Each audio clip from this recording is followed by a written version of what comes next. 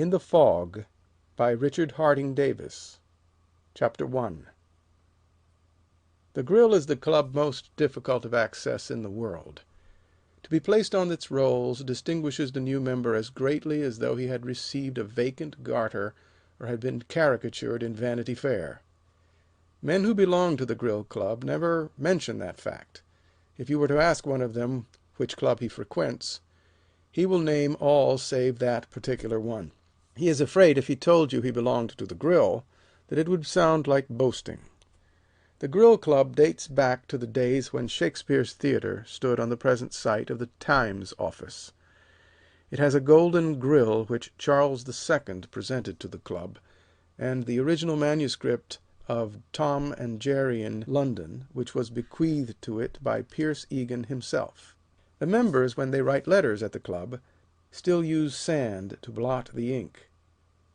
The grill enjoys the distinction of having blackballed without political prejudice a prime minister of each party.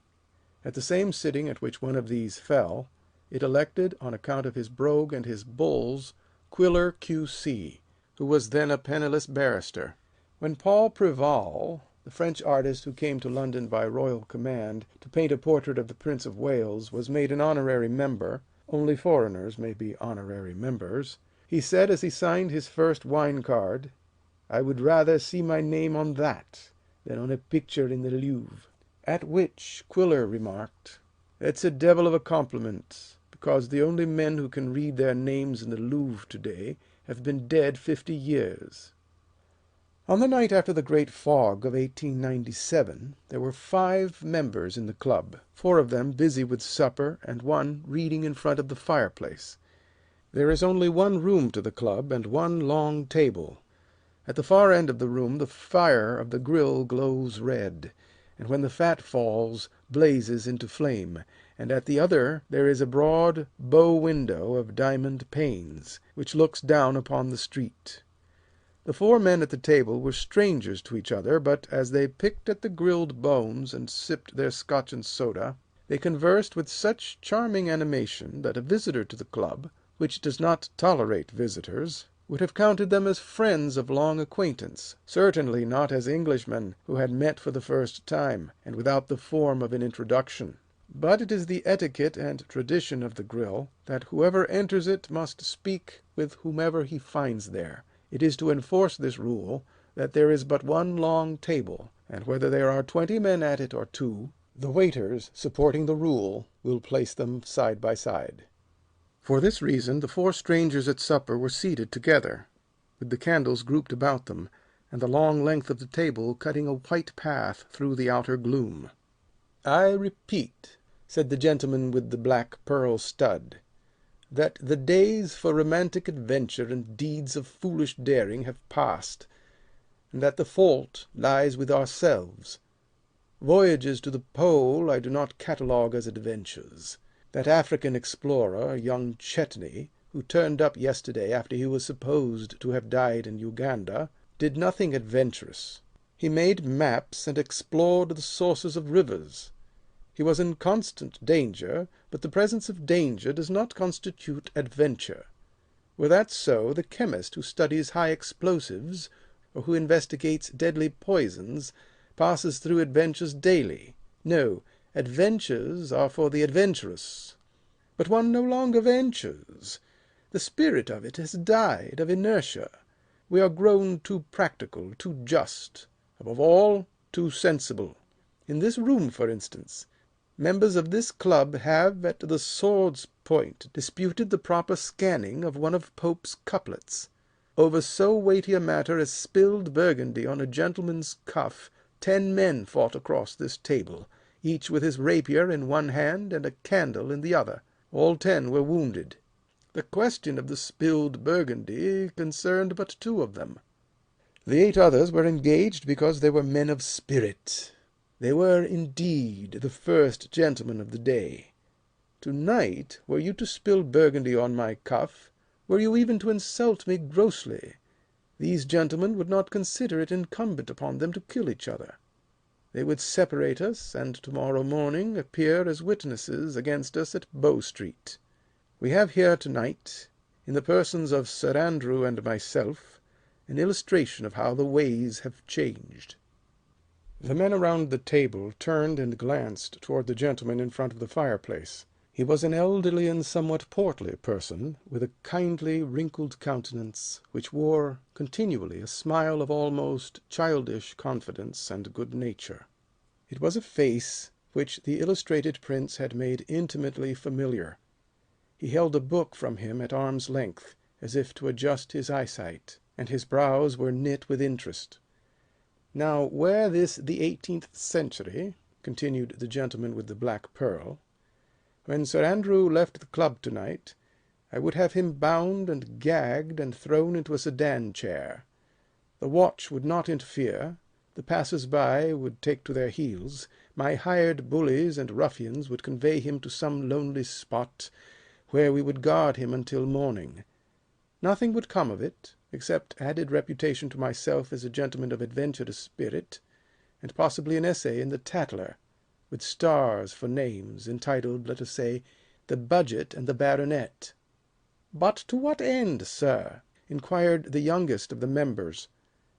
"And why Sir Andrew, of all persons? Why should you select him for this adventure?" The gentleman with the black pearl shrugged his shoulders. "It would prevent him from speaking in the House to-night. The Navy Increase Bill," he added gloomily. "It is a government measure, and Sir Andrew speaks for it. And so great is his influence, and so large his following, that if he does," the gentleman laughed ruefully, "if he does, it will go through. Now, had I the spirit of our ancestors," he exclaimed, "I would bring chloroform from the nearest chemist's and drug him in that chair.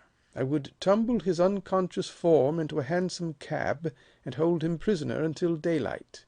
If I did, I would save the British taxpayer the cost of 5 more battleships, many millions of pounds." The gentleman again turned and surveyed the baronet with freshened interest.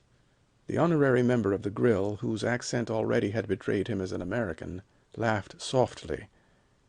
"To look at him now," he said, "one would not guess he was deeply concerned with the affairs of state." The others nodded silently. "He has not lifted his eyes from that book since we first entered," added the youngest member. "He surely cannot mean to speak to-night." "Oh, yes, he will speak," muttered the one with the black pearl moodily. "During these last hours of the session the House sits late. But when the Navy Bill comes up on its third reading, he will be in his place, and he will pass it." The fourth member, a stout and florid gentleman of a somewhat sporting appearance, in a short smoking jacket and black tie, sighed enviously. "Fancy one of us being as cool as that if he knew he had to stand up within an hour and rattle off a speech in Parliament. I'd be in a devil of a funk myself, and yet he is as keen over that book he's reading as though he had nothing before him until bedtime." "Yes, see how eager he is," whispered the youngest member. "He does not lift his eyes even now when he cuts the pages. It is probably an Admiralty report, or some other weighty work of statistics which bears upon his speech." The gentleman with the black pearl laughed morosely. "The weighty work in which the eminent statesman is so deeply engrossed," he said, "is called The Great Rand Robbery. It is a detective novel, for sale at all bookstalls." The American raised his eyebrows in disbelief. "The Great Rand Robbery?" he repeated incredulously. "What an odd taste!" "It is not a taste, it is his vice," returned the gentleman with the pearl stud. "It is his one dissipation. He is noted for it. You, as a stranger, could hardly be expected to know of this idiosyncrasy. Mr. Gladstone sought relaxation in the Greek poets. Sir Andrew finds his in Gaboriau. Since I have been a member of Parliament, I have never seen him in the library without a shilling shocker in his hands. He brings them even into the sacred precincts of the House, and from the government benches reads them concealed inside his hat. Once started on a tale of murder, robbery, and sudden death, nothing can tear him from it, not even the call of the division bell, nor of hunger, nor the prayers of the party whip. He gave up his country house, because when he journeyed to it in the train He would become so absorbed in his detective stories that he was invariably carried past his station. The member of Parliament twisted his pearl stud nervously, and bit at the edge of his moustache. "If it were only the first pages of the Rand robbery that he were reading," he murmured bitterly, "instead of the last. With such another book as that, I swear I could hold him here until morning. There would be no need of chloroform to keep him from the house." The eyes of all were fastened upon Sir Andrew, and each saw with fascination that with his forefinger he was now separating the last 2 pages of the book. The member of Parliament struck the table softly with his open palm. "I would give £100," he whispered, "if I could place in his hands at this moment a new story of Sherlock Holmes. £1,000." He added wildly, £5,000. The American observed the speaker sharply, as though the words bore to him some special application, and then, at an idea which apparently had but just come to him, smiled in great embarrassment. Sir Andrew ceased reading, but, as though still under the influence of the book, sat looking blankly into the open fire. For a brief space no one moved until the baronet withdrew his eyes and, with a sudden start of recollection, felt anxiously for his watch. He scanned its face eagerly, and scrambled to his feet. The voice of the American instantly broke the silence in a high, nervous accent. "And yet Sherlock Holmes himself," he cried, "could not decipher the mystery which to-night baffles the police of London." At these unexpected words, which carried in them something of the tone of a challenge, the gentlemen about the table started as suddenly as though the American had fired a pistol in the air, and Sir Andrew halted abruptly and stood observing him with grave surprise. The gentleman with the black pearl was the first to recover. "Yes, yes," he said eagerly, throwing himself across the table. "A mystery that baffles the police of London. I have heard nothing of it. Tell us at once. Pray do tell us at once." The American flushed uncomfortably and picked uneasily at the tablecloth. "No one but the police has heard of it," he murmured, "and they only through me. It is a remarkable crime to which, unfortunately, I am the only person who can bear witness. Because I am the only witness, I am, in spite of my immunity as a diplomat, detained in London by the authorities of Scotland Yard. My name," he said, inclining his head politely, "is Sears, Lieutenant Ripley Sears of the United States Navy, at present naval attaché to the court of Russia.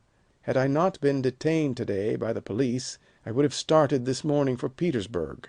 The gentleman with the black pearl interrupted with so pronounced an exclamation of excitement and delight that the American stammered and ceased speaking. "Do you hear, Sir Andrew?" cried the member of Parliament jubilantly. "An American diplomat halted by our police because he is the only witness of a most remarkable crime. The most remarkable crime, I believe you said, sir," he added, bending eagerly toward the naval officer, "which has occurred in London in many years." The American moved his head in assent and glanced at the 2 other members. They were looking doubtfully at him, and the face of each showed that he was greatly perplexed.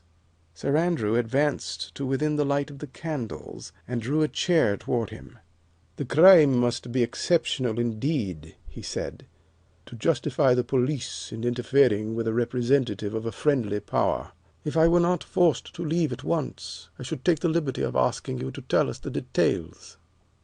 The gentleman with the pearl pushed the chair toward Sir Andrew and motioned him to be seated.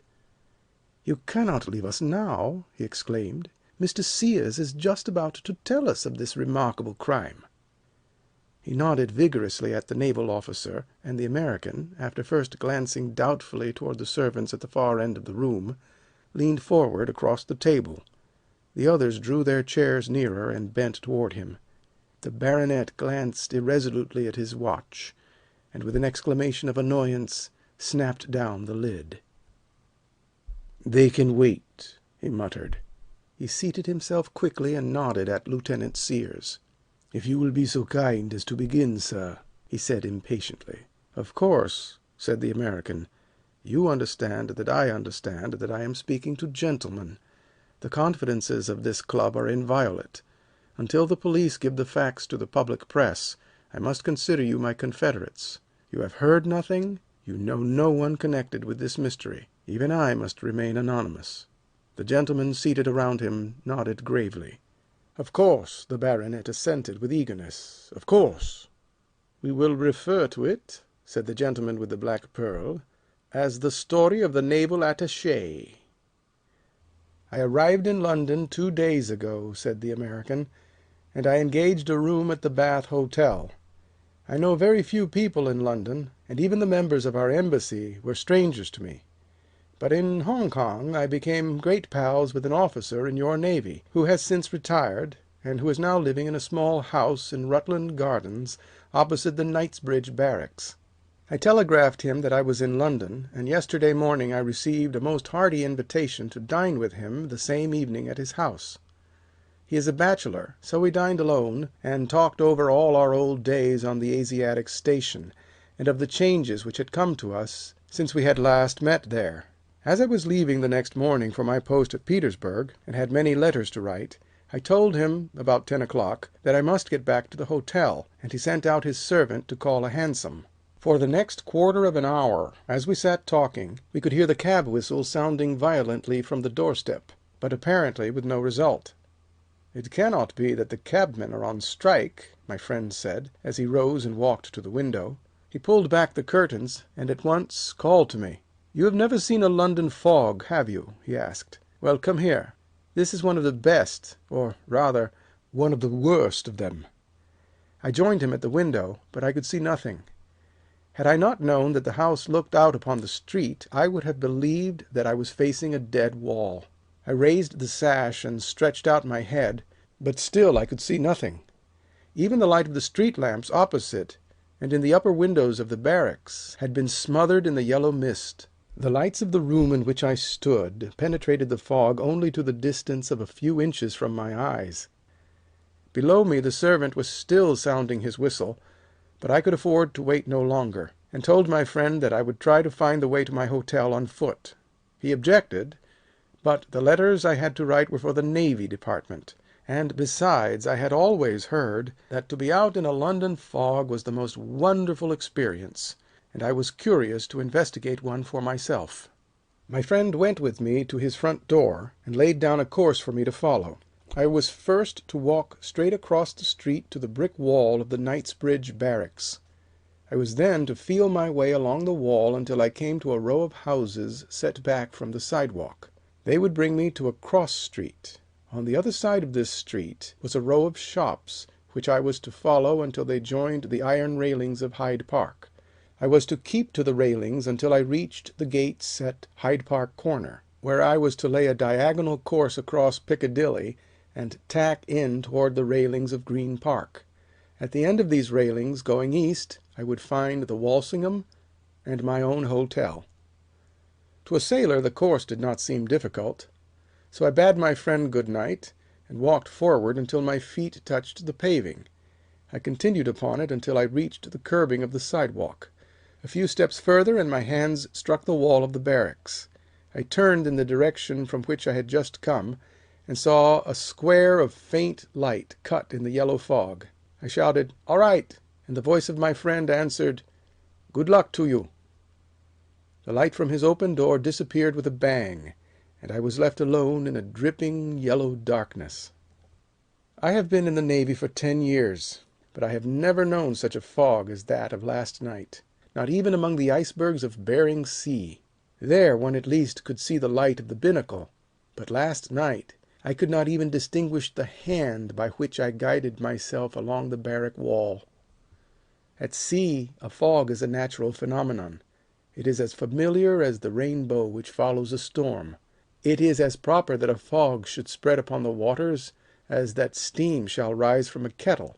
But a fog which springs from the paved streets, that rolls between solid house fronts, that forces cabs to move at half speed, that drowns policemen and extinguishes the electric lights of the music hall, that to me is incomprehensible. It is as out of place as a tidal wave on Broadway. As I felt my way along the wall, I encountered other men who were coming from the opposite direction, and each time when we hailed each other I stepped away from the wall to make room for them to pass. But the third time I did this, when I reached out my hand, the wall had disappeared, and the further I moved to find it, the further I seemed to be sinking into space. I had the unpleasant conviction that at any moment I might step over a precipice. Since I had set out I had heard no traffic in the street, and now, although I listened some minutes, I could only distinguish the occasional footfalls of pedestrians. Several times I called aloud, and once a jocular gentleman answered me, but only to ask me where I thought he was, and then even he was swallowed up in the silence. Just above me I could make out a jet of gas, which I guessed came from a street lamp, and I moved over to that, and while I tried to recover my bearings, kept my hand on the iron post. Except for this flicker of gas, no larger than the tip of my finger, I could distinguish nothing about me. For the rest, the mist hung between me and the world like a damp and heavy blanket. I could hear voices, but I could not tell from whence they came, and the scrape of a foot moving cautiously, or a muffled cry as someone stumbled, were the only sounds that reached me. I decided that until someone took me in tow I had best remain where I was, and it must have been for 10 minutes that I waited by the lamp, straining my ears and hailing distant footfalls. In a house near me some people were dancing to the music of a Hungarian band. I even fancied I could hear the windows shake to the rhythm of their feet, but I could not make out from which part of the compass the sounds came. And sometimes as the music rose, it seemed close at my hand, and again to be floating high in the air above my head. Although I was surrounded by thousands of householders, 13, I was as completely lost as though I had been set down by night in the Sahara Desert. There seemed to be no reason in waiting longer for an escort, so I again set out, and at once bumped against a low iron fence. At first I believed this to be an area railing, but on following it I found that it stretched for a long distance, and that it was pierced at regular intervals with gates. I was standing uncertainly with my hand on one of these, when a square of light suddenly opened in the night, and in it I saw, as you see a picture thrown by a biograph in a darkened theatre, a young gentleman in evening dress, and back of him the lights of a hall. I guessed from its elevation and distance from the sidewalk that this light must come from the door of a house set back from the street, and I determined to approach it and ask the young man to tell me where I was. But in fumbling with the lock of the gate I instinctively bent my head, and when I raised it again the door had partly closed, leaving only a narrow shaft of light.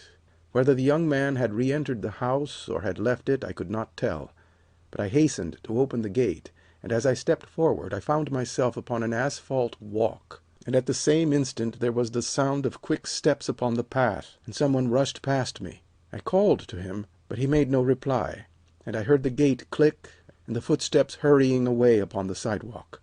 Under other circumstances the young man's rudeness and his recklessness in dashing so hurriedly through the mist would have struck me as peculiar, but everything was so distorted by the fog that at the moment I did not consider it. The door was still as he had left it, partly open. I went up to the path, and after much fumbling found the knob of the doorbell and gave it a sharp pull.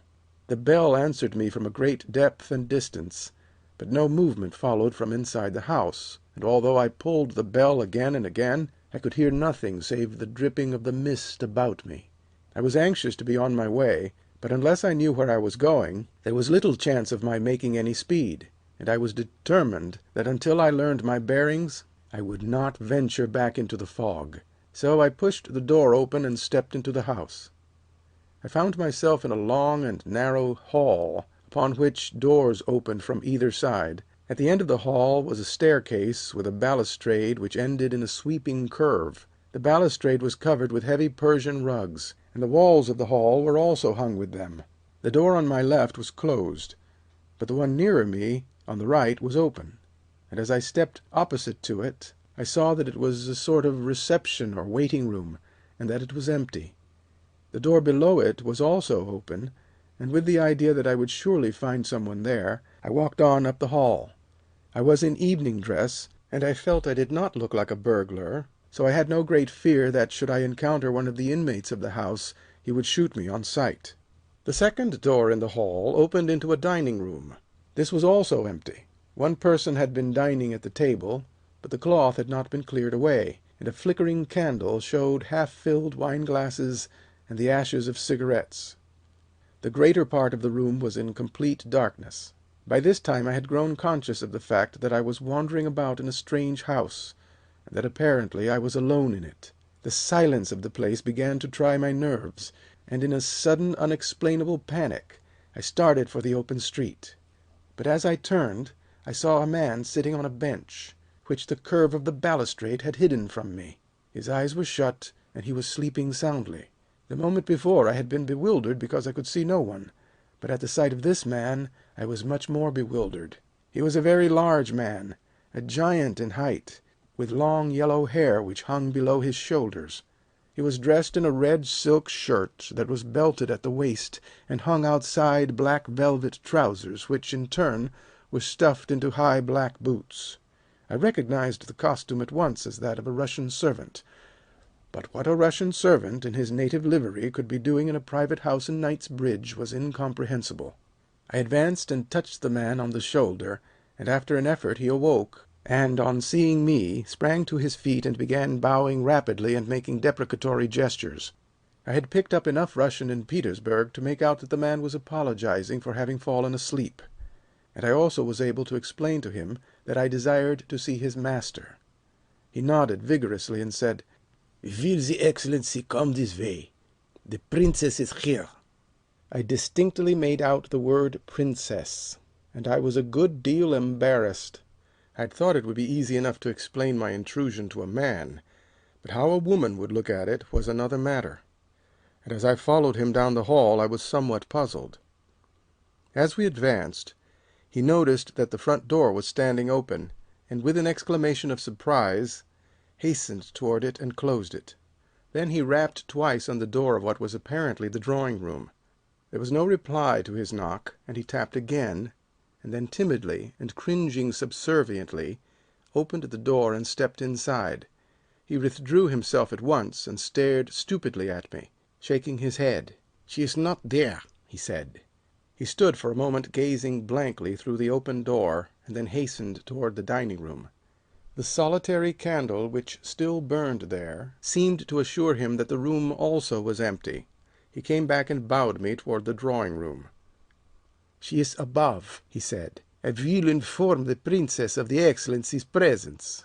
Before I could stop him, he had turned and was running up the staircase, leaving me alone at the open door of the drawing-room. I decided that the adventure had gone quite far enough, and if I had been able to explain to the Russian that I had lost my way in the fog and only wanted to get back into the street again, I would have left the house on the instant. Of course, when I first rang the bell of the house, I had no other expectation than that it would be answered by a parlour-maid who would direct me on my way. I certainly could not then foresee that I would disturb a Russian princess in her boudoir, or that I might be thrown out by her athletic bodyguard. Still, I thought I ought not now to leave the house without making some apology, and if the worst should come, I could show my card. They could hardly believe that a member of an embassy had any designs upon the hat-rack. The room in which I stood was dimly lighted, but I could see that, like the hall, it was hung with heavy Persian rugs. The corners were filled with palms, and there was an unmistakable odor in the air of Russian cigarettes, and strange, dry scents that carried me back to the bazaars of Vladivostok. Near the front windows was a grand piano, and at the other end of the room a heavily carved screen of some black wood, picked out with ivory. The screen was overhung with a canopy of silken draperies, and formed a sort of alcove. In front of the alcove was spread the white skin of a polar bear, and set on that was one of those low Turkish coffee tables. It held a lighted spirit lamp and 2 gold coffee cups. I had heard no movement from above stairs, and it must have been fully 3 minutes that I stood waiting, noting these details of the room and wondering at the delay, and at the strange silence. And then, suddenly, as my eye grew more used to the half-light, I saw, projecting from behind the screen as though it were stretched along the back of a divan, the hand of a man and the lower part of his arm. I was as startled as though I had come across a footprint on a deserted island. Evidently the man had been sitting there since I had come into the room, even since I had entered the house, and he had heard the servant knocking upon the door. Why he had not declared himself I could not understand, but I supposed that possibly he was a guest, with no reason to interest himself in the princess's other visitors, or perhaps, for some reason, he did not wish to be observed. I could see nothing of him except his hand, but I had an unpleasant feeling that he had been peering at me through the carving in the screen, and that he was still doing so. I moved my feet noisily on the floor, and said tentatively, "I beg your pardon." There was no reply, and the hand did not stir. Apparently the man was bent upon ignoring me, but as all I wished was to apologize for my intrusion and to leave the house, I walked up to the alcove and peered around it. Inside the screen was a divan piled with cushions, and on the other end of it, nearer me, the man was sitting. He was a young Englishman, with light yellow hair and a deeply bronzed face. He was seated with his arms stretched out along the back of the divan, and with his head resting against a cushion. His attitude was one of complete ease, but his mouth had fallen open, and his eyes were set with an expression of utter horror. At the first glance I saw that he was quite dead. For a flash of time I was too startled to act, but in the same flash I was convinced that the man had met his death from no accident, that he had not died through any ordinary failure of the laws of nature. The expression on his face was much too terrible to be misinterpreted. It spoke as eloquently as words. It told me that before the end had come, he had watched his death approach and threaten him. I was so sure he had been murdered that I instinctively looked on the floor for the weapon, and at the same moment, out of concern for my own safety, quickly behind me, but the silence of the house continued unbroken. I have seen a great number of dead men. I was on the Asiatic station during the Japanese-Chinese War. I was in Port Arthur after the massacre. So a dead man, for the single reason that he is dead, does not repel me, and, though I knew that there was no hope that this man was alive, still, for decency's sake, I felt his pulse, and while I kept my ears alert for any sound from the floors above me, I pulled open his shirt and placed my hand upon his heart. My fingers instantly touched upon the opening of a wound, and as I withdrew them, I found them wet with blood. He was in evening dress, and in the wide bosom of his shirt I found a narrow slit, so narrow that in the dim light it was scarcely discernible. The wound was no wider than the smallest blade of a pocket-knife, but when I stripped the shirt away from the chest and left it bare, I found that the weapon, narrow as it was, had been long enough to reach his heart. There is no need to tell you how I felt as I stood by the body of this boy, for he was hardly older than a boy, or of the thoughts that came into my head. I was bitterly sorry for this stranger, bitterly indignant at his murderer, and at the same time selfishly concerned for my own safety and for the notoriety which I saw was sure to follow. My instinct was to leave the body where it lay and to hide myself in the fog. But I also felt that since a succession of accidents had made me the only witness to a crime, my duty was to make myself a good witness and to assist to establish the facts of this murder. That it might possibly be a suicide and not a murder did not disturb me for a moment. The fact that the weapon had disappeared and the expression on the boy's face were enough to convince at least me that he had had no hand in his own death. I judged it therefore of the first importance to discover who was in the house, or if they had escaped from it, who had been in the house before I entered it. I had seen one man leave it, but all I could tell of him was that he was a young man, that he was in evening dress, and that he had fled in such haste that he had not stopped to close the door behind him. The Russian servant I had found apparently asleep, and unless he acted a part with supreme skill, he was a stupid and ignorant boor, and as innocent of the murder as myself. There was still the Russian princess whom he had expected to find, or had pretended to expect to find, in the same room with the murdered man. I judged that she must now be either upstairs with the servant, or that she had, without his knowledge, already fled from the house.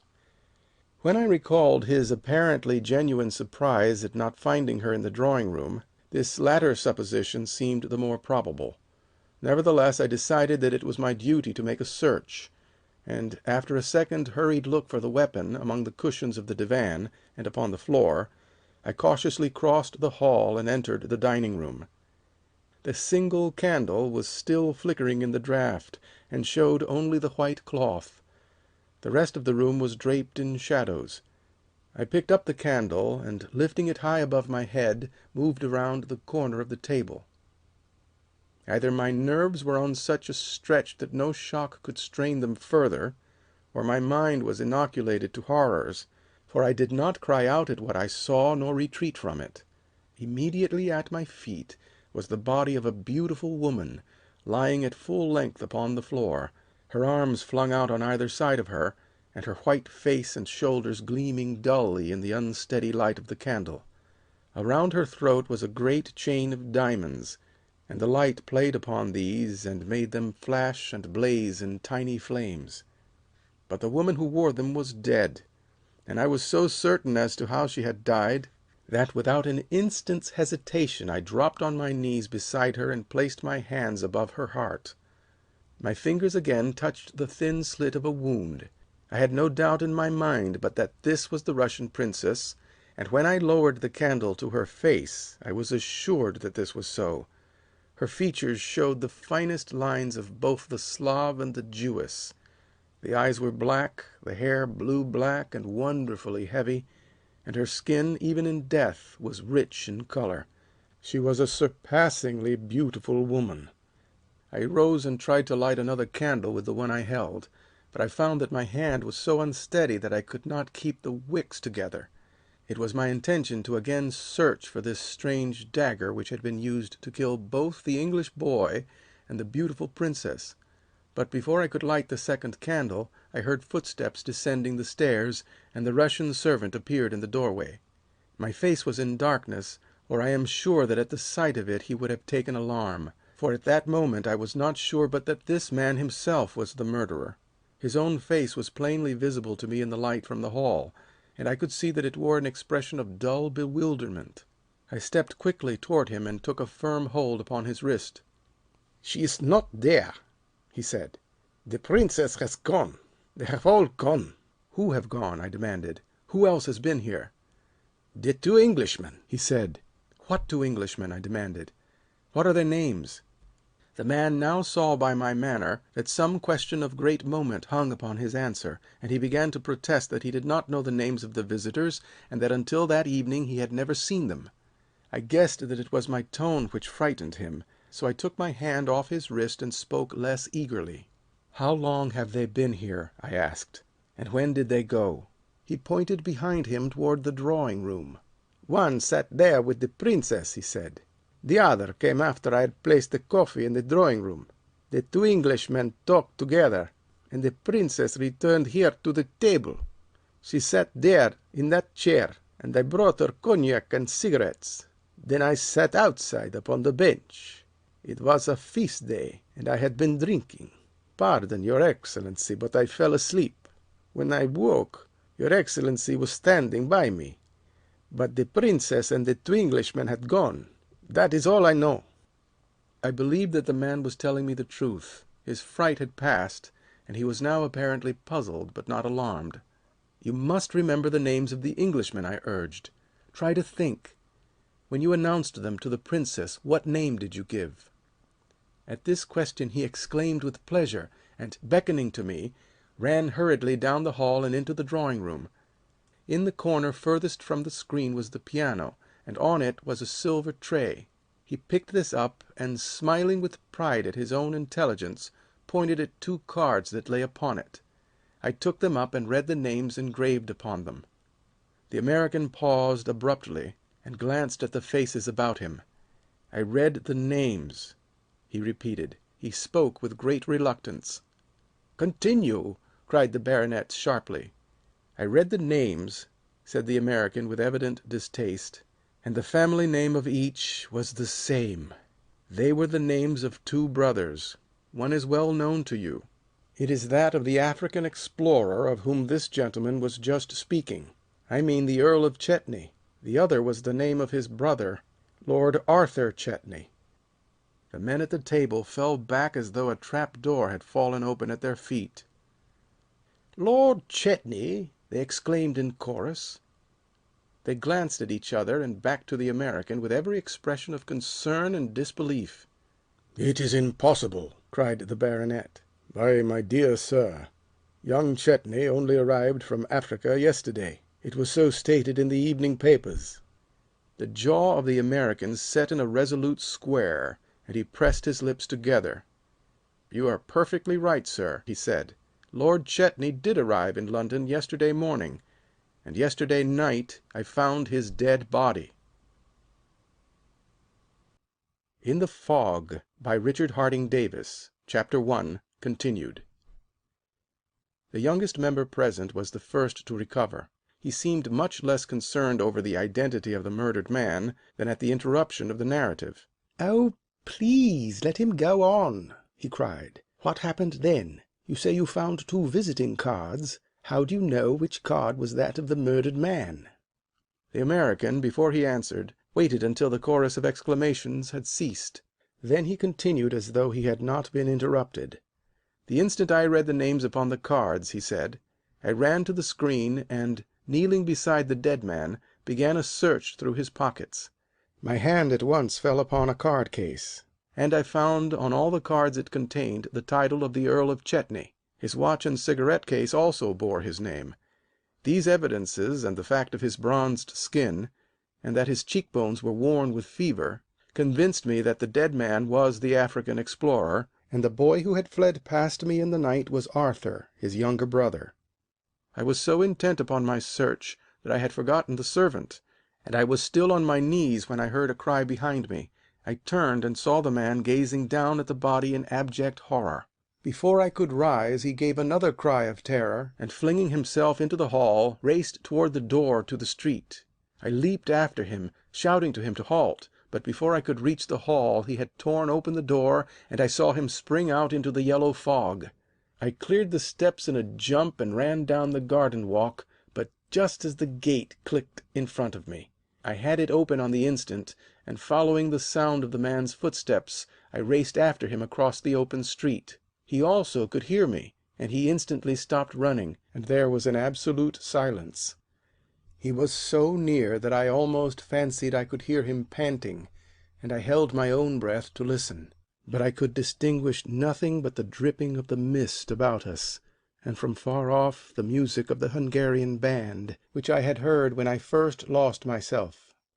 All I could see was the square of light from the door I had left open behind me, and a lamp in the hall beyond it flickering in the draught. But even as I watched it, the flame of the lamp was blown violently to and fro, and the door, caught in the same current of air, closed slowly. I knew if it shut I could not again enter the house, and I rushed madly toward it. I believe I even shouted out as though it were something human which I could compel to obey me. And then I caught my foot against the curb and smashed into the sidewalk.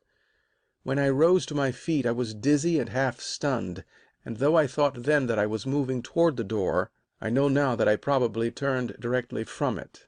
For as I groped about in the night, calling frantically for the police, my fingers touched nothing but the dripping fog, and the iron railings for which I sought seemed to have melted away. For many minutes I beat the mist with my arms like one at blindman's buff, turning sharply in circles, cursing aloud at my stupidity and crying continually for help. At last a voice answered me from the fog, and I found myself held in the circle of a policeman's lantern. That is the end of my adventure. What I have to tell you now is what I learned from the police. At the station house to which the man guided me, I related what you have just heard.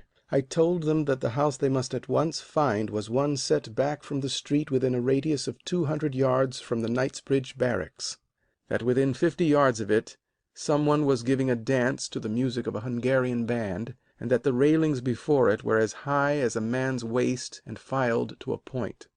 With that to work upon, 20 men were at once ordered out into the fog to search for the house, and Inspector Lyle himself was dispatched to the home of Lord Edam, Chetney's father, with a warrant for Lord Arthur's arrest. I was thanked and dismissed on my own recognizance.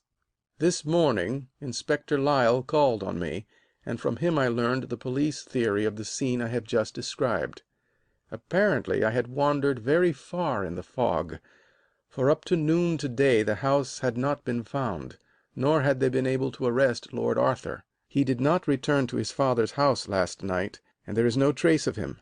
But from what the police knew of the past lives of the people I found in that lost house, they have evolved a theory, and their theory is that the murders were committed by Lord Arthur.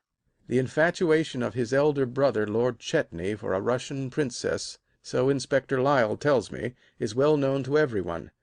About 2 years ago the Princess Zichy, as she calls herself, and he were constantly together, and Chetney informed his friends that they were about to be married.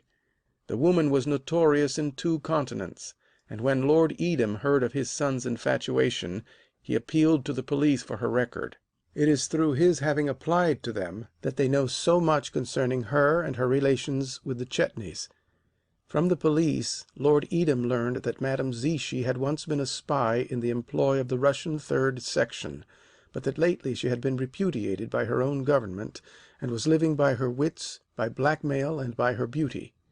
Lord Edam laid this record before his son, but Chetney either knew it already, or the woman persuaded him not to believe it, and the father and son parted in great anger. 2 days later the Marquis altered his will, leaving all of his money to the younger brother, Arthur. The title and some of the landed property he could not keep from Chetney, but he swore if his son saw the woman again that the will should stand as it was, and he would be left without a penny. This was about 18 months ago, when apparently Chetney tired of the princess and suddenly went off to shoot and explore in Central Africa. No word came from him, except that twice he was reported as having died of fever in the jungle, and finally 2 traders reached the coast who said they had seen his body. This was accepted by all as conclusive, and young Arthur was recognized as the heir to the Edam millions. On the strength of this supposition, he at once began to borrow enormous sums from the moneylenders. This is of great importance, as the police believe it was these debts which drove him to the murder of his brother. Yesterday, as you know, Lord Chetney suddenly returned from the grave, and it was the fact that for 2 years he had been considered as dead which lent such importance to his return, and which gave rise to those columns of detail concerning him which appeared in all the afternoon papers. But obviously during his absence he had not tired of the Princess Zichy, for we know that a few hours after he reached London he sought her out. His brother, who had also learned of his reappearance through the papers, probably suspected which would be the house he would first visit, and followed him there, arriving, so the Russian servant tells us, while the 2 were at coffee in the drawing-room. The princess then, we also learn from the servant, withdrew to the dining-room, leaving the 2 brothers together. What happened one can only guess. Lord Arthur knew now that when it was discovered he was no longer the heir, the moneylenders would come down upon him. The police believe that he at once sought out his brother to beg for money to cover the post obits, but that, considering the sum he needed was several hundreds of thousands of pounds, Chetney refused to give it him. No one knew that Arthur had gone to seek out his brother. They were alone. It is possible, then, that in a passion of disappointment, and crazed with the disgrace which he saw before him, young Arthur made himself the heir beyond further question. The death of his brother would have availed nothing if the woman remained alive. It is then possible that he crossed the hall, and with the same weapon that made him Lord Edam's heir, destroyed the solitary witness to the murder. The only other person who could have seen it was sleeping in a drunken stupor, to which fact undoubtedly he owed his life. And yet, concluded the naval attaché, leaning forward and marking each word with his finger, Lord Arthur blundered fatally. In his haste he left the door of the house open, so giving access to the first passer-by, and he forgot that when he entered it he had handed his card to the servant. That piece of paper may yet send him to the gallows. In the meantime he has disappeared completely, and somewhere in one of the millions of streets of this great capital, in a locked and empty house, lies the body of his brother and of the woman his brother loved, undiscovered, unburied, and with their murder unavenged. In the discussion which followed the conclusion of the story of the naval attaché, The gentleman with the pearl took no part. Instead, he arose, and beckoning a servant in a far corner of the room, whispered earnestly to him, until a sudden movement on the part of Sir Andrew caused him to return hurriedly to the table. "There are several points in Mr. Sears's story I want explained," he cried. "Be seated, Sir Andrew," he begged. "Let us have the opinion of an expert. I do not care what the police think. I want to know what you think." But Sir Henry rose reluctantly from his chair. "I should like nothing better than to discuss this," he said, "but it is most important that I proceed to the house. I should have been there some time ago." He turned toward the servant and directed him to call a hansom. The gentleman with the pearl stud looked appealingly at the naval attaché. "There are surely many details which you have not told us," he urged. "Some you have forgotten." The baronet interrupted quickly. "I trust not," he said, "for I could not possibly stop to hear them." "The story is finished," declared the naval attaché, "until Lord Arthur is arrested or the bodies are found. There is nothing more to tell of either Chetney or the Princess Zichy." "Of Lord Chetney perhaps not," interrupted the sporting-looking gentleman with the black tie, "but there'll always be something to tell of the Princess Zichy. I know enough stories about her to fill a book. She was a most remarkable woman." The speaker dropped the end of his cigar into his coffee cup, and, taking his case from his pocket, selected a fresh one. As he did so he laughed and held up the case that the others might see it. It was an ordinary cigar case of well-worn pigskin, with a silver clasp. "The only time I ever met her," he said, "she tried to rob me of this." The baronet regarded him closely. "She tried to rob you?" he repeated. "Tried to rob me of this," continued the gentleman in the black tie, "and of the Czarina's diamonds." His tone was one of mingled admiration and injury. "The Czarina's diamonds!" exclaimed the baronet. He glanced quickly and suspiciously at the speaker, and then at the others about the table, but their faces gave evidence of no other emotion than that of ordinary interest. "Yes, the Czarina's diamonds," repeated the man with the black tie. "It was a necklace of diamonds. I was told to take them to the Russian ambassador in Paris, who was to deliver them at Moscow. I am a Queen's messenger," he added. "Oh, I see," exclaimed Sir Andrew in a tone of relief. "And you say that this same Princess Zichy, one of the victims of this double murder, endeavored to rob you of that cigar case?" "And the Czarina's diamonds," answered the Queen's messenger imperturbably. "It's not much of a story, but it gives you an idea of the woman's character. The robbery took place between Paris and Marseilles." The baronet interrupted him with an abrupt movement. "No, no," he cried, shaking his head in protest. "Do not tempt me. I really cannot listen. I must be at the house in 10 minutes." "I am sorry," said the Queen's messenger. He turned to those seated about him. "I wonder if the other gentleman," he inquired tentatively. There was a chorus of polite murmurs, and the Queen's messenger, bowing his head in acknowledgment, took a preparatory sip from his glass. At the same moment the servant to whom the man with the black pearl had spoken slipped a piece of paper into his hand. He glanced at it, frowned, and threw it under the table. The servant bowed to the baronet. "Your hansom is waiting, Sir Andrew," he said. "The necklace was worth £20,000, began the Queen's messenger. "It was a present from the Queen of England to celebrate—" The baronet gave an exclamation of angry annoyance. "Upon my word, this is most provoking," he interrupted. "I really ought not to stay, but I certainly mean to hear this." He turned irritably to the servant. "Tell the hansom to wait," he commanded, and with an air of a boy who is playing truant, slipped guiltily into his chair. The gentleman with the black pearl smiled blandly and rapped upon the table. "Order, gentlemen," he said. "Order for the story of the Queen's messenger and the Czarina's diamonds." Chapter 2. "The necklace was a present from the Queen of England to the Czarina of Russia," began the Queen's messenger.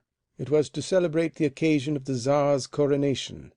Our Foreign Office knew that the Russian ambassador in Paris was to proceed to Moscow for that ceremony, and I was directed to go to Paris and turn over the necklace to him. But when I reached Paris I found that he had not expected me for a week later, and was taking a few days' vacation at Nice. His people asked me to leave the necklace with them at the embassy, but I had been charged to get a receipt for it from the ambassador himself, so I started at once for Nice. The fact that Monte Carlo is not 2,000 miles from Nice may have had something to do with making me carry out my instructions so carefully. Now how the Princess Zichy came to find out about the necklace I don't know, but I can guess. As you have just heard, she was at one time a spy in the service of the Russian government, and after they dismissed her she kept up her acquaintance with many of the Russian agents in London. It is probable that through one of them she learned that the necklace was to be sent to Moscow, and which one of the Queen's messengers had been detailed to take it there. Still I doubt if even that knowledge would have helped her, if she had not also known something which I supposed no one else in the world knew but myself and one other man. And curiously enough, the other man was a Queen's messenger too, and a friend of mine. You must know that up to the time of this robbery I had always concealed my dispatches in a manner peculiarly my own. I got the idea from that play called A Scrap of Paper. In it a man wants to hide a certain compromising document. He knows that all his rooms will be secretly searched for it, so he puts it in a torn envelope and sticks it up, where anyone can see it, on his mantel shelf. The result is that the woman who is ransacking the house to find it looks in all the unlikely places, but passes over the scrap of paper that is just under her nose. Sometimes the papers and packages they give us to carry about Europe are of very great value, and sometimes they are special makes of cigarettes, and orders to court dressmakers. Sometimes we know what we are carrying, and sometimes we do not. If it is a large sum of money or a treaty, they generally tell us, but as a rule we have no knowledge of what the package contains, so to be on the safe side we naturally take just as great care of it as though we knew it held the terms of an ultimatum or the crown jewels. As a rule my confrères carry the official packages in a despatch box, which is just as obvious as a lady's jewel bag in the hands of her maid. Everyone knows they are carrying something of value. They put a premium on dishonesty. Well, after I saw the scrap of paper play, I determined to put the government valuables in the most unlikely place that anyone would look for them. So I used to hide the documents they gave me inside my riding boots, and small articles, such as money or jewels, I carried in an old cigar case. After I took to using my case for that purpose, I bought a new one, exactly like it, for my cigars. But to avoid mistakes, I had my initials placed on both sides of the new one, and the moment I touched the case, even in the dark, I could tell which it was by the raised initials. No one knew of this except the Queen's messenger of whom I spoke. We once left Paris together on the Orient Express. I was going to Constantinople, and he was to stop off at Vienna. On the journey I told him of my peculiar way of hiding things, and showed him my cigar case. If I recollect rightly, on that trip it held the Grand Cross of St. Michael and St. George, which the Queen was sending to our ambassador. The messenger was very much entertained at my scheme, and some months later, when he met the princess, he told her about it as an amusing story. Of course he had no idea she was a Russian spy. He didn't know anything at all about her, except that she was a very attractive woman. It was indiscreet, but he could not possibly have guessed that she could ever make any use of what he told her. Later, after the robbery, I remembered that I had informed this young chap of my secret hiding place, and when I saw him again I questioned him about it. He was greatly distressed, and said he had never seen the importance of the secret. He remembered he had told several people of it, and among others the Princess Zichy.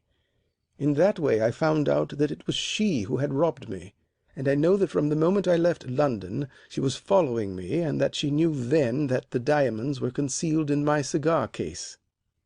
My train for Nice left Paris at 10 in the morning.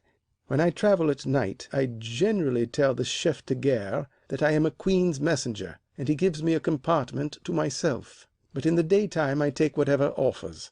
On this morning I had found an empty compartment, and I had tipped the guard to keep everyone else out, not from any fear of losing the diamonds, but because I wanted to smoke. He had locked the door, and as the last bell had rung I supposed I was to travel alone, so I began to arrange my traps and to make myself comfortable. The diamonds in the cigar case were in the inside pocket of my waistcoat, and as they made a bulky package, I took them out, intending to put them in my handbag. It is a small satchel like a bookmaker's, or those handbags that couriers carry. I wear it slung from a strap across my shoulder, and no matter whether I am sitting or walking, it never leaves me. I took the cigar case which held the necklace from my inside pocket, and the case which held the cigars out of the satchel, and while I was searching through it for a box of matches, I laid the two cases beside me on the seat. At that moment the train started, but at the same instant there was a rattle at the lock of the compartment, and a couple of porters lifted and shoved a woman through the door, and hurled her rugs and umbrellas in after her. Instinctively I reached for the diamonds. I shoved them quickly into the satchel, and pushing them far down to the bottom of the bag, snapped the spring lock. Then I put the cigars in the pocket of my coat, but with the thought that now that I had a woman as a travelling companion, I would probably not be allowed to enjoy them. One of her pieces of luggage had fallen at my feet, and a roll of rugs had landed at my side. I thought if I hid the fact that the lady was not welcome, and at once endeavoured to be civil, she might permit me to smoke. So I picked up her handbag off the floor, and asked her where I might place it. As I spoke I looked at her for the first time, and saw that she was a most remarkably handsome woman. She smiled charmingly, and begged me not to disturb myself. Then she arranged her own things about her, and opening her dressing bag, took out a gold cigarette case. "Do you object to smoke?" she asked. I laughed, and assured her that I had been in great terror lest she might object to it herself. "If you like cigarettes," she said, "will you try some of these? They are rolled specially for my husband in Russia, and they are supposed to be very good." I thanked her, and took one from her case, and I found it so much better than my own that I continued to smoke her cigarettes throughout the rest of the journey. I must say that we got on very well. I judged from the coronet on her cigarette case, and from her manner, which was quite as well bred as that of any woman I ever met, that she was someone of importance, and though she seemed almost too good looking to be respectable, I determined that she was some grande dame who was so assured of her position that she could afford to be unconventional. At first she read her novel, and then she made some comment on the scenery, and finally we began to discuss the current politics of the continent. She talked of all the cities in Europe, and seemed to know every one worth knowing, but she volunteered nothing about herself, except that she frequently made use of the expression "when my husband was stationed at Vienna," or "when my husband was promoted to Rome." Once she said to me, "I have often seen you at Monte Carlo. I saw you when you won the pigeon championship." I told her that I was not a pigeon shot, and she gave a little start of surprise. "Oh, I beg your pardon," she said. "I thought you were Morton Hamilton, the English champion." As a matter of fact, I do look like Hamilton, but I know now that her object was to make me think that she had no idea as to who I really was. She needn't have acted at all, for I certainly had no suspicions of her, and was only too pleased to have so charming a companion. The one thing that should have made me suspicious was the fact that at every station she made some trivial excuse to get me out of the compartment. She pretended that her maid was travelling back of us in one of the second-class carriages, and kept saying she could not imagine why the woman would not come to look after her. And if the maid did not turn up at the next stop, would I be so very kind as to get out and bring her whatever it was she pretended she wanted? I had taken my dressing-case from the rack to get out a novel, and had left it on the seat opposite to mine and at the end of the compartment farthest from her, and once when I came back from buying her a cup of chocolate, or some other fool errand, I found her standing at the end of the compartment with both hands on the dressing-bag. She looked at me without so much as winking an eye, and shoved the case carefully into a corner. "Your bag slipped off on the floor," she said. "If you've got any bottles in it, you had better look and see that they are not broken." And I give you my word, I was such an ass that I did open the case and looked all through it. She must have thought I was a juggins. I get hot all over whenever I remember it. But in spite of my dullness and her cleverness, she couldn't gain anything by sending me away, because what she wanted was in the handbag, and every time she sent me away the handbag went with me. After the incident of the dressing case her manner changed. Either in my absence she had had time to look through it, or when I was examining it for broken bottles she had seen everything it held. From that moment she must have been certain that the cigar case in which she knew I carried the diamonds was in the bag that was fastened to my body, and from that time on she probably was plotting how to get it from me. Her anxiety became most apparent. She dropped the great lady manner, and her charming condescension went with it. She ceased talking, and when I spoke, answered me irritably or at random. No doubt her mind was entirely occupied with her plan. The end of our journey was drawing rapidly nearer, and her time for action was being cut down with the speed of the express train. Even I, unsuspicious as I was, noticed that something was very wrong with her. I really believe that before we reached Marseilles, if I had not, through my own stupidity, given her the chance she wanted, she might have stuck a knife in me and rolled me out on the rails. But as it was, I only thought that the long journey had tired her. I suggested that it was a very trying trip, and asked her if she would allow me to offer her some of my cognac. She thanked me and said no. And then suddenly her eyes lighted, and she exclaimed, "Yes, thank you, if you will be so kind." My flask was in the handbag, and I placed it on my lap, and with my thumb slipped back the catch. As I keep my tickets and railroad guide in the bag, I am so constantly opening it that I never bother to lock it, and the fact that it is strapped to me has always been sufficient protection. But I can appreciate now what a satisfaction and what a torment, too, it must have been to that woman when she saw that the bag opened without a key. While we were crossing the mountains I had felt rather chilly, and had been wearing a light racing coat. But after the lights were lighted the compartment became very hot and stuffy, and I found the coat uncomfortable. So I stood up, and after first slipping the strap of the bag over my head, I placed the bag in the seat next to me and pulled off the racing coat. I don't blame myself for being careless. The bag was still within reach of my hand, and nothing would have happened if, at that exact moment, the train had not stopped at Arles. It was the combination of my removing the bag and our entering the station at the same instant which gave the Princess Zichy the chance she wanted to rob me. I needn't say that she was clever enough to take it. The train ran into the station at full speed and came to a sudden stop. I had just thrown my coat into the rack and had reached out my hand for the bag. In another instant I would have had the strap around my shoulder. But at that moment the princess threw open the door of the compartment and beckoned wildly at the people on the platform. "Natalie," she called, "Natalie, here I am. Come here, this way." She turned upon me in the greatest excitement. "My maid," she cried. "She's looking for me. She passed the window without seeing me. Go, please, and bring her back." She continued pointing out the door and beckoning me with her other hand. There certainly was something about that woman's tone which made one jump. When she was giving orders you had no chance to think of anything else. So I rushed out on my errand of mercy, and then rushed back again to ask what the maid looked like. "In black," she answered, rising and blocking the door of the compartment. "All in black, with a bonnet."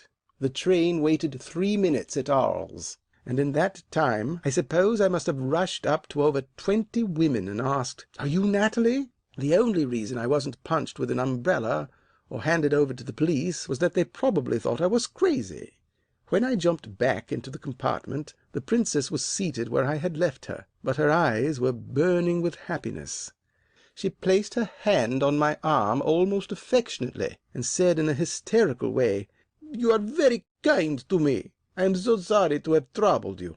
I protested that every woman in the platform was dressed in black. "Indeed, I am so sorry," she said, laughing, and she continued to laugh until she began to breathe so quickly that I thought she was going to faint. I can see now that the last part of that journey must have been a terrible half hour for her. She had the cigar case safe enough, but she knew that she herself was not safe. She understood if I were to open my bag, even at the last minute, and miss the case, I would know positively that she had taken it. I had placed the diamonds in the bag at the very moment she entered the compartment, and no one but our two selves had occupied it since. She knew that when we reached Marseilles she would either be £20,000 richer than when she left Paris, or that she would go to jail. That was the situation as she must have read it, and I don't envy her state of mind during that last half hour. It must have been hell. I saw that something was wrong, and in my innocence I even wondered if possibly my cognac had not been a little too strong, for she suddenly developed into a most brilliant conversationalist, and applauded and laughed at everything I said, and fired off questions at me like a machine gun, so that I had no time to think of anything but what she was saying. Whenever I stirred, she stopped her chattering and leaned toward me, and watched me like a cat over a mouse-hole. I wondered how I could have considered her an agreeable travelling companion. I thought I would have preferred to be locked in with a lunatic. I don't like to think how she would have acted if I had made a move to examine the bag, but as I had it safely strapped around me again, I did not open it, and I reached Marseilles alive. As we drew into the station, she shook hands with me and grinned at me like a Cheshire cat. "I cannot tell you," she said, "how much I have to thank you for. What do you think of that for impudence?" I offered to put her in a carriage, but she said she must find Natalie, and that she hoped we would meet again at the hotel. So I drove off by myself, wondering who she was, and whether Natalie was not her keeper. I had to wait several hours for the train to Nice, and as I wanted to stroll around the city, I thought I had better put the diamonds in the safe of the hotel. As soon as I reached my room I locked the door, placed the handbag on the table, and opened it. I felt among the things at the top of it, but failed to touch the cigar case. I shoved my hand in deeper, and stirred the things about, but still I did not reach it. A cold wave swept down my spine, and a sort of emptiness came to the pit of my stomach. Then I turned red hot, and the sweat sprung out all over me. I wet my lips with my tongue, and said to myself, "Don't be an ass. Pull yourself together, pull yourself together. Take the things out, one at a time. It's there, of course it's there. Don't be an ass." So I put a brake on my nerves and began very carefully to pick out the things one by one. But after another second I could not stand it, and I rushed across the room and threw out everything on the bed. But the diamonds were not among them. I pulled the things about and tore them open and shuffled and rearranged and sorted them, but it was no use. The cigar case was gone. I threw everything in the dressing case out on the floor, although I knew it was useless to look for it there. I knew that I had put it in the bag. I sat down and tried to think. I remembered I had put it in the satchel at Paris, just as the woman had entered the compartment, and I had been alone with her ever since. So it was she who had robbed me. But how? It had never left my shoulder. And then I remembered that it had, that I had taken it off when I had changed my coat, and for the few moments that I was searching for Natalie. I remembered that the woman had sent me on that goose chase, and that at every other station she had tried to get rid of me on some fool errand. I gave a roar like a mad bull, and I jumped down the stairs 6 steps at a time. I demanded at the office if a distinguished lady of title, possibly a Russian, had just entered the hotel. As I expected, she had not. I sprang into a cab and inquired at 2 other hotels, and then I saw the folly of trying to catch her without outside help, and I ordered the fellow to gallop to the office of the chief of police. I told my story, and the arse in charge asked me to calm myself and wanted to take notes. I told him this was no time for taking notes, but for doing something. He got wrathy at that, and I demanded to be taken at once to his chief. The chief, he said, was very busy and could not see me, so I showed him my silver greyhound. In 11 years I had never used it but once before. I stated in pretty vigorous language that I was a Queen's messenger, and that if the Chief of Police did not see me instantly he would lose his official head. At that the fellow jumped off his high horse and ran with me to his chief, a smart young chap, a colonel in the army, and a very intelligent man. I explained that I had been robbed in a French railway carriage of a diamond necklace belonging to the Queen of England, which Her Majesty was sending as a present to the Czarina of Russia. I pointed out to him that if he succeeded in capturing the thief he would be made for life, and would receive the gratitude of 3 great powers. He wasn't the sort that thinks second thoughts are best. He saw Russian and French decorations sprouting all over his chest, and he hit a bell and pressed buttons and yelled out orders like the captain of a penny steamer in a fog. He sent her description to all the city gates, and ordered all cabmen and railway porters to search all trains leaving Marseilles. He ordered all passengers on outgoing vessels to be examined, and telegraphed the proprietors of every hotel and pension to send him a complete list of their guests within the hour. While I was standing there he must have given at least 100 orders, and sent out enough commissaires, sergeants de ville, gendarmes, bicycle police, and plain-clothes Johnnies to have captured the entire German army. When they had gone he assured me that the woman was as good as arrested already. Indeed, officially she was arrested, for she had no more chance of escape from Marseilles than from the Chateau d'If. He told me to return to my hotel and possess my soul in peace. Within an hour, he assured me, he would acquaint me with her arrest. I thanked him and complimented him on his energy, and left him. But I didn't share in his confidence. I felt that she was a very clever woman, and a match for any and all of us. It was all very well for him to be jubilant. He had not lost the diamonds, and had everything to gain if he found them, while I, even if he did recover the necklace, would only be where I was before I lost them. And if he did not recover it, I was a ruined man. It was an awful facer for me. I had always prided myself on my record. In 11 years I had never mislaid an envelope, nor missed taking the first train, and now I had failed in the most important mission that had ever been entrusted to me, and it wasn't a thing that could be hushed up either. It was too conspicuous, too spectacular. It was sure to invite the widest notoriety. I saw myself ridiculed all over the continent, and perhaps dismissed, even suspected of having taken the thing myself. I was walking in front of a lighted cafe, and I felt so sick and miserable that I stopped for a pick-me-up. Then I considered that if I took one drink I would probably, in my present state of mind, not want to stop under 20, and I decided I had better leave it alone. But my nerves were jumping like a frightened rabbit, and I felt I must have something to quiet them or I would go crazy. I reached for my cigarette case, but a cigarette seemed hardly adequate. So I put it back again and took out this cigar case, in which I keep only the strongest and blackest cigars. I opened it and stuck in my fingers, but instead of a cigar they touched on a thin leather envelope. My heart stood perfectly still. I did not dare to look, but I dug my fingernails into the leather, and I felt layers of thin paper, then a layer of cotton, and then they scratched on the facets of the Czarina's diamonds. I stumbled as though I had been hit in the face, and fell back into one of the chairs on the sidewalk. I tore off the wrappings and spread out the diamonds on the cafe table. I could not believe they were real. I twisted the necklace between my fingers and crushed it between my palms and tossed it up in the air. I believe I almost kissed it. The women in the cafe stood tip on the chairs to see better, and laughed and screamed, and the people crowded so close around me that the waiters had to form a bodyguard. The proprietor thought there was a fight and called for the police.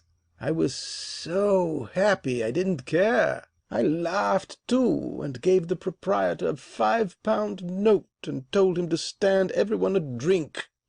Then I tumbled into a fiacre and galloped off to my friend the chief of police. I felt very sorry for him. He had been so happy at the chance I gave him, and he was sure to be disappointed when he learned I had sent him off on a false alarm. But now that I had found the necklace, I did not want him to find the woman. Indeed, I was most anxious that she should get clear away, for if she were caught the truth would come out, and I would likely get a sharp reprimand, and sure to be laughed at. I could see now how it happened. In my haste to hide the diamonds when the woman was hustled into the carriage, I had shoved the cigars into the satchel and the diamonds into the pocket of my coat. Now that I had the diamonds safe again, it seemed a very natural mistake, but I doubted if the Foreign Office would think so. I was afraid it might not appreciate the beautiful simplicity of my secret hiding-place. So when I reached the police station and found that the woman was still at large, I was more than relieved. As I expected, the chief was extremely chagrined when he learned of my mistake, and that there was nothing for him to do. But I was feeling so happy myself that I hated to have anyone else miserable. So I suggested that this attempt to steal the Czarina's necklace might be only the first of a series of such attempts by an unscrupulous gang, and that I might still be in danger. I winked at the chief, and the chief smiled at me, and we went to Nice together in a saloon car with a guard of 12 carabineers and 12 plainclothesmen, and the chief and I drank champagne all the way. We marched together up to the hotel where the Russian ambassador was stopping, closely surrounded by our escort of carabineers, and delivered the necklace with the most profound ceremony. The old ambassador was immensely impressed, and when we hinted that already I had been made the object of an attack by robbers, he assured me that his Imperial Majesty would not prove ungrateful. I wrote a swinging personal letter about the invaluable services of the chief of the French Minister of Foreign Affairs, and they gave him enough Russian and French medals to satisfy even a French soldier. So, though he never caught the woman, he received his just reward. The Queen's messenger paused and surveyed the faces of those about him in some embarrassment. "But the worst of it is," he added, "that the story must have got about. For while the princess obtained nothing from me but a cigar case and 5 excellent cigars, a few weeks after the coronation the Czar sent me a gold cigar case with his monogram in diamonds. And I don't know yet whether that was a coincidence, or whether the Czar wanted me to know that he knew that I had been carrying the Czarina's diamonds in my pigskin cigar case. What do you fellows think?" In the Fog, by Richard Harding Davis. Chapter 3. Sir Andrew rose with disapproval written in every lineament. "I thought your story would bear upon the murder," he said. "Had I imagined it would have nothing whatsoever to do with it, I would not have remained." He pushed back his chair and bowed stiffly. "I wish you good night," he said. There was a chorus of remonstrance, and under cover of this and the baronet's answering protests, a servant for the second time slipped a piece of paper into the hand of the gentleman with the pearl stud. He read the lines written upon it and tore it into tiny fragments. The youngest member, who had remained an interested but silent listener to the tale of the Queen's messenger, raised his hand commandingly. "Sir Andrew," he cried, "in justice to Lord Arthur Chetney, I must ask you to be seated. He has been accused in our hearing of a most serious crime, and I insist that you remain until you have heard me clear his character." "You?" cried the baronet. "Yes," answered the young man briskly. "I would have spoken sooner," he explained, "but that I thought this gentleman," he inclined his head toward the Queen's messenger, "was about to contribute some facts of which I was ignorant. He, however, has told us nothing, and so I will take up the tale at the point where Lieutenant Sears laid it down, and give you those details of which Lieutenant Sears is ignorant. It seems strange to you that I should be able to add the sequel to this story, but the coincidence is easily explained. I am the junior member of the law firm of Chudley and Chudley. We have been solicitors for the Chetneys for the last 200 years. Nothing, no matter how unimportant, which concerns Lord Edam and his 2 sons is unknown to us, and naturally we are acquainted with every detail of the terrible catastrophe of last night." The baronet, bewildered but eager, sank back into his chair. "Will you be long, sir?" he demanded. "I shall endeavor to be brief," said the young solicitor. "And," he added, in a tone which gave his words almost the weight of a threat, "I promise to be interesting." "There is no need to promise that," said Sir Andrew. "I find it much too interesting as it is." He glanced ruefully at the clock, and turned his eyes quickly from it. "Tell the driver of that hansom," he called to the servant, "that I take him by the hour." "For the last 3 days," began young Mr. Chudleigh, "as you have probably read in the daily papers, the Marquis of Edam has been at the point of death, and his physicians have never left his house. Every hour he seemed to grow weaker, but although his bodily strength is apparently leaving him forever, his mind has remained clear and active. Late yesterday evening word was received at our office that he wished my father to come at once to Chetney House and to bring with him certain papers. What these papers were is not essential. I mention them only to explain how it was that last night I happened to be at Lord Edam's bedside. I accompanied my father to Chetney House, but at the time we reached there Lord Edam was sleeping, and his physicians refused to have him awakened. My father urged that he should be allowed to receive Lord Edam's instructions concerning the documents, but the physicians would not disturb him, and we all gathered in the library to wait until he should awake of his own accord. It was about 1 o'clock in the morning, while we were still there, that Inspector Lyle and the officers of Scotland Yard came to arrest Lord Arthur on the charge of murdering his brother. You can imagine our dismay and distress.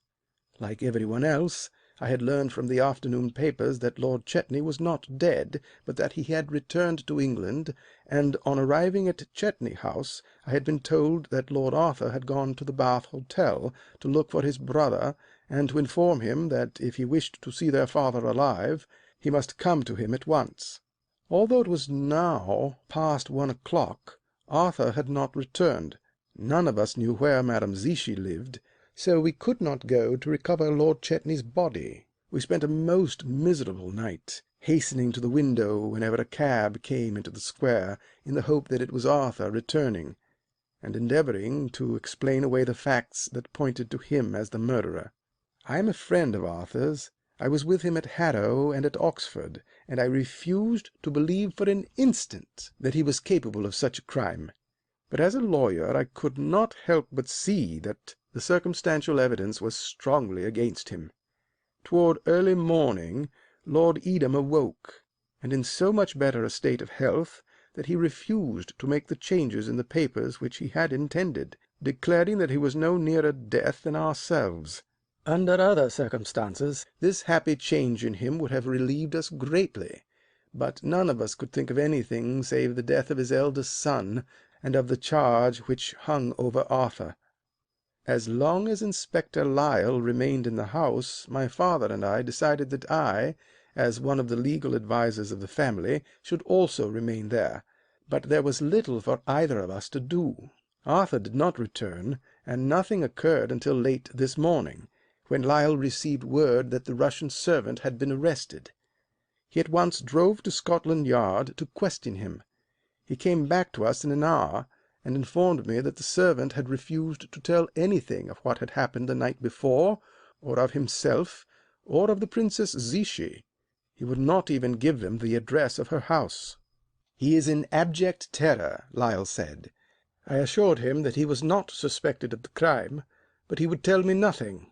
There were no other developments until 2 o'clock this afternoon, when word was brought to us that Arthur had been found, and that he was lying in the accident ward of St. George's Hospital. Lyle and I drove there together, and found him propped up in bed with his head bound in a bandage. He had been brought to the hospital the night before by the driver of a hansom that had run over him in the fog. The cab horse had kicked him on the head, and he had been carried in unconscious. There was nothing on him to tell who he was, and it was not until he came to his senses this afternoon that the hospital authorities had been able to send word to his people. Lyle at once informed him that he was under arrest, and with what he was charged, and though the inspector warned him to say nothing which might be used against him, I, as his solicitor, instructed him to speak freely, and to tell us all he knew of the occurrences of last night. It was evident to any one that the fact of his brother's death was of much greater concern to him than that he was accused of his murder. "That," Arthur said contemptuously, "that is damned nonsense. It is monstrous and cruel. We parted better friends than we have been in years. I will tell you all that happened, not to clear myself, but to help you find out the truth. His story is as follows. Yesterday afternoon, owing to his constant attendance on his father, he did not look at the evening papers, and it was not until after dinner, when the butler brought him one and told him of its contents, that he learned that his brother was alive and at the Bath Hotel. He drove there at once, but was told that about 8 o'clock his brother had gone out, but without giving any clue of his destination. As Chetney had not at once come to see his father, Arthur decided that he was still angry with him, and his mind, turning naturally to the cause of their quarrel, determined him to look for Chetney at the home of the Princess Zichy. Her house had been pointed out to him, and though he had never visited it, he had passed it many times and knew its exact location. He accordingly drove in that direction as far as the fog would permit the hansom to go, and walked the rest of the way, reaching the house about 9 o'clock. He rang and was admitted by the Russian servant. The man took his card into the drawing-room, and at once his brother ran out and welcomed him. He was followed by the Princess Zichy, who also received Arthur most cordially. "You brothers will have much to talk about," she said. "I am going to the dining-room. When you have finished, let me know." As soon as she left them, Arthur told his brother that their father was not expected to outlive the night, and that he must come to him at once. "This is not the moment to remember your quarrel," Arthur said to him. "You have come back from the dead only in time to make your peace with him before he dies."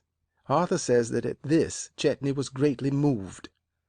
"You entirely misunderstand me, Arthur," he returned. "I did not know the governor was ill, or I would have gone to him the instant I arrived. My only reason for not doing so was because I thought he was still angry with me. I shall return with you immediately, as soon as I have said good-bye to the princess. It is a final good-bye. After tonight I shall never see her again." "Do you mean that?" Arthur cried. "Yes," Chetney answered. "When I returned to London I had no intention of seeking her again, and I am here only through a mistake." He then told Arthur that he had separated from the princess even before he went to Central Africa, and that moreover, while at Cairo on his way south, he had learned certain facts concerning her life there during the previous season which made it impossible for him ever to wish to see her again. Their separation was final and complete. "She deceived me cruelly," he said. "I cannot tell you how cruelly. During the 2 years when I was trying to obtain my father's consent to our marriage, she was in love with a Russian diplomat. During all that time he was secretly visiting her here in London, and her trip to Cairo was only an excuse to meet him there." "Yet you are here with her tonight," Arthur protested, "only a few hours after your return." "That is easily explained," Chetney answered. "As I finished dinner tonight at the hotel, I received a note from her from this address. In it she said she had just learned of my arrival, and begged me to come to her at once. She wrote that she was in great and present trouble, dying of an incurable illness, and without friends or money. She begged me, for the sake of old times, to come to her assistance." During the last 2 years in the jungle all my former feeling for Zichy had utterly passed away, but no one could have dismissed the appeal she made to me in that letter. So I came here and found her, as you have seen her, quite as beautiful as she ever was, in very good health, and, from the look of the house, in no need of money. I asked her what she meant by writing me that she was dying in a garret, and she laughed and said she had done so because she was afraid, unless I thought she needed help, I would not try to see her. That was where we were when you arrived. And now," Chetney added, "I will say good-bye to her, and you had better return home. No, you can trust me. I shall follow you at once. She has no influence over me now, but I believe, in spite of the way she has used me, that she is, after her queer fashion, still fond of me, and when she learns that this good-bye is final there may be a scene, and it is not fair to her that you should be here. So go home at once, and tell the governor that I am following you in 10 minutes." "That," said Arthur, "is the way we parted. I never left him on more friendly terms. I was happy to see him alive again. I was happy to think he had returned in time to make up his quarrel with my father. and I was happy that at last he was shut of that woman. I was never better pleased with him in my life." He turned to Inspector Lyle, who was sitting at the foot of the bed, taking notes of all he told us. "Why, in the name of common sense," he cried, "should I have chosen that moment of all others to send my brother back to the grave?" For a moment the inspector did not answer him. I do not know if any of you gentlemen are acquainted with Inspector Lyle, but if you are not, I can assure you that he is a very remarkable man. Our firm often applies to him for aid, and he has never failed us. My father has the greatest possible respect for him. Where he has the advantage over the ordinary police official is in the fact that he possesses imagination. He imagines himself to be the criminal, imagines how he would act under the same circumstances, and he imagines to such purpose that he generally finds the man he wants. I have often told Lyle that if he had not been a detective he would have made a great success as a poet or a playwright. When Arthur turned on him, Lyle hesitated for a moment, and then told him exactly what was the case against him. "Ever since your brother was reported as having died in Africa," he said, "your lordship has been collecting money on post obits. Lord Chetney's arrival last night turned them into waste paper. You were suddenly in debt for thousands of pounds, for much more than you could ever possibly pay. No one knew that you and your brother had met at Madame Zichy's, but you knew that your father was not expected to outlive the night, and that if your brother were dead also, you would be saved from complete ruin, and that you would become the Marquis of Edam." "Oh, that is how you have worked it out, is it?" Arthur cried. "And for me to become Lord Edam, was it necessary that the woman should die too?" "They will say," Lyle answered, "that she was a witness to the murder, that she would have told." "Then why did I not kill the servant as well?" Arthur said. "He was asleep and saw nothing." "And you believe that?" Arthur demanded. "It is not a question of what I believe," Lyle said gravely. "It is a question for your peers." "The man is insolent," Arthur cried. "The thing is monstrous, horrible." Before we could stop him, he sprang out of his cot and began pulling on his clothes. When the nurses tried to hold him down, he fought with them. "Do you think you can keep me here," he shouted, "when they are plotting to hang me?" "I am going with you to that house," he cried at Lyle. "When you find those bodies I shall be beside you. It is my right. He is my brother. He has been murdered, and I can tell you who murdered him. That woman murdered him. She first ruined his life, and now she has killed him. For the last 5 years she has been plotting to make herself his wife, and last night, when he told her he had discovered the truth about the Russian, and that she would never see him again, she flew into a passion and stabbed him, and then, in terror of the gallows, killed herself. She murdered him, I tell you, and I promise you that we will find the knife she used near her, perhaps still in her hand. What will you say to that?" Lyle turned his head away and stared down at the floor. "I might say," he answered, "that you placed it there." Arthur gave a cry of anger and sprang at him, and then pitched forward into his arms. The blood was running from the cut under the bandage, and he had fainted. Lyle carried him back to the bed again, and we left him with the police and the doctors, and drove at once to the address he had given us. We found the house not 3 minutes' walk from St. George's Hospital. It stands in Trevor Terrace, that little row of houses set back from Knightsbridge, with one end in Hill Street. As we left the hospital, Lyle had said to me, "You must not blame me for treating him as I did. All is fair in this work, and if by angering that boy I could have made him commit himself, I was right in trying to do so, though I assure you no one would be better pleased than myself if I could prove his theory to be correct. But we cannot tell. Everything depends upon what we see for ourselves within the next few minutes." When we reached the house, Lyle broke open the fastenings of one of the windows on the ground floor, and, hidden by the trees in the garden, we scrambled in. We found ourselves in the reception room, which was the first room on the right of the hall. The gas was still burning behind the colored glass and red silk shades, and when the daylight streamed in after us, it gave the hall a hideously dissipated look, like the foyer of a theatre at a matinee, or the entrance to an all-day gambling hell. The house was oppressively silent, and because we knew why it was so silent, we spoke in whispers. When Lyle turned the handle of the drawing-room door, I felt as though someone had put his hand upon my throat. but I followed close at his shoulder, and saw in the subdued light of many tinted lamps the body of Chetney at the foot of the divan, just as Lieutenant Sears had described it. In the drawing room we found the body of the Princess Zichy, her arms thrown out, and the blood from her heart frozen in a tiny line across her bare shoulder. But neither of us, although we searched the floor on our hands and knees, could find the weapon which had killed her. For Arthur's sake, I said, I would have given £1,000 if we had found the knife in her hand, as he said we would.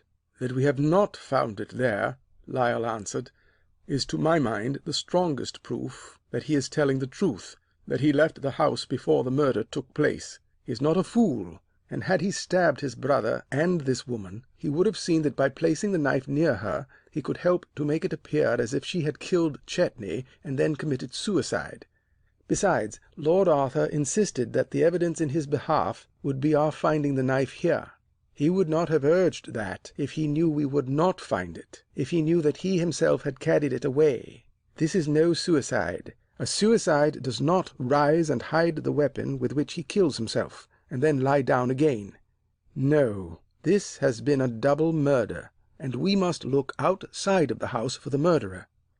While he was speaking, Lyle and I had been searching every corner, studying the details of each room. I was so afraid that without telling me he would make some deductions prejudicial to Arthur that I never left his side. I was determined to see everything that he saw, and, if possible, to prevent his interpreting it in the wrong way. He finally finished his examination, and we sat down together in the drawing room, and he took out his notebook and read aloud all that Mr. Sears had told him of the murder and what we had just learned from Arthur. We compared the two accounts word for word, and weighed statement with statement, but I could not determine from anything Lyle said which of the two versions he had decided to believe. "We are trying to build a house of blocks," he exclaimed, "with half of the blocks missing. We have been considering two theories," he went on. "One that Lord Arthur was responsible for the murders, and the other that the dead woman in there is responsible for one of them and has committed suicide. But until the Russian servant is ready to talk, I shall refuse to believe the guilt of either." "What can you prove by him?" I asked. "He was drunk and asleep. He saw nothing." Lyle hesitated, and then, as though he had made up his mind to be quite frank with me, spoke freely. "I do not know he was either drunk or asleep," he answered. "Lieutenant Sears describes him as a stupid boor. I am not satisfied that he is not a clever actor. What was his position in this house? What was his real duty here? Suppose it was not to guard this woman, but to watch her. Let us imagine that it was not the woman he served, but a master, and see where that leads us. For this house has a master, a mysterious absentee landlord who lives in St. Petersburg, the unknown Russian who came between Chetney and Zichy, and because of whom Chetney left her. He is the man who bought this house for Madame Zichy, who sent these rugs and curtains from St. Petersburg to furnish it for her after his own tastes. And I believe it was he also who placed the Russian servant here, ostensibly to serve the princess, but in reality to spy upon her. At Scotland Yard we do not know who this gentleman is. The Russian police confess to equal ignorance concerning him. When Lord Chetney went to Africa, Madame Zichy lived in St. Petersburg, but there her receptions and dinners were so crowded with members of the nobility and of the army and diplomats that, among so many visitors, the police could not learn which was the one for whom she most greatly cared." Lyle pointed to the modern French paintings and the heavy silk rugs which hung upon the walls. "The unknown is a man of taste and of some fortune," he said, "not the sort of man to send a stupid peasant to guard the woman he loves. So I am not content to believe with Mr. Sears that the servant is a boor. I believe him instead to be a very clever ruffian. I believe him to be the protector of his master's honor, or, let us say, of his master's property, whether that property be silver plate or the woman his master loves. Last night, after Lord Arthur had gone away, the servant was left alone in this house with Lord Chetney and Madame Zichy. From where he sat in the hall he could hear Lord Chetney bidding her farewell. For if my idea of him is correct, he understands English quite as well as you or I.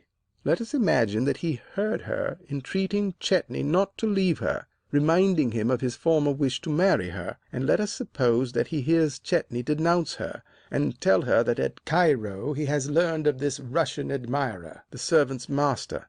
He hears the woman declare that she has had no admirer but himself, and that this unknown Russian was and is nothing to her, and that there is no man she loves but him, and that she cannot live, knowing that he is alive, without his love. Suppose Chetney believed her, suppose his former infatuation for her returned, and that in a moment of weakness he forgave her and took her in his arms. That is the moment the Russian master has feared. It is to guard against it that he has placed his watchdog over the princess. And how do we know but that, when the moment came, the watchdog served his master, as he saw his duty, and killed them both? What do you think?" Lyle demanded. "Would not that explain both murders?" I was only too willing to hear any theory which pointed to anyone else as the criminal than Arthur, but Lyle's explanation was too utterly fantastic. I told him that he certainly showed imagination, but that he could not hang a man for what he imagined he had done. "No," Lyle answered, "but I can frighten him by telling him what I think he has done. And now, when I again question the Russian servant, I will make it quite clear to him that I believe he is the murderer. I think that will open his mouth. A man will at least talk to defend himself. Come," he said, "we must return at once to Scotland Yard and see him. There is nothing more to do here." He arose, and I followed him into the hall, and in another minute we would have been on our way to Scotland Yard. But just as he opened the street door, a postman halted at the gate of the garden and began fumbling with the latch. Lyle stopped, with an exclamation of chagrin. "How stupid of me!" he exclaimed. He turned quickly and pointed to a narrow slit cut in the brass plate of the front door. "The house has a private letter box," he said, "and I had not thought to look in it. If we had gone out as we came in by the window, I would never have seen it. The moment I entered the house, I should have thought of securing the letters which came this morning. I have been grossly careless." He stepped back into the hall and pulled at the lid of the letter box, which hung on the inside of the door, but it was tightly locked. At the same moment the postman came up the steps holding a letter. Without a word, Lyle took it from his hand and began to examine it. It was addressed to the Princess Zichy, and on the back of the envelope was the name of a West End dressmaker. "That is of no use to me," Lyle said. He took out his card and showed it to the postman. "I am Inspector Lyle from Scotland Yard," he said. "The people in this house are under arrest. Everything it contains is now in my keeping. Did you deliver any other letters here this morning?" The man looked frightened, but answered promptly that he was now upon his third round. He had made one postal delivery at 7 that morning and another at 11. "How many letters did you leave here?" Lyle asked. "About 6 altogether," the man answered. "Did you put them through the door into the letter box?" The postman said, "Yes, I always slip them into the box and ring and go away. The servants collect them from the inside." "Have you noticed if any of the letters you leave here bear a Russian postage stamp?" Lyle asked. The man answered, "Oh, yes, sir, a great many." "From the same person, would you say?" "The writing seems to be the same," the man answered. "They come regularly about once a week. One of them I delivered this morning had a Russian postmark." "That will do," said Lyle eagerly. Thank you very much." He ran back into the hall, and pulling out his penknife, began to pick at the lock of the letter box. "I have been supremely careless," he said in great excitement. "Twice before, when people I wanted have flown from a house, I have been able to follow them by putting a guard over their mail box. These letters, which arrive regularly every week from Russia in the same handwriting, they can come but from one person. At least we shall now know the name of the master of this house.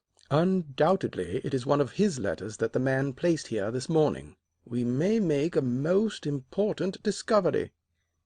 As he was talking, he was picking at the lock with his knife, But he was so impatient to reach the letters that he pressed too heavily on the blade, and it broke in his hand. I took a step backward and drove my heel into the lock and burst it open. The lid flew back, and we pressed forward, and each ran his hand down into the letter box. For a moment we were both too startled to move. The box was empty. I do not know how long we stood staring stupidly at each other, but it was Lyle who was the first to recover. He seized me by the arm and pointed excitedly into the empty box. "Do you appreciate what this means?" he cried. "It means that someone has been here ahead of us. Someone has entered this house not 3 hours before we came, since 11 o'clock this morning." "It was the Russian servant!" I exclaimed. "The Russian servant has been under arrest at Scotland Yard," Lyle cried. "He could not have taken the letters. Lord Arthur has been in his cot at the hospital. That is his alibi. There is someone else, someone we do not suspect, and that someone is the murderer. He came back here either to obtain those letters because he knew they would convict him, or to remove something he had left here at the time of the murder, something incriminating, the weapon perhaps, or some personal article, a cigarette case, a handkerchief with his name upon it, or a pair of gloves. Whatever it was, it must have been damning evidence against him to have made him take so desperate a chance." "How do we know," I whispered, "that he is not hidden here now?" "No, I'll swear he is not," Lyle answered. "I may have bungled in some things, but I have searched this house thoroughly. Nevertheless," he added, "we must go over it again, from the cellar to the roof. We have the real clue now, and we must forget the others and work only it." As he spoke, he began again to search the drawing room, turning over even the books on the tables and the music on the piano. "Whoever the man is," he said over his shoulder, "we know that he has a key to the front door and a key to the letter box. That shows us that he is either an inmate of the house, or that he comes here when he wishes. The Russian says that he was the only servant in the house. Certainly we have found no evidence to show that any other servant slept here. There could be but one other person who would possess a key to the house and the letter box, and he lives in St. Petersburg. At the time of the murder he was 2,000 miles away." Lyle interrupted himself suddenly with a sharp cry, and turned upon me with his eyes flashing. "But was he?" he cried. "Was he? How do we know that last night he was not in London, in this very house, when Zichy and Chetney met?" He stood staring at me without seeing me, muttering and arguing with himself. "Don't speak to me," he cried, as I ventured to interrupt him. "I can see it now. It is all plain. It was not the servant, but his master, the Russian himself, and it was he who came back for the letters. He came back for them because he knew they would convict him. We must find them. We must have those letters. If we find the one with the Russian postmark, we shall have found the murderer." He spoke like a madman, and as he spoke he ran around the room with one hand held out in front of him, as you have seen a mind-reader at a theatre seeking for something hidden in the stalls. He pulled the old letters from the writing desk and ran them over as swiftly as a gambler deals out cards. He dropped on his knees before the fireplace and dragged out the dead coals with his bare fingers, and then, with a low, worried cry, like a hound on a scent, he ran back to the waste-paper basket, and, lifting the papers from it, shook them out upon the floor. Instantly he gave a shout of triumph, and, separating a number of torn pieces from the others, held them up before me. "Look!" he cried. "Do you see? Here are 5 letters, torn across in 2 places. The Russian did not stop to read them, for, as you see, he has left them still sealed. I have been wrong. He did not return for the letters. He could not have known their value. He must have returned for some other reason, and as he was leaving saw the letter box, and taking out the letters held them together so, and tore them twice across, and then, as the fire had gone out, tossed them into this basket. Look," he cried, "here in the upper corner of this piece is a Russian stamp. This is his own letter, unopened." We examined the Russian stamp, and found it had been cancelled in St. Petersburg 4 days ago. The back of the envelope bore the postmark of the branch station in Upper Sloane Street, and was dated this morning. The envelope was of official blue paper, and we had no difficulty in finding the two other parts of it. We drew the torn pieces of the letter from them, and joined them together side by side. There were but 2 lines of writing, and this was the message: "I leave Petersburg on the night train, and I shall see you at Trevor Terrace after dinner Monday evening." "That was last night," Lyle cried. "He arrived 12 hours ahead of his letter, but it came in time. It came in time to hang him." The baronet struck the table with his hand. "The name," he demanded. "How was it signed? What was the man's name?" The young solicitor rose to his feet, and leaning forward, stretched out his arm. "There was no name," he cried. "The letter was signed with only 2 initials, but engraved at the top of the sheet was the man's address. That address was the American Embassy, St. Petersburg Bureau, or the Naval Attaché. And the initials," he shouted, his voice rising into an exultant and bitter cry, "were those of the gentleman who sits opposite, who told us that he was the first to find the murdered bodies. The Naval Attaché to Russia, Lieutenant Sears." A strained and awful hush followed the solicitor's words, which seemed to vibrate like a twanging bowstring that had just hurled its bolt. Sir Andrew, pale and staring, drew away with an exclamation of repulsion. His eyes were fastened upon the Naval Attaché with fascinated horror, but the American emitted a sigh of great content, and sank comfortably into the arms of his chair. He clapped his hands softly together. "Capital," he murmured. "I give you my word I never guessed what you were driving at. You fooled me. I'll be hanged if you didn't. You certainly fooled me." The man with the pearl stud leaned forward with a nervous gesture. "Hush! Be careful!" he whispered. But at that instant, for the 3rd time, a servant, hastening through the room, handed him a piece of paper which he scanned eagerly. The message on the paper read: "The light over the commons is out. The house has risen." The man with the black pearl gave a mighty shout, and tossed the paper from him upon the table. "Hurrah!" he cried. "The house is up. We've won." He caught up his glass, and slapped the Naval Attaché violently upon the shoulder. He nodded joyously at him, at the solicitor, and at the Queen's Messenger. "Gentlemen, to you," he cried, "my thanks and my congratulations." He drank deep from the glass, and breathed forth a long sigh of satisfaction and relief. "But I say," protested the Queen's Messenger, shaking his finger violently at the solicitor, "that story won't do. You didn't play fair, and you talked so fast I couldn't make out what it was all about. I'll bet you that evidence won't hold in a court of law. You couldn't hang a cat on such evidence. Your story is condemned tommyrot.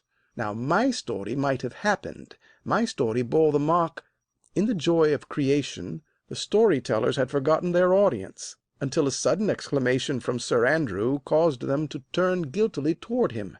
His face was knit with lines of anger, doubt, and amazement. "What does this mean?" he cried. "Is this a jest, or are you mad? If you know this man is a murderer, why is he at large? Is this a game you have been playing? Explain yourselves at once. What does it mean?" The American, with first a glance at the others, rose and bowed courteously. "I am not a murderer, Sir Andrew, believe me," he said. "You need not be alarmed.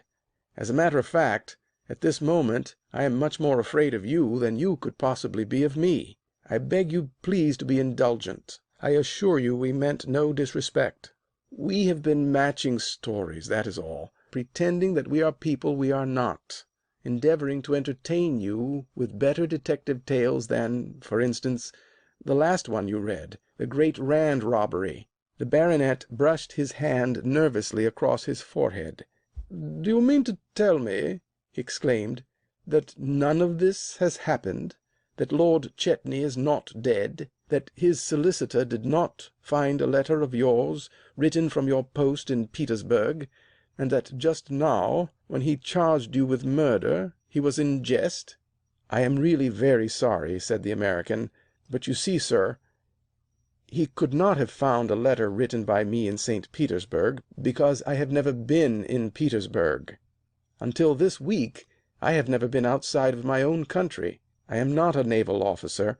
I am a writer of short stories, and tonight, when this gentleman told me that you were fond of detective stories, I thought it would be amusing to tell you one of my own, one that I had just mapped out this afternoon." "But Lord Chetney is a real person," interrupted the Baronet, "and he did go to Africa 2 years ago, and he was supposed to have died there, and his brother Lord Arthur has been the heir. And yesterday Chetney did return. I read it in the papers." "So did I," assented the American soothingly, "and it struck me as being a very good plot for a story. I mean his unexpected return from the dead, and the probable disappointment of the younger brother. So I decided that the younger brother had better murder the older one. The Princess Zichy I invented out of a clear sky. The fog I did not have to invent. Since last night I know all there is to know about a London fog. I was lost in one for 3 hours." The Baronet turned grimly upon the Queen's Messenger. "But this gentleman," he protested, "he is not a writer of short stories. He is a member of the Foreign Office. I have often seen him in Whitehall, and, according to him, the Princess Zichy is not an invention. He says she is very well known, that she tried to rob him." The servant of the Foreign Office looked unhappily at the Cabinet Minister, and puffed nervously on his cigar. "It's true, Sir Andrew, that I am a Queen's Messenger," he said appealingly, "and a Russian woman once did try to rob a Queen's Messenger in a railway carriage, only it did not happen to me, but to a pal of mine. The only Russian princess I ever knew called herself Zabrisky. You may have seen her. She used to do a dive from the roof of the aquarium." Sir Andrew, with a snort of indignation, fronted the young solicitor. "And I suppose yours was a cock and bull story too," he said. "Of course it must have been, since Lord Chetney is not dead." "But don't tell me," he protested, "that you are not Chudleigh's son either." "I'm sorry," said the youngest member, smiling in some embarrassment, "but my name is not Chudleigh. I assure you, though, that I know the family very well, and that I am on very good terms with them." "You should be," exclaimed the Baronet, "and, judging from the liberties you take with the Chetneys, you had better be on very good terms with them too." The young man leaned back and glanced toward the servants at the far end of the room. "It has been so long since I have been in the club," he said, "that I doubt if even the waiters remember me. Perhaps Joseph may," he added. "Joseph!" he called, and at the word a servant stepped briskly forward. The young man pointed to the stuffed head of a great lion which was suspended above the fireplace. "Joseph," he said, "I want you to tell these gentlemen who shot that lion. Who presented it to the grill?" Joseph, unused to acting as master of ceremonies to members of the club, shifted nervously from one foot to the other. "Why, you did," he stammered. "Of course I did," exclaimed the young man. "I mean, what is the name of the man who shot it? Tell the gentlemen who I am. They wouldn't believe me." "Who you are, my lord?" said Joseph. "You are Lord Edam's son, the Earl of Chetney." "You must admit," said Lord Chetney, when the noise had died away, "that I couldn't remain dead while my little brother was accused of murder. I had to do something. Family pride demanded it. Now, Arthur, as the younger brother, can't afford to be squeamish, but personally I should hate to have a brother of mine hanged for murder." "You certainly showed no scruples against hanging me," said the American, "but in the face of your evidence I admit my guilt, and I sentence myself to pay the full penalty of the law as we are made to pay it in my own country. The order of this court is," he announced, "that Joseph shall bring me a wine card, and that I sign it for 5 bottles of the club's best champagne." "Oh, no," protested the man with the pearl stud. "It is not for you to sign it. In my opinion, it is Sir Andrew who should pay the costs. It is time you knew," he said, turning to that gentleman, "that unconsciously you have been the victim of what I may call a patriotic conspiracy. These stories have had a more serious purpose than merely to amuse. They have been told with the worthy object of detaining you from the House of Commons. I must explain to you that all through this evening I have had a servant waiting at Trafalgar Square, with instructions to bring me word as soon as the light over the House of Commons had ceased to burn. The light is now out, and the object for which we plotted is attained." The baronet glanced keenly at the man with the black pearl, and then quickly at his watch. The smile disappeared from his lips, and his face was set in stern and forbidding lines. "And may I know," he asked icily, "what was the object of your plot?" "A most worthy one," the other retorted. "Our object was to keep you from advocating the expenditure of many millions of the people's money upon more battleships. In a word, we have been working together to prevent you from passing the Navy Increase Bill." Sir Andrew's face bloomed with brilliant color. His body shook with suppressed emotion.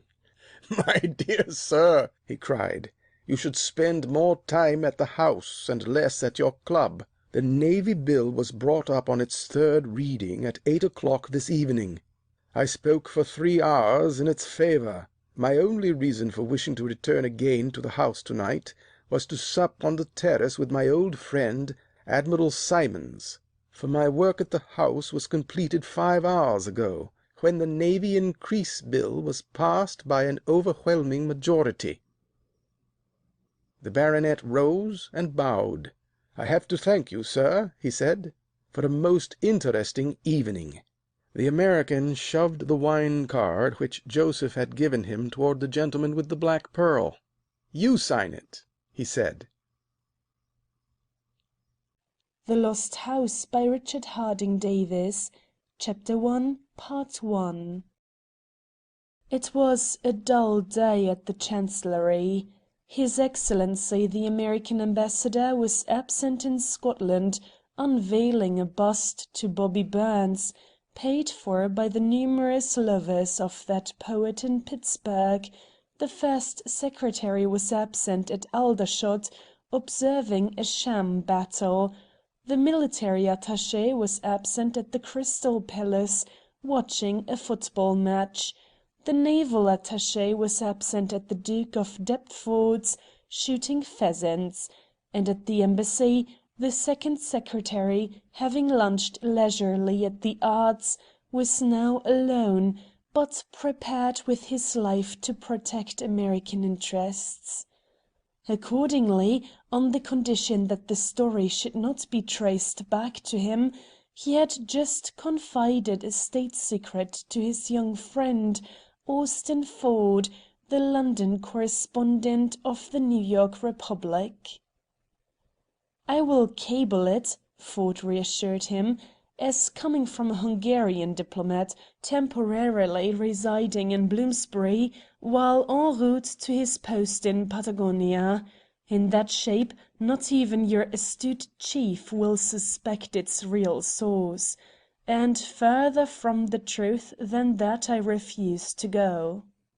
"What I dropped in to ask," he continued, "is whether the English are going to send over a polo team next summer to try to bring back the cup." "I've several other items of interest," suggested the secretary. "The week-end parties to which you have been invited," Ford objected, "can wait. Tell me first what chance there is for an international polo match." "Polo," sententiously began the second secretary, who himself was a crackerjack at the game, "is a proposition of ponies. Men can be trained for polo, but polo ponies must be born. Without good ponies—" James, the page who guarded the outer walls of the Chancellery, appeared in the doorway. "Please, sir, a person," he announced. "with a note for the ambassador. He says it's important." "Tell him to leave it," said the secretary. "Polo ponies—" "Yes, sir," interrupted the page, "but he won't leave it, not unless he keeps the half-crown." "For heaven's sake!" protested the second secretary. "Then let him keep the half-crown. When I say polo ponies I don't mean—" James, although alarmed at his own temerity, refused to accept the dismissal.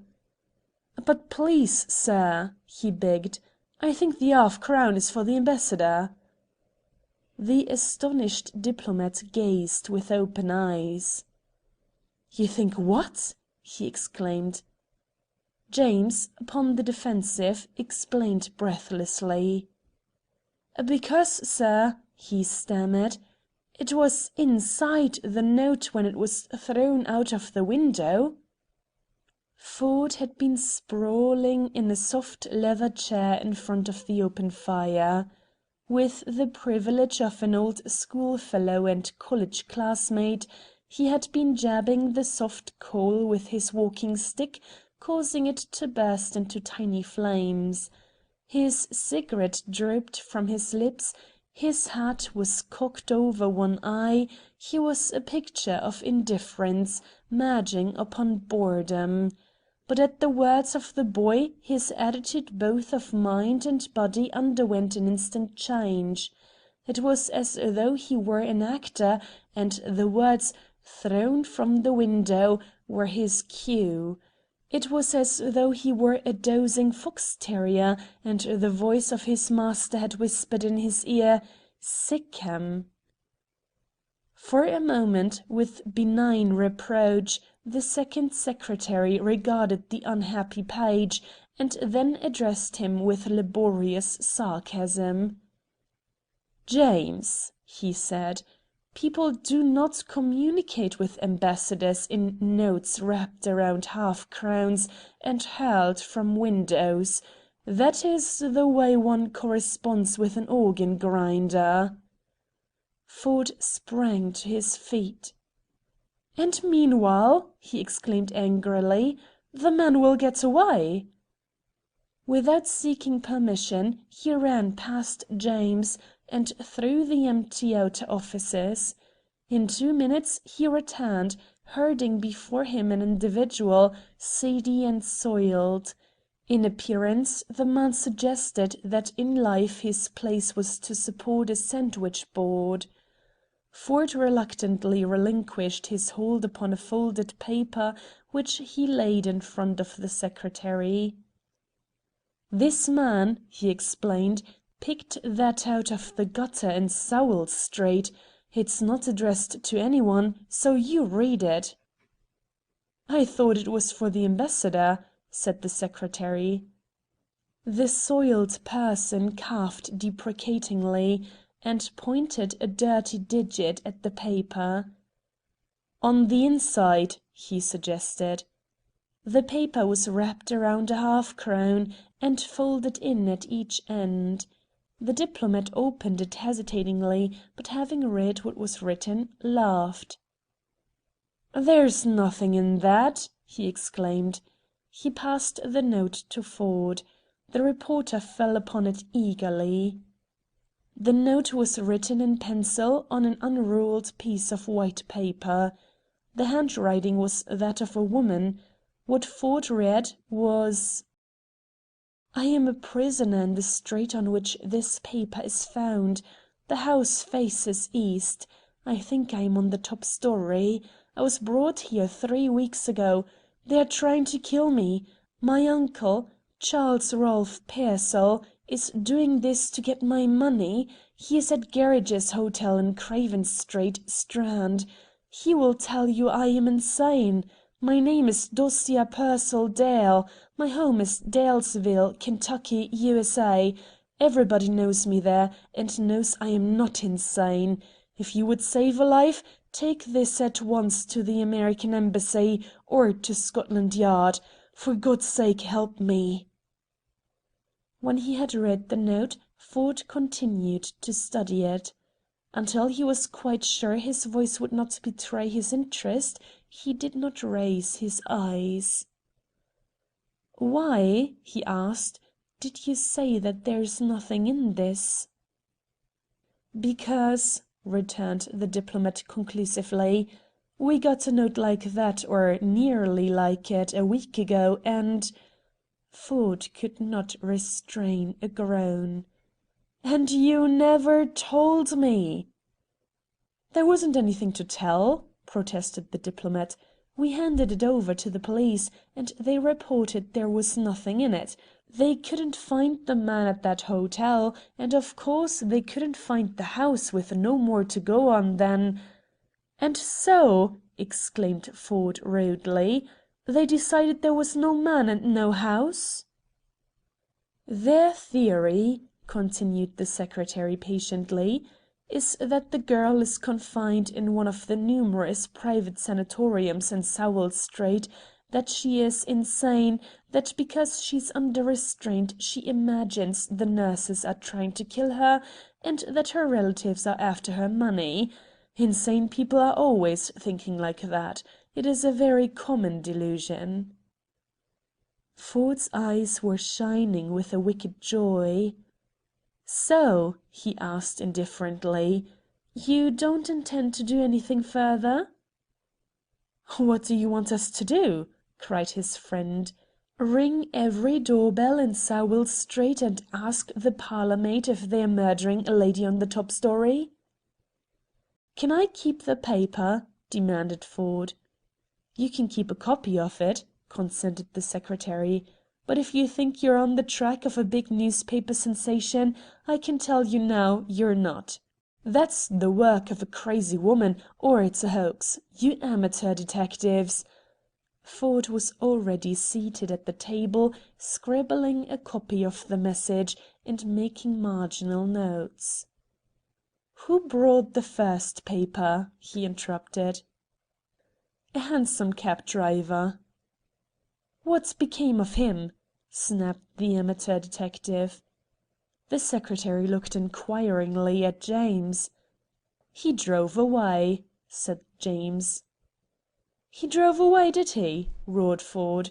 "And that was a week ago! Ye gods, what about Dalesville, Kentucky? Did you cable anyone there?" The dignity of the diplomat was becoming ruffled. "We did not," he answered. "If it wasn't true that her uncle was at that hotel, it was probably equally untrue that she had friends in America." "But," retorted his friend, "you didn't forget to cable the State Department that you all went in your evening clothes to bow to the new king? You didn't neglect to cable that, did you?"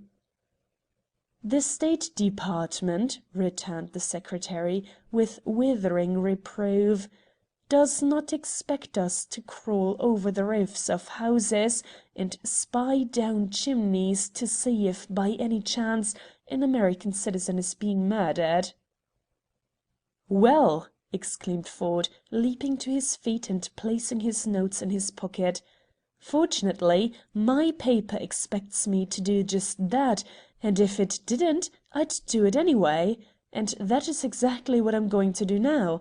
Don't tell the others in the embassy, and for heaven's sake, don't tell the police. Jimmy, get me a taxi. And you," he commanded, pointing at the one who had brought the note, "are coming with me to Sowell Street to show me where you picked up that paper." On the way to Sowell Street, Ford stopped at a newspaper agency and paid for the insertion that afternoon of the same advertisement in 3 newspapers. It read, "If hansom cab driver who last week carried note found in street to American Embassy will mail his address to XXX, care of Globe, he will be rewarded." From the nearest police office he sent to his paper the following cable: "Query our local correspondent, Dalesville, Kentucky, concerning Dosia Pearsall Dale. Is she of sound mind? Is she heiress? Who controls her money? what her business relations with her uncle Charles Rolfe Pearsall, what her present address. If any questions, say inquiries come from solicitors of Englishman who wants to marry her. Rush answer. Sowell Street is a dark, dirty little thoroughfare, running for only 1 block, parallel to Harley Street. Like it, it is decorated with the brass plates of physicians and the red lamps of surgeons, but just as the medical men in Harley Street, in keeping with that thoroughfare, are broad, open, and with nothing to conceal, so those of Sowell Street, like their hiding-place, shrink from observation, and their lives are as sombre, secret, and dark as the street itself. Within 2 turns of it Ford dismissed the taxicab. Giving the soiled person a half-smoked cigarette, he told him to walk through Sowell Street, and when he reached the place where he had picked up the paper, to drop the cigarette as near that spot as possible. He then was to turn into Weymouth Street and wait until Ford joined him. At a distance of 50 feet, Ford followed the man and saw him, when in the middle of the block, without apparent hesitation, drop the cigarette. The house in front of which it fell was marked, like many others, by the brass plate of a doctor. As Ford passed it, he hit the cigarette with his walking stick and drove it into an area. When he overtook the man, Ford handed him another cigarette. "To make sure," he said, "go back and drop this in the place you found the paper." For a moment the man hesitated. "I might as well tell you," Ford continued, "that I knocked that last cigarette so far from where you dropped it that you won't be able to use it as a guide. So if you don't really know where you found the paper, you'll save my time by saying so." Instead of being confused by the test, the man was amused by it. He laughed appreciatively and admitted, "You've caught me out fair, governor. I want the 1/2-crown, and I dropped the cigarette as near the place as I could, but I can't do it again. It was this way," he explained. "I wasn't taking notice of the houses. I was walking along looking into the gutter for stumps. I see this paper wrapped about something round. It's a copper, I thinks, jucked out of a winder to an organ grinder. I snatches it and runs. I didn't take no time to look at the houses, but it wasn't so far from where I showed you, about the middle house in the street and on the left-hand side." Ford had never considered the man as a serious element in the problem. He believed him to know as little of the matter as he professed to know. But it was essential he could keep that little to himself. "No one will pay you for talking," Ford pointed out, "and I'll pay you to keep quiet. So if you say nothing concerning that note, at the end of 2 weeks I'll leave £2 for you with James at the embassy." The man, who believed Ford to be an agent of the police, was only too happy to escape on such easy terms. After Ford had given him £1 on account, they parted. From Wimpole Street, the amateur detective went to the nearest public telephone and called up Gerridge's Hotel. He considered his first step should be to discover if Mr. Pearsall was at that hotel or had ever stopped there. When the phone was answered, he requested that a message be delivered to Mr. Pearsall. "Please tell him," he asked, "that the clothes he ordered are ready to try on." He was informed that no one by that name was at the hotel. In a voice of concern, Ford begged to know when Mr. Pearsall had gone away, and had he left any address. "He was with you 3 weeks ago," Ford insisted. "He's an American gentleman, and there was a lady with him. She ordered a riding habit of us the same time he was measured for his clothes." After a short delay, the voice from the hotel replied that no one of the name of Pearsall had been at the hotel that winter. In apparent great disgust, Ford rang off, and took a taxicab to his rooms in Jermyn Street. There he packed a suitcase and drove to Gerridge's. It was a quiet, respectable, old-established house in Craven Street, a thoroughfare almost entirely given over to small family hotels, much frequented by Americans. After he had registered and had left his bag in his room, Ford returned to the office, and in an assured manner asked that a card on which he had written "Henry W. Page, Dalesville, Kentucky," should be taken to Mr. Pearsall. In a tone of obvious annoyance, the proprietor returned the card, saying that there was no one of that name in the hotel, and added that no such person had ever stopped there. Ford expressed the liveliest distress. "He told me I'd find him here," he protested. "He and his niece." With the garrulousness of the American abroad, he confided his troubles to the entire staff of the hotel. "We're from the same town," he explained. "That's why I must see him. He's the only man in London I know, and I've spent all my money. He said he'd give me some he owes me as soon as I reached London. If I can't get it, I'll have to go home by Wednesday's steamer," and complained bitterly, "I haven't seen the Tower nor Westminster Abbey." In a moment, Ford's anxiety to meet Mr. Pearsall was apparently lost in the wave of self-pity. In his disappointment, the appealing, pathetic figure.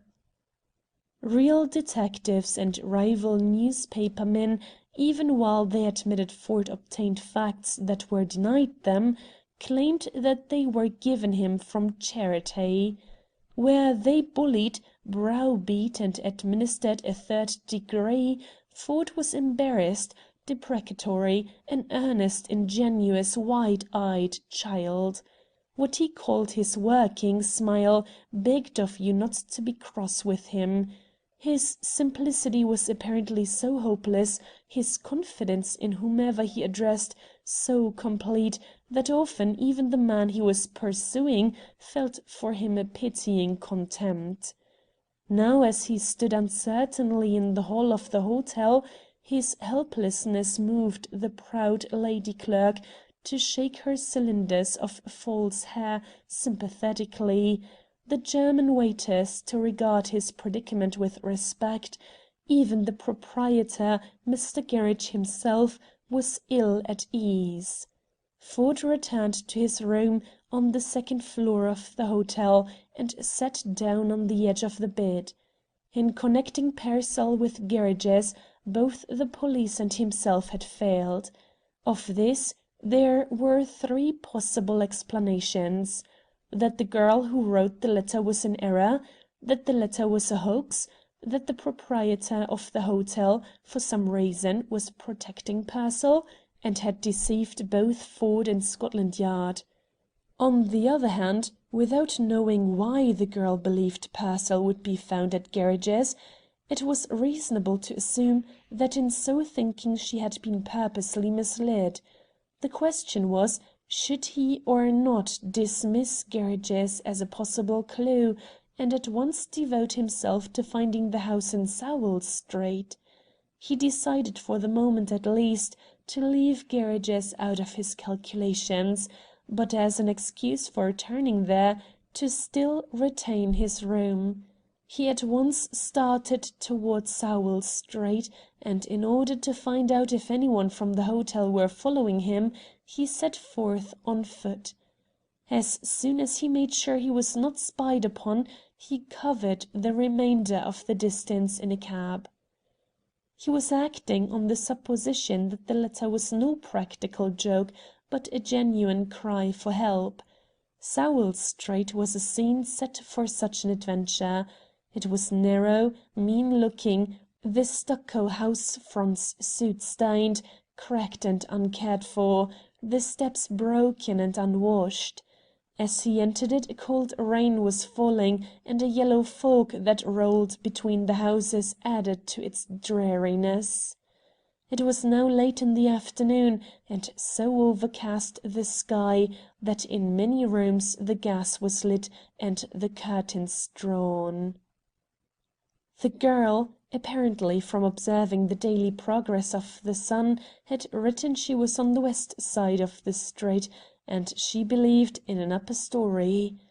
The man who picked up the note had said he had found it opposite the houses in the middle of the block.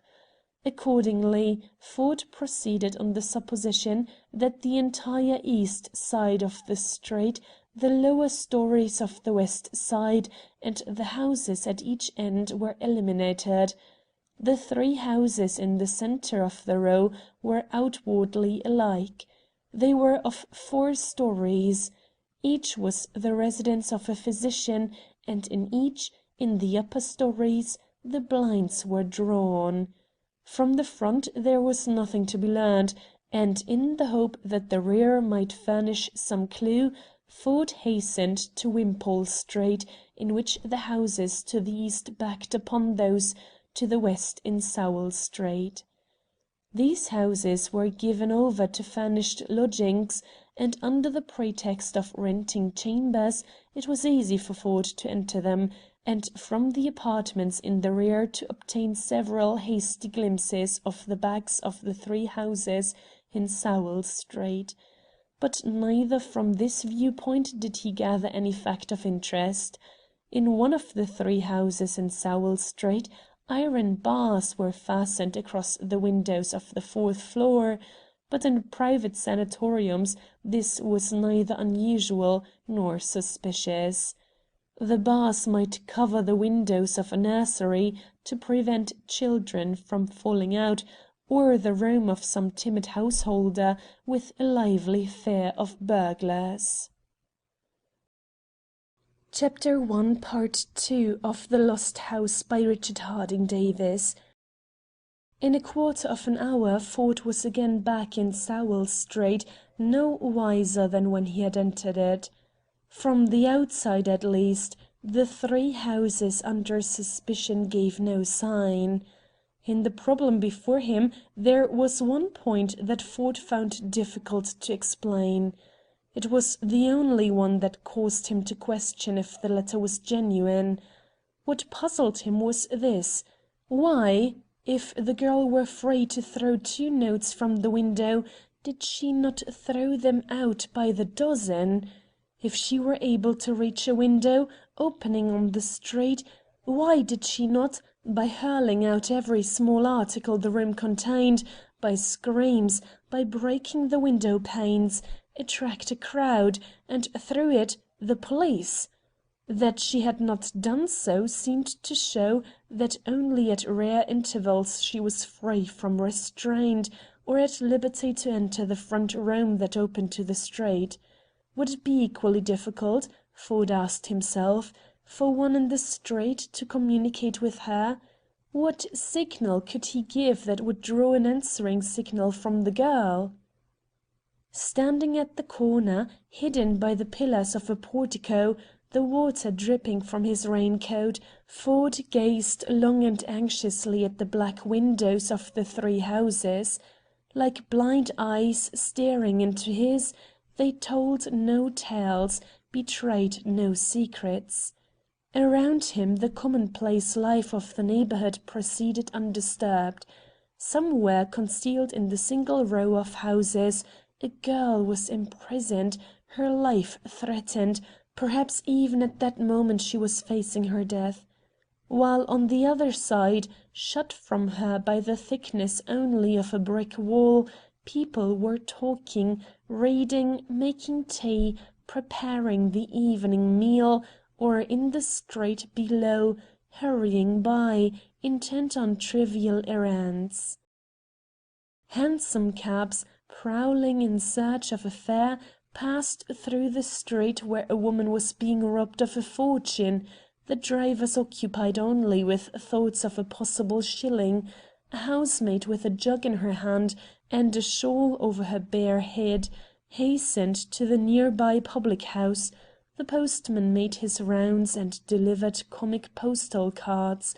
A policeman, shedding water from his shining cape, halted, gazed severely at the sky, and, unconscious of the crime that was going forward within the sound of his own footsteps, continued stolidly into Wimpole Street.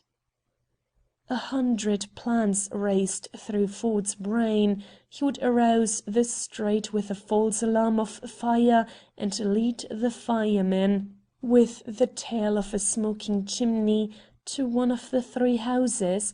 He would feign illness and, taking refuge in one of them, at night would explore the premises. He would impersonate a detective and insist upon his right to search for stolen property.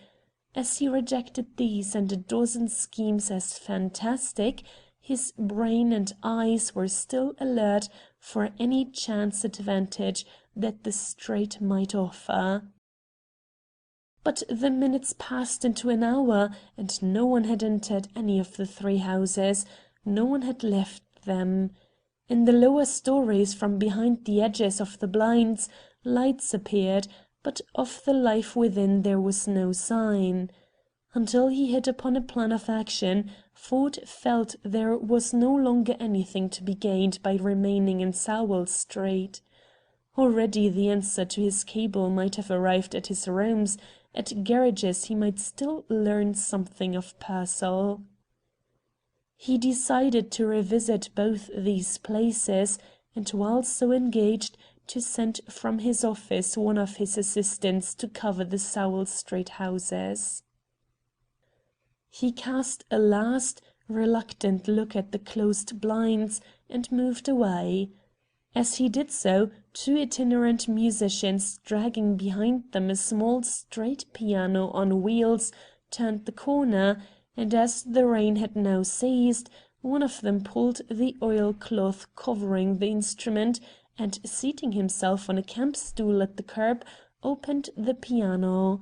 After a discouraged glance at the darkened windows, the other, in a hoarse, strident tenor, to the accompaniment of the piano, began to sing. The voice of the man was raucous, penetrating. It would have reached the recesses of a tomb. "She sells seashells on the seashore," the vocalist wailed. "The shells she sells are seashells, I'm sure." The effect was instantaneous. A window was flung open, and an indignant householder with one hand frantically waved the musicians away, and with the other threw them a copper coin. At the same moment Ford walked quickly to the piano and laid a half-crown on top of it. "Follow me to Harley Street," he commanded. "Don't hurry. Take your time. I want you to help me in a sort of practical joke. It's worth a sovereign to you." He passed on quickly. When he glanced behind him, he saw the 2 men, fearful lest the promised fortune might escape them, pursuing him at a trot. At Harley Street they halted, breathless. "How long," Ford demanded of the one who played the piano, "will it take you to learn the accompaniment to a new song?" "While you're whistling it," answered the man eagerly. "And I'm as quick at a tune as him," assured the other anxiously. "I can sing—" "You cannot," interrupted Ford. "I'm going to do the singing myself. Where is there a public house near here where we can hire a back room and rehearse?" Half an hour later, Ford and the piano player entered Sowell Street, dragging the piano behind them. The amateur detective still wore his raincoat, but his hat he had exchanged for a cap, and instead of a collar he had knotted around his bare neck a dirty kerchief. At the end of the street they halted, and in some embarrassment Ford raised his voice in the chorus of a song well known in the music halls. It was a very good voice, much too good for open-air work, as his companion had already assured him, but what was of chief importance to Ford, it carried as far as he wished it to go. Already in Wimpole Street, 4 coins of the realm, flung to him from the highest windows, had testified to its power. From the end of Sowell Street, Ford moved slowly from house to house until he was directly opposite the 3 in one of which he believed the girl to be. "We will try the new songs here," he said. Night had fallen, and except for the gas lamps the street was empty, and in such darkness that even without his disguise Ford ran no risk of recognition. His plan was not new. It dated from the days of Richard the Lion-Hearted, but if the prisoner were alert and intelligent, even though she could make no answer, Ford believed through his effort she would gain courage, would grasp that from the outside a friend was working toward her. All he knew of the prisoner was that she came from Kentucky. Ford fixed his eyes on the house opposite and cleared his throat. The man struck the opening chords, and in a high baritone and in a Cockney accent that made even the accompanist grin, Ford lifted his voice. "The sun shines bright on my old Kentucky home," he sang. "'Tis summer, and the darkies are gay." He finished the song, but there was no sign. For all the impression he had made upon Sowell Street, he might have been singing in his chambers. "And now the other," commanded Ford. The house fronts echoed back the cheering notes of "Dixie." Again Ford was silent, and again the silence answered him. The accompanist glared disgustedly at the darkened windows. "They don't know them songs," he explained professionally. "Give 'em 'Molly Married the Marquis.'" "I'll sing the first one again," said Ford. Once more he broke into the pathetic cadences of the old Kentucky home. But there was no response. He was beginning to feel angry, absurd. He believed he had wasted precious moments, and even as he sang, his mind was already working upon a new plan. The song ceased, unfinished. "It's no use," he exclaimed. Remembering himself, he added, "We'll try the next street." But even as he spoke he leaped forward. Coming apparently from nowhere, something white sank through the semi-darkness and fell at his feet. It struck the pavement directly in front of the middle one of the 3 houses. Ford fell upon it and clutched it in both hands. It was a woman's glove. Ford raced back to the piano. "Once more!" he cried. "Play Dixie!" He shouted out the chorus exultantly, triumphantly. Had he spoken it in words, the message could not have carried more clearly. Ford now believed he had found the house, found the woman, and was eager only to get rid of his companion and, in his own person, return to Sowell Street. But lest the man might suspect there was in his actions something more serious than a practical joke, he forced himself to sing the new songs in 3 different streets. Then, pretending to tire of his prank, he paid the musician and left him. He was happy, exultant, tingling with excitement. Good luck had been with him, and hoping that Gerridge's might yet yield some clue to Pearsall, he returned there. Calling up the London office of the Republic, he directed that one of his assistants, an English lad named Cuthbert, should at once join him at that hotel. Cuthbert was but just out of Oxford. He wished to become a writer of fiction, and as a means of seeing many kinds of life at first hands, was in training as a pressman. His admiration for Ford amounted to almost hero worship, and he regarded an assignment with his chief as a joy and an honor. Full of enthusiasm, and as soon as a taxicab could bring him, he arrived at Gerridge's, where, in a corner of the deserted coffee-room, Ford explained the situation. Until he could devise a way to enter the Sowell Street house, Cuthbert was to watch over it. "The number of the house is 40, Ford told him. "The name on the door plate, Dr. Prothero. Find out everything you can about him, without letting anyone catch you at it. Better begin at the nearest chemist's. Say you are on the verge of a nervous breakdown, and ask the man to mix you a sedative, and recommend a physician. Show him Prothero's name and address on a piece of paper, and say Prothero has been recommended to you as a specialist on nervous troubles. Ask what he thinks of him. Get him to talk. Then visit the tradespeople and the public houses in the neighborhood, and say you are from some West End shop where Prothero wants to open an account. They may talk, especially if his credit is bad. And if you find out enough about him to give me a working basis, I'll try to get into the house tonight. Meanwhile, I'm going to make another quick search of this hotel for Pearsall. I'm not satisfied he has not been here, for why should Miss Dale, with all the hotels in London to choose from, have named this particular one, unless she had good reason for it? Now go and meet me in an hour in Sowell Street."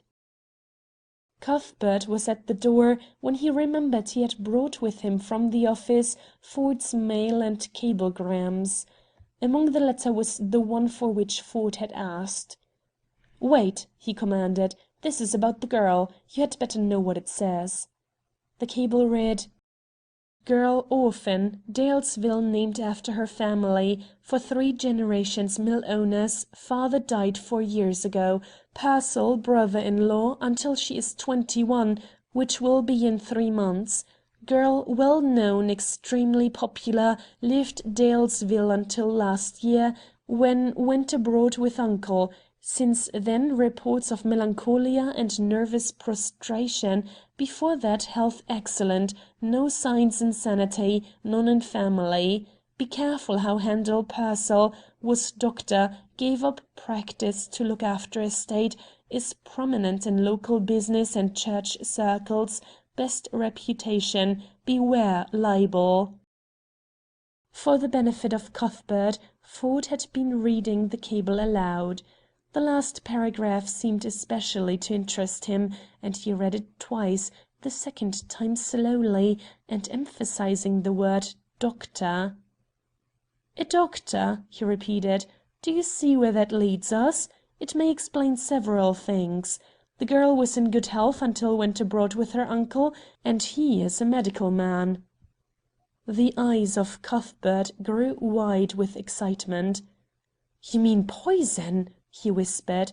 "Slow poison?" "Beware libel," laughed Ford nervously, his own eyes lit with excitement.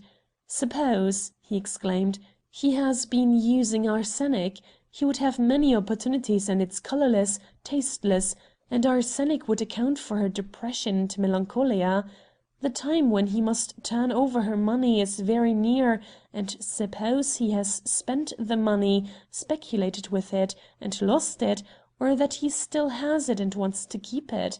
In 3 months she will be of age, and he must make an accounting. The arsenic does not work fast enough.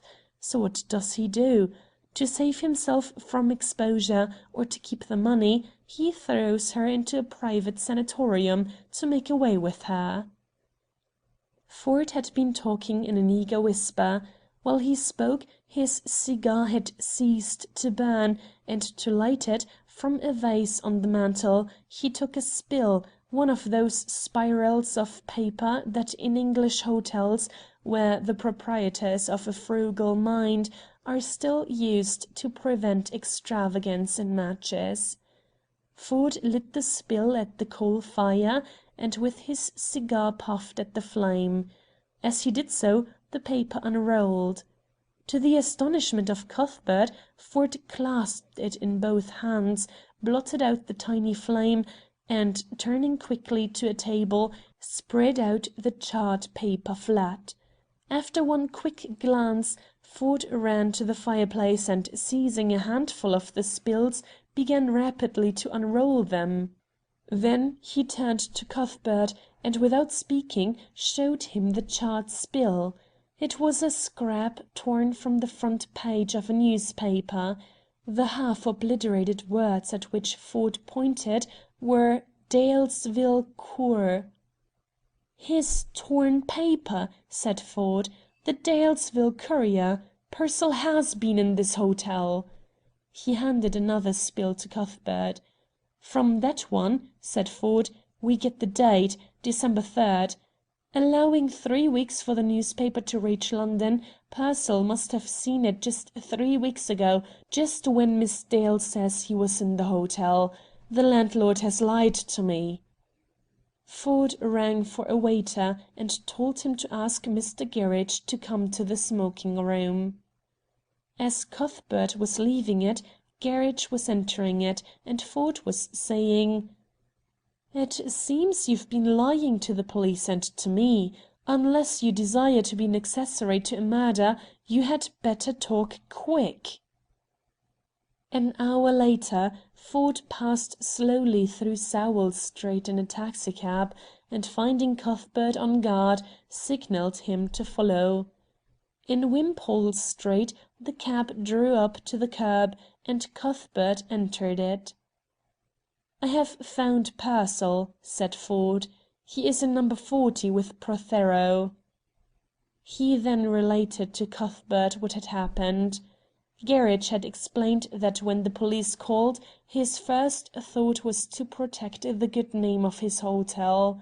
He had denied any knowledge of Pearsall, only because he no longer was a guest, and as he supposed Pearsall had passed out of his life, he saw no reason why, through an arrest and a scandal, his hotel should be involved. Believing Ford to be in the secret service of the police, he was now only too anxious to clear himself of suspicion by telling all he knew. It was but little. Pearsall and his niece had been at the hotel for 3 days. During that time the niece, who appeared to be an invalid, remained in her room. On the evening of the 3rd day, while Pearsall was absent, a call from him had come for her by telephone, on receiving which Miss Dale had at once left the hotel, apparently in great agitation. That night she did not return, but in the morning Pearsall came to collect his and her luggage and to settle his account. He explained that a woman relative living at the Langham Hotel had been taken suddenly ill, and had sent for him and his niece. Her condition had been so serious that they had remained with her all night, and his niece still was at her bedside. The driver of a four-wheeler, who for years had stood on the cab rank in front of Gerridge's, had driven Pearsall to the Langham.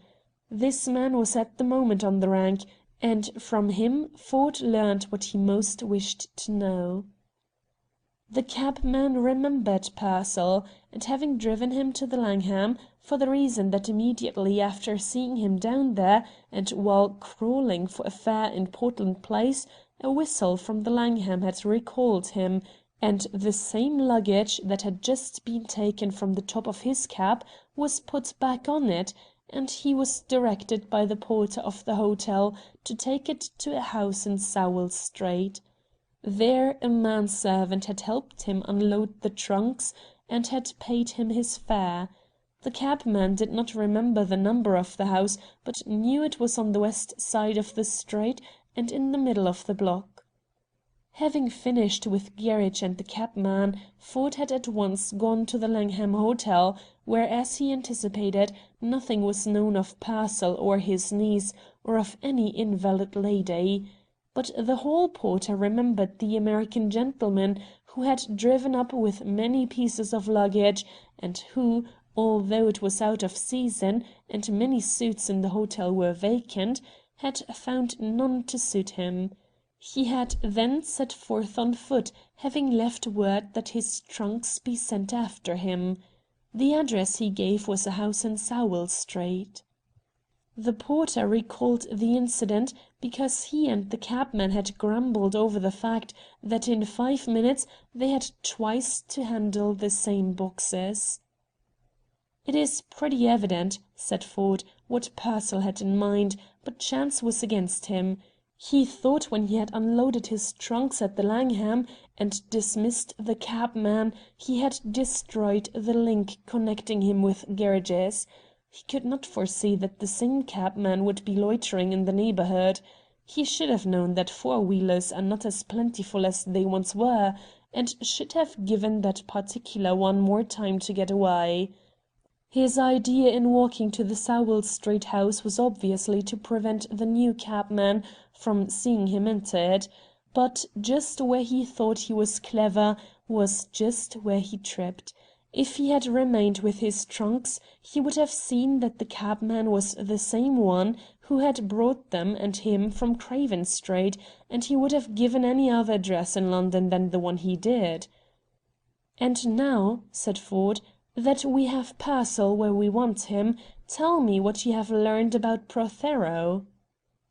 Cuthbert smiled importantly and produced a piece of paper scribbled over with notes. "Prothero," he said, "seems to be this sort of man. If he made your coffee for you, before you tasted it you'd like him to drink a cup of it first." Chapter 2, Part 1 of The Lost House by Richard Harding Davis. "Prothero," said Cuthbert, "is a man of mystery. As soon as I began asking his neighbors questions, I saw that he was of interest and that I was of interest. I saw they did not believe I was an agent of a West End shop, but a detective. So they wouldn't talk at all, or else they talked freely, and from one of them, a chemist named Needham, I got all I wanted. He's had lawsuit against Prothero and hates him. Prothero got him to invest in a medicine to cure the cocaine habit. Needham found the cure was no cure, but cocaine disguised. He sued for his money, and during the trial the police brought in Prothero's record. Needham let me copy it, and it seems to embrace every crime except treason. The man is a Russian Jew. He was arrested and prosecuted in Warsaw, Vienna, Berlin, Belgrade, all over Europe, until finally the police drove him to America. There he was an editor of an anarchist paper, a blackmailer, a doctor of hypnotism, a clairvoyant, and a professional bigamist. His game was to open rooms as a clairvoyant and advise silly women how to invest their money. When he found out which of them had the most money, he would marry her, take over her fortune, and skip. In Chicago, he was tried for poisoning one wife, and the trial brought out the fact that two others had died under suspicious circumstances, and that there were three more unpoisoned, but anxious to get back their money. He was sentenced to 10 years for bigamy, but pardoned because he was supposed to be insane and dying. Instead of dying, he opened a sanatorium in New York to cure victims of the drug habit. In reality, it was a sort of high-priced opium den. The place was raided, and he jumped his bail and came to this country. Now he is running his private hospital in Sowell Street. Needham says it's a secret rendezvous for dope fiends.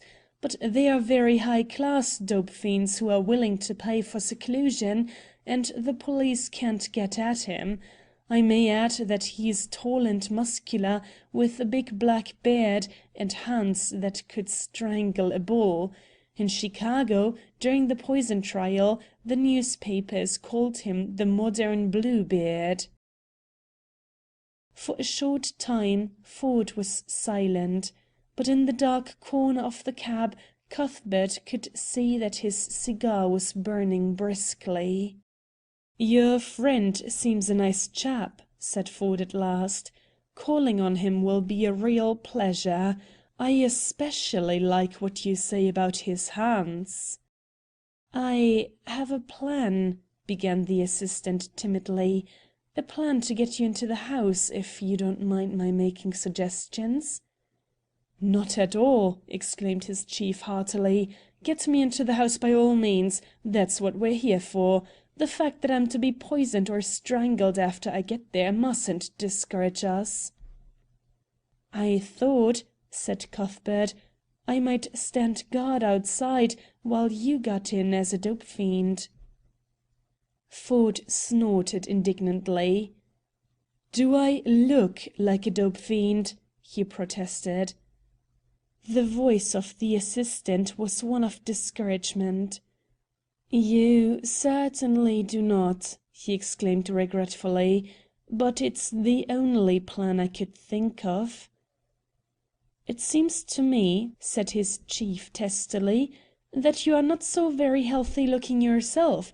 What's the matter with your getting inside as a dope fiend and my standing guard?" "But I wouldn't know what to do after I got inside," complained the assistant. "And you would. You are so clever."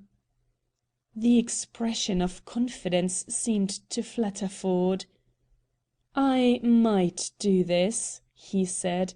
"I might pretend I was recovering from a heavy spree and ask to be taken care of until I am sober. Or I could be a very good imitation of a man on the edge of a nervous breakdown. I haven't been 5 years in the newspaper business without knowing all there is to know about nerves. That's it," he cried. "I will do that. And if Mr. Bluebeard Svengali, the strangler of Paris person, won't take me in as a patient, we'll come back with a couple of axes and break in. But we'll try the nervous breakdown first, and we'll try it now. I will be a naval officer," declared Ford. "I made the round-the-world cruise with our fleet as a correspondent, and I know enough sea slang to fool a medical man. I am a naval officer whose nerves have gone wrong. I have heard of his sanatorium through—" "How?" asked Ford sharply. "Have I heard of his sanatorium?" "You saw his advertisement in the Daily World," prompted Cuthbert. "Home of Convalescents. Mental and nervous troubles cured." "And," continued Ford, "I have come to him for rest and treatment. My name is Lieutenant Henry Grant. I arrived in London 2 weeks ago on the Mauretania, but my name was not on the passenger list because I did not want the Navy Department to know I was taking my leave abroad. I have been stopping at my own address in Jermyn Street, and my references are yourself, the Embassy, and my landlord. You will telephone him at once that, if anyone asks after Henry Grant, he is to say what you tell him to say. And if anyone sends for Henry Grant's clothes, he is to send my clothes." "But you don't expect to be there as long as that?" exclaimed Cuthbert. "I do not," said Ford. "But if he takes me in I must make a bluff of sending for my things. No, either I will be turned out in 5 minutes, or if he accepts me as a patient, I will be there until midnight. If I cannot get the girl out of the house by midnight, it will mean that I can't get out myself, and you had better bring the police and the coroner." "Do you mean it?" asked Cuthbert. "I most certainly do," exclaimed Ford. "Until 12 I want a chance to get this story exclusively for our paper. If she is not free by then, it means I have fallen down on it, and you and the police are to begin to batter in the doors." The two young men left the cab, and at some distance from each other walked to Sowell Street. At the house of Dr. Prothero, Ford stopped and rang the bell. From across the street, Cuthbert saw the door open and the figure of a man of almost gigantic stature block the doorway. For a moment he stood there, and then Cuthbert saw him step to one side, saw Ford enter the house, and the door close upon him. Cuthbert at once ran to a telephone, and having instructed Ford's landlord as to the part he was to play, returned to Sowell Street. There, in a state nearly approaching a genuine nervous breakdown, he continued his vigil. Even without his criminal record to cast a glamour over him, Ford would have found Dr. Prothero a disturbing person. His size was enormous, his eyes piercing, sinister, unblinking, and the hands that could strangle a bull, and with which as though to control himself he continually pulled at his black beard, were gigantic, of a deadly white, with fingers long and prehensile. In his manner he had all the suave insolence of the Oriental and the suspicious alertness of one constantly on guard, but also, as Ford at once noted, of one wholly without fear. He had not been over a moment in his presence before the reporter felt that to successfully lie to such a man might be counted as a triumph. Prothero opened the door into a little office leading off the hall, and switched on the electric lights.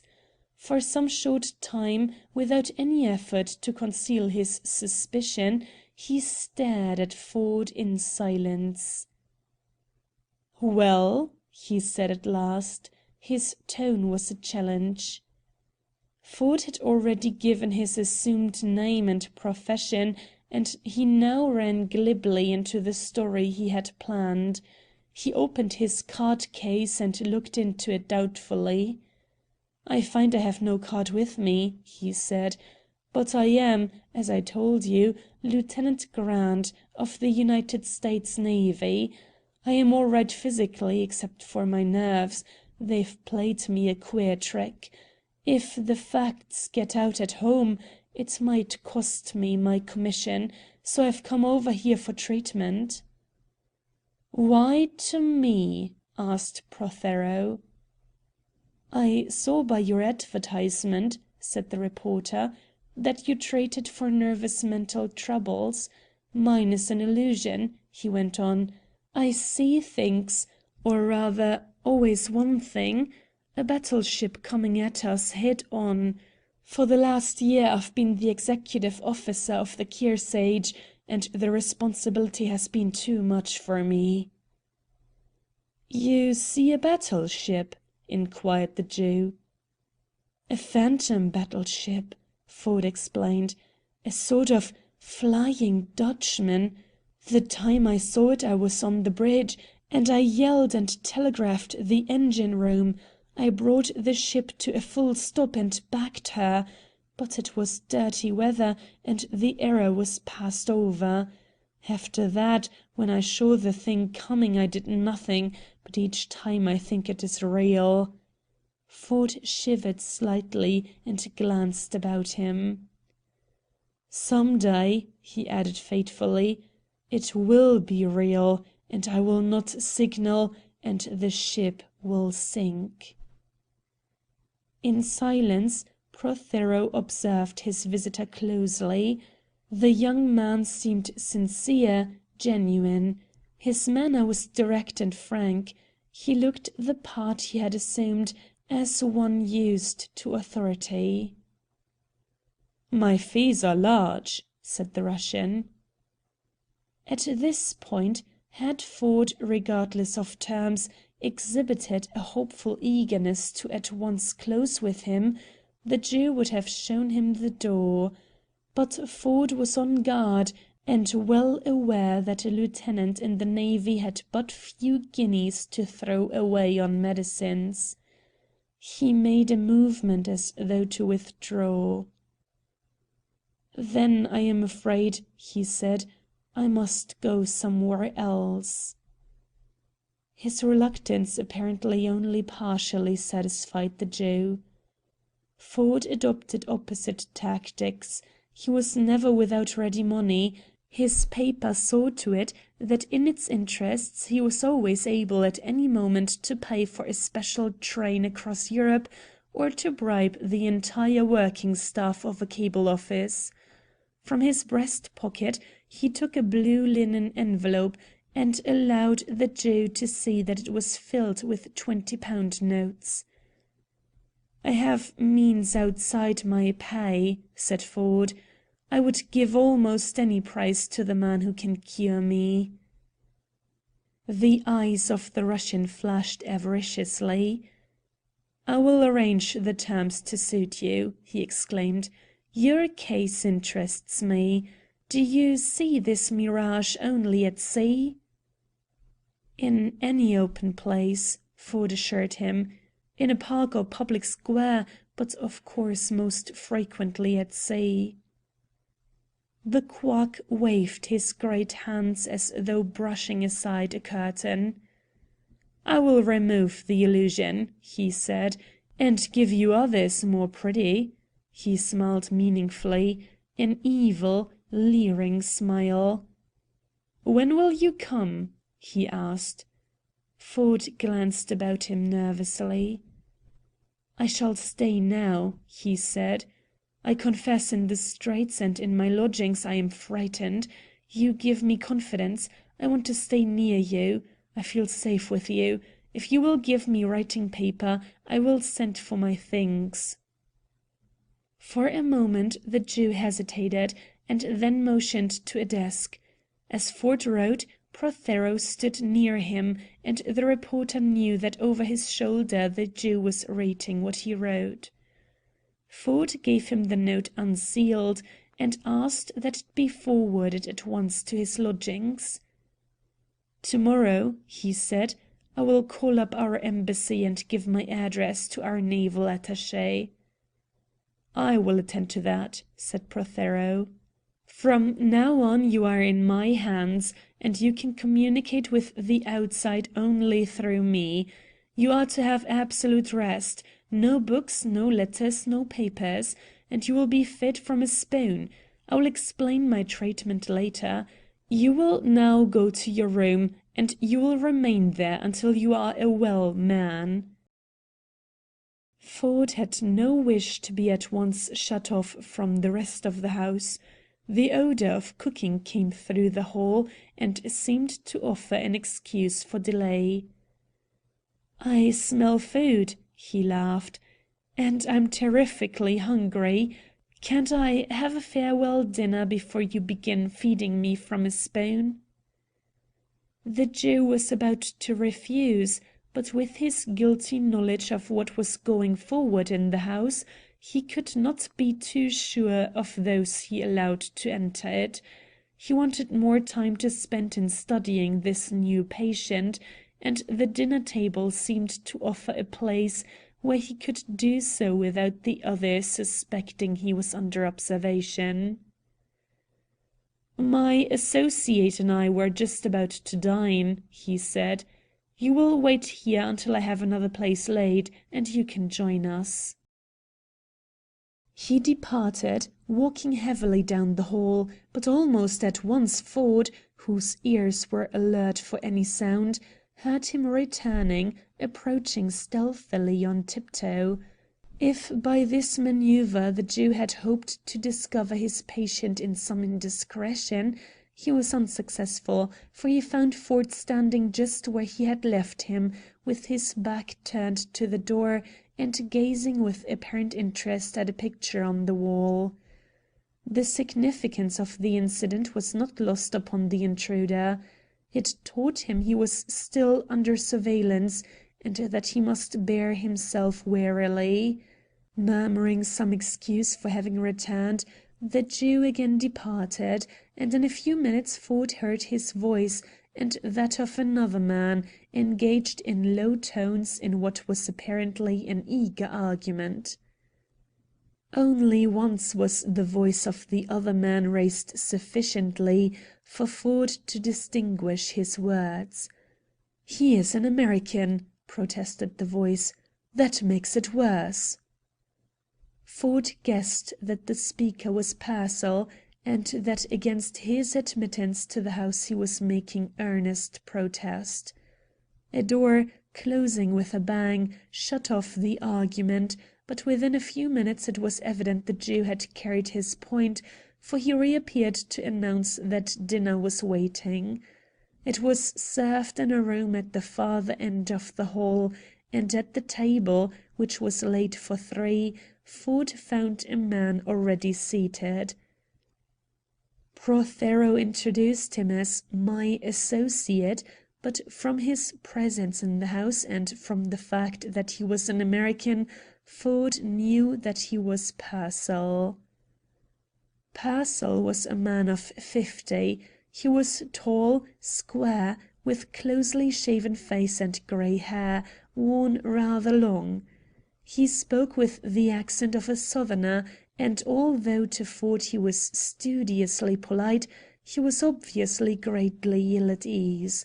He had the abrupt, inattentive manners, the trembling fingers and quivering lips of one who had long been a slave to the drug habit, and who now, with difficulty, was holding himself in hand. Throughout the dinner, speaking to him as though interested only as his medical advisers, the Jew, and occasionally the American, sharply examined and cross-examined their visitor. But they were unable to trip him in his story or to suggest that he was not just what he claimed to be. When the dinner was finished, the three men, for different reasons, were each more at his ease. Both Pearsall and Prothero believed from the new patient they had nothing to fear, and Ford was congratulating himself that his presence at the house was firmly secure. "I think," said Pearsall, "we should warn Mr. Grant that there are in the house other patients who, like himself, are suffering from nervous disorders. At times some silly neurotic woman becomes hysterical and may take an outcry or scream. He must not think—" "That's all right," Ford reassured him cheerfully. "I expect that. In a sanatorium it must be unavoidable." As he spoke, as though by a signal prearranged, there came from the upper portion of the house a scream, long, insistent. It was the voice of a woman, raised in appeal, in protest, shaken with fear. Without for an instant regarding it, the two men fastened their eyes upon the visitor. The hand of the Jew dropped quickly from his beard and slid to the inside pocket of his coat. With eyes apparently unseeing, Ford noted the movement. "He carries a gun," was his mental comment, "and he seems perfectly willing to use it." Aloud he said, "That, I suppose, is one of them?" Prothero nodded gravely and turned to Pearsall. "Will you attend her?" he asked. As Pearsall rose and left the room, Prothero rose also. "You will come with me," he directed, "and I will see you settle in your apartment. Your bag has arrived and is already there." The room to which the Jew led him was the front one on the second story. It was in no way in keeping with a sanatorium or a rest cure. The walls were hidden by dark blue hangings, in which sparkled tiny mirrors. The floor was covered with Turkish rugs, the lights concealed inside lamps of dull brass bedecked with crimson tassels. In the air were the odors of stale tobacco smoke, of cheap incense, and the sickly, sweet smell of opium. To Ford, the place suggested a cigar divan rather than a bedroom, and he guessed correctly that when Prothero had played at palmistry and clairvoyance, this had been the place where he received his dupes. But the American expressed himself pleased with his surroundings, and while Prothero remained in the room, busied himself with unpacking his bag. On leaving him, the Jew halted in the door, and delivered himself of a little speech. His voice was stern, sharp, menacing. "Until you are cured," he said, "you will not put your foot outside this room. In this house are other inmates who, as you have already learned, are in a highly nervous state. The brains of some are unbalanced. With my associate and myself they are familiar, but the sight of a stranger roaming through the halls might upset them. They might attack you, might do you bodily injury. If you wish for anything, ring the electric bell beside your bed and an attendant will come. But you yourself must not leave the room." Chapter 2, Part 2 of The Lost House by Richard Harding Davis. Chapter 2, Part 2. He closed the door, and Ford, seating himself in front of the coal fire, hastily considered his position. He could not persuade himself that, strategically, it was a satisfactory one. The girl he sought was on the top or fourth floor, he on the second. To reach her he would have to pass through well-lighted halls, up 2 flights of stairs, and try to enter a door that would undoubtedly be locked. On the other hand, instead of wandering about in the rain outside the house, he was now established on the inside as an inmate. Had there been time for a siege, he would have been confident of success. But there was no time. The written call for help had been urgent. Also the scream he had heard, while the manner of the 2 men had shown that to them it was commonplace, was to him a spur of instant action.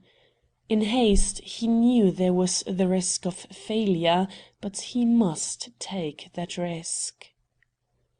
He wished first to assure himself that Cuthbert was within call, and to that end put out the lights and drew aside the curtains that covered the window. Outside, the fog was rolling between the house fronts, both rain and snow were falling heavily, and a solitary gas lamp showed only a deserted and dripping street. Cautiously, Ford lit a match and for an instant let the flame flare. He was almost at once rewarded by the sight of an answering flame that flickered from a dark doorway. Ford closed the window, satisfied that his line of communication with the outside world was still intact. The faithful Cuthbert was on guard. Ford rapidly reviewed each possible course of action. These were several, but to lead any one of them to success, he saw that he must possess a better acquaintance with the interior of the house. Especially was it important that he should obtain a line of escape other than the one down the stairs to the front door. The knowledge that in the rear of the house there was a means of retreat by a servant's stairway, or over the roof of an adjoining building, or by a friendly fire escape, would at least lend him confidence in his adventure. Accordingly, in spite of Prothero's threat, he determined at once to reconnoitre. In case of his being discovered outside his room, he would explain his electric bell was out of order, that when he rang no servant had answered, and that he had sallied forth in search of one. To make this plausible, he unscrewed the cap of the electric button in the wall, and with his knife cut off enough of the wire to prevent a proper connection. He then replaced the cap and, opening the door, stepped into the hall. The upper part of the house was sunk in silence, but rising from the dining-room below, through the opening made by the stairs, came the voices of Prothero and Pearsall. And mixed with their voices came also the sharp hiss of water issuing from a siphon. The sound was reassuring. Apparently, over their whisky and soda, the 2 men were still lingering at the dinner table. For the moment, then, so far at least as they were concerned, The coast was clear. Stepping cautiously and keeping close to the wall, Ford ran lightly up the stairs to the hall of the third floor.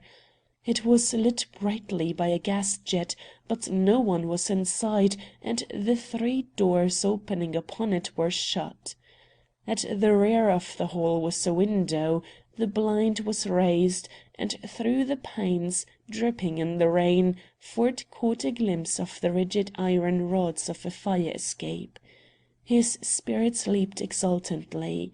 If necessary, by means of this scaling ladder he could work entirely from the outside.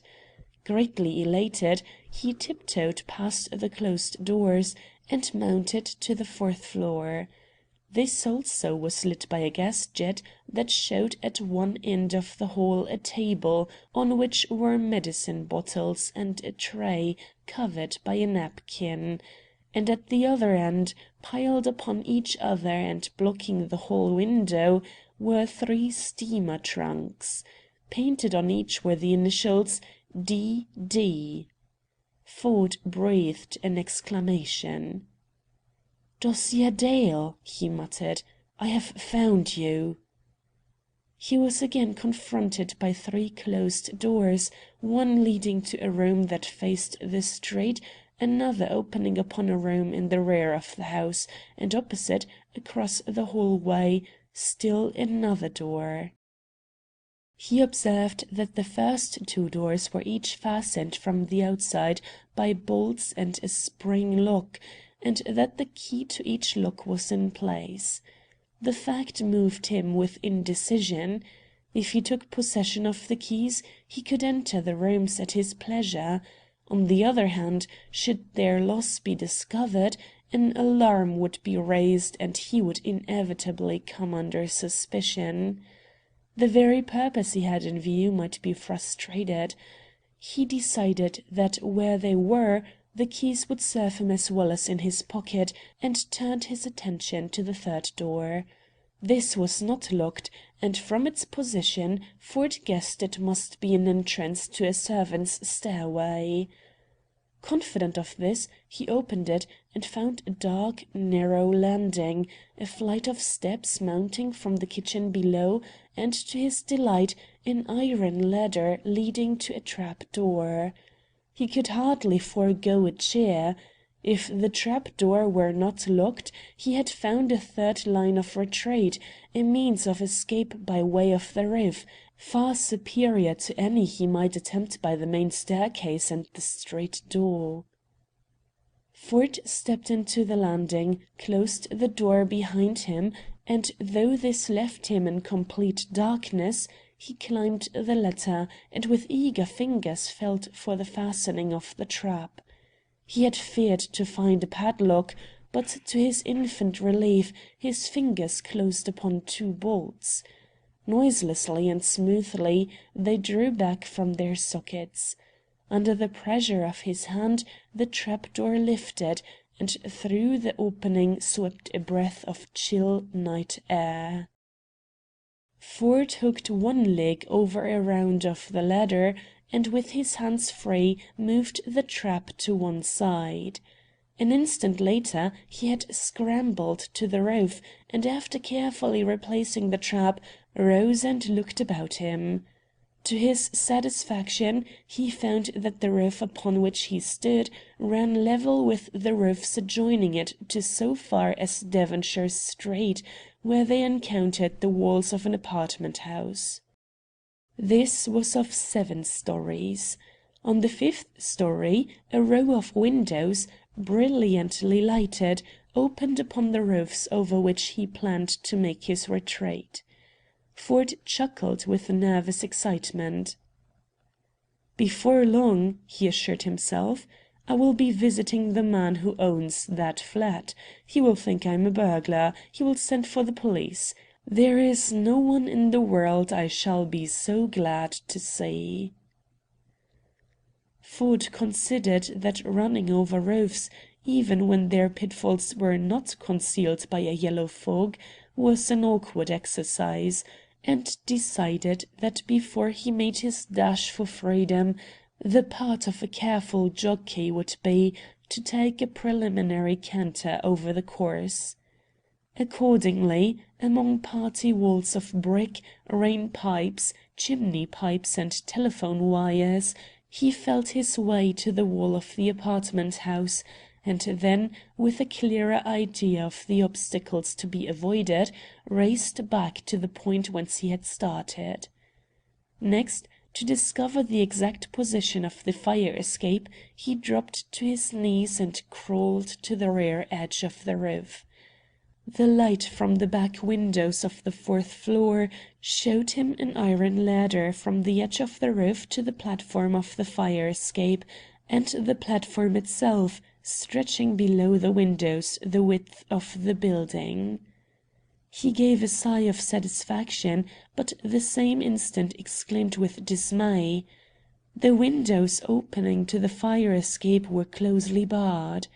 For a moment he was unable to grasp why a fire-escape should be placed where escape was impossible, until he recognized that the ladder must have been erected first and the iron bars later, probably only since Miss Dale had been made a prisoner.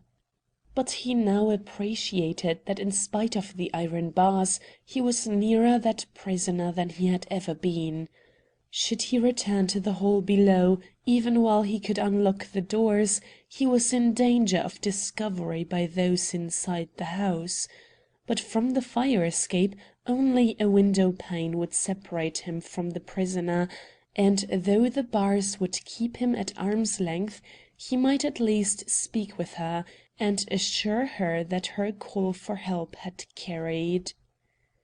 He grasped the sides of the ladder and dropped to the platform.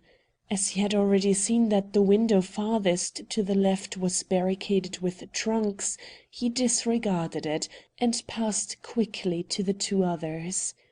Behind both of these, linen shades were lowered, but to his relief he found that in the middle window the lower sash, as though for ventilation, was slightly raised, leaving an opening of a few inches.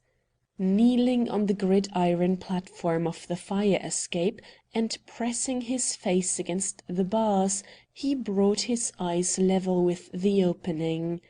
Owing to the lowered window blind, he could see nothing in the room, nor could he distinguish any sound until above the drip and patter of the rain there came to him the peaceful ticking of a clock and the rattle of coal falling to the fender.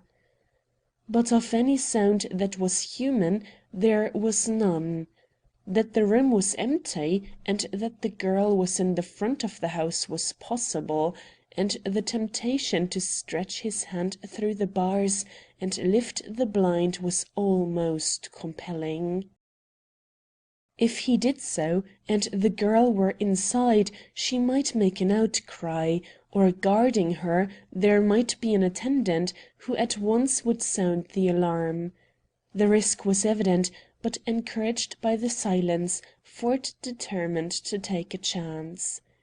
Slipping one hand between the bars, he caught the end of the blind, and pulling it gently down, let the spring draw it upward.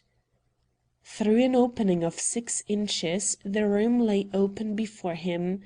He saw a door leading to another room, at one side an iron cot, and in front of the coal fire, facing him, a girl seated in a deep armchair. A book lay on her knees. She was intently reading. The girl was young, and her face, in spite of an unnatural pallor and an expression of deep melancholy, was one of extreme beauty. She wore over a night-dress a long loose wrapper corded at the waist, and as though in readiness for the night, her black hair had been drawn back into smooth, heavy braids.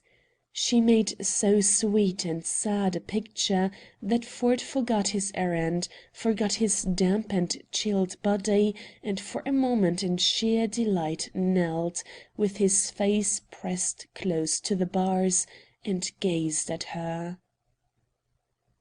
A movement on the part of the girl brought him to his senses. She closed the book, and leaning forward, rested her chin upon the hollow of her hand and stared into the fire. Her look was one of complete and hopeless misery. Ford did not hesitate. The girl was alone, but that at any moment an attendant might join her was probable, and the rare chance that now offered would be lost. He did not dare to speak or by any sound attract her attention, but from his breast pocket he took the glove thrown to him from the window, and with a jerk tossed it through the narrow opening. It fell directly at her feet. She had not seen the glove approach, but the slight sound it made falling caused her to start and turn her eyes toward it. Through the window, breathless, and with every nerve drawn taut, Ford watched her. For a moment, partly in alarm, partly in bewilderment, she sat motionless, regarding the glove with eyes fixed and staring. Then she lifted them to the ceiling, in quick succession to each of the closed doors, and then to the window. In his race across the roofs, Ford had lacked the protection of a hat, and his hair was plastered across his forehead, his face was streaked with soot and snow, his eyes shone with excitement, but at sight of this strange apparition the girl made no sign. Her alert mind had in an instant taken in the significance of the glove, and for her what followed could have but one meaning. She knew that no matter in what guise he came, the man whose face was now pressed against the bars was a friend. With a swift, graceful movement she rose to her feet, crossed quickly to the window, and sank upon her knees. "Speak in a whisper," she said, "and speak quickly. You are in great danger." That her first thought was of his safety gave Ford a thrill of shame and pleasure. Until now Miss Dosia Dale had been only the chief feature in a newspaper story, the unknown quantity in a problem. She had meant no more to him than had the initials of her steamer trunk. Now, through her beauty, through the distress in her eyes, through her warm and generous nature that had disclosed itself with her first words, she became a living, breathing, lovely and lovable woman. All of the young man's chivalry leaped to the call. He had gone back several centuries. In feeling, he was a knight-errant rescuing beauty in distress from a dungeon cell. To the girl, he was a reckless young person with a dirty face and eyes that gave confidence. But though a knight-errant, Ford was a modern knight-errant. He wasted no time in explanations or pretty speeches. "In 2 minutes," he whispered, "I'll unlock your door. There's a ladder outside your room to the roof. Once we get to the roof, the rest is easy. Should anything go wrong, I'll come back by this fire escape. Wait at the window until you see the door open. Do you understand?" The girl answered with an eager nod. The color had flown to her cheek, her eyes flashed in excitement. A sudden doubt assailed Ford. "You have no time to put on any more clothes," he commanded. "I haven't got any," said the girl. The knight-errant ran up the fire escape, pulled himself over the edge of the roof, and, crossing it, dropped through the trap to the landing of the kitchen stairs. Here he expended the greater part of the 2 minutes he had allowed himself in cautiously opening the door into the hall. He accomplished this without a sound, and in one step crossed the hall to the door that held Miss Dale a prisoner. Slowly he drew back the bolts. Only the spring lock now barred him from her. With thumb and forefinger he turned the key, pushed the door gently open, and ran into the room. At the same instant, from behind him, within 6 feet of him, he heard the staircase creak. A bomb bursting could not have shaken him more rudely. He swung on his heel and found, blocking the door, the giant bulk of Prothero regarding him over the barrel of his pistol. "Don't move," said the Jew. At the sound of his voice the girl gave a cry of warning and sprang forward. "Go back," commanded Prothero. His voice was low and soft, and apparently calm, but his face showed white with rage. Ford had recovered from the shock of the surprise. He also was in a rage of mortification and bitter disappointment. "Don't point that gun at me," he blustered. The sound of leaping footsteps and the voice of Pearsall echoed from the floor below. "Have you got him?" he called. Prothero made no reply, nor did he lower his pistol.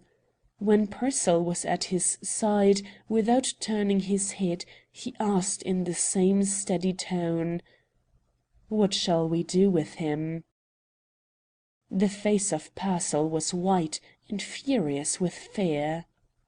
"I told you!" he stormed. "Never mind what you told me," said the Jew. "What shall we do with him? He knows." Ford's mind was working swiftly. He had no real fear of personal danger for the girl or himself. The Jew, he argued, was no fool. He would not risk his neck by open murder. And as he saw it, escape with the girl might still be possible. He had only to conceal from Prothero his knowledge of the line of retreat over the housetops, explain his rain-soaked condition, and wait a better chance. To this he proceeded to lie briskly and smoothly. "Of course I know," he taunted. He pointed to his dripping garments. "Do you know where I've been? In the street, placing my men. I have this house surrounded. I am going to walk down those stairs with this young lady. If you try to stop me, I have only to blow my police whistle." "And I will blow your brains out," interrupted the Jew. It was a most unsatisfactory climax. "You have not been in the street," said Prothero. "You are wet because you hung out of your window signalling to your friend. Do you know why he did not answer your second signal? Because he is lying in an area with a knife in him." "You lie!" cried Ford. "You lie," retorted the Jew quietly, "when you say your men surround this house. You are alone. You are not in the police service. You are a busybody meddling with men who think as little of killing you as they did of killing your friend. My servant was placed to watch your window, saw your signal, reported to me, and I found your assistant and threw him into an area with a knife in him." Ford felt the story was untrue. Prothero was trying to frighten him. Out of pure bravado no sane man would boast of murder. But, and at the thought Ford felt a touch of real fear, was the man sane? It was a most unpleasant contingency. Between a fight with an angry man and an insane man, the difference was appreciable. From this new viewpoint, Ford regarded his adversary with increased wariness. He watched him as he would a mad dog. He regretted extremely he had not brought his revolver. With his automatic pistol still covering Ford, Prothero spoke to Pearsall. "I found him," he recited, as though testing the story he would tell later. prowling through my house at night. Mistaking him for a burglar, I killed him. The kitchen window will be found open, with the lock broken, showing how he gained an entrance. Why not?" he demanded. "Because," protested Pearsall in terror, "the man outside will tell."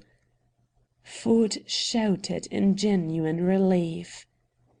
"Exactly!" he cried. "The man outside who is not down an area with a knife in him, but who at this moment is bringing the police. He will tell." As though he had not been interrupted, Prothero continued thoughtfully. "What they may say he expected to find here I can explain away later. The point is that I found a strange man, hatless, dishevelled, prowling in my house. I called on him to halt, he ran, I fired, and unfortunately killed him. An Englishman's home is his castle, an English jury—" "An English jury," said Ford briskly, "is the last thing you want to meet. It isn't a Chicago jury." The Jew flung back his head as though Ford had struck him in the face. "Ah," he purred, "you know that too, do you?" The purr increased to a snarl. "You know too much." For Pearsall, his tone seemed to bear an alarming meaning. He sprang toward Prothero and laid both hands upon his disengaged arm. "For God's sake," he pleaded, "come away. He can't hurt you, not alive. But dead he'll hang you, hang us both. We must go now, this moment." He dragged impotently at the left arm of the giant. "Come," he begged. Whether moved by Pearsall's wounds or by some thought of his own, Prothero nodded in assent. He addressed himself to Ford. "I don't know what to do with you," he said, "so I will consult with my friend outside this door. While we talk, we will lock you in. We can hear any move you make. If you raise the window or call, I will open the door and kill you, you and that woman." With a quick gesture, he swung to the door, and the spring lock snapped. An instant later, the bolts were noisily driven home. When the second bolt shot into place, Ford turned and looked at Miss Dale. "This is a hell of a note," he said. Chapter 3, Part 1 of The Lost House by Richard Harding Davis. Recording by Carolyn. Chapter 3, Part 1. Outside the locked door, the voices of the two men rose in fierce whispers. But Ford regarded them not at all. With the swiftness of a squirrel caught in a cage, he darted on tiptoe from side to side, searching the confines of his prison. He halted close to Miss Dale and pointed at the windows. "Have you ever tried to loosen those bars?" he whispered. The girl nodded and, in pantomime that spoke of failure, shrugged her shoulders. "What did you see?" demanded Ford hopefully. The girl destroyed his hope with a shake of her head and a swift smile. "Scissors," she said, "but they found them and they took them away." Ford pointed at the open grate. "Where's the poker?" he demanded. "They took that too. I bent it trying to pry the bars, so they knew." The man gave her a quick, pleased glance, then turned his eyes to the door that led into the room that looked upon the street. "Is that door locked?" "No," the girl told him, "but the door from it into the hall is fastened, like the other, with a spring lock and two bolts." Ford cautiously opened the door into the room adjoining it, and except for a bed and a wash-stand, found it empty. On tiptoe he ran to the windows. Sowell Street was deserted. He returned to Miss Dale, again closing the door between the two rooms. "The nurse," Miss Dale whispered, "when she is on duty, leaves that door open so that she can watch me. When she goes downstairs she locks and bolts the door from that room to the hall. It's locked now." "What's the nurse like?" The girl gave a shudder that seemed to Ford sufficiently descriptive. Her lips tightened in a hard, straight line. "She's not human," she said. "I begged her to help me, appealed to her in every way, then I tried a dozen times to get past her to the stairs." "Well?" The girl frowned and with a gesture signified her surroundings. "I'm still here," she said. She bent suddenly forward and, with her hand on his shoulder, turned the man so that he faced the cot. "The mattress on that bed," she whispered, "rests on two iron cords. They are loose and can be lifted. I planned to smash the lock, but the noise would have brought Prothero. But you could defend yourself with one of them." Ford had already run to the cot and dropped to his knees. He found the mattress supported on strips of iron, resting closely in sockets at the head and foot. He raised the one nearer him, and then, after a moment of hesitation, let it drop into place. "That's fine," he whispered.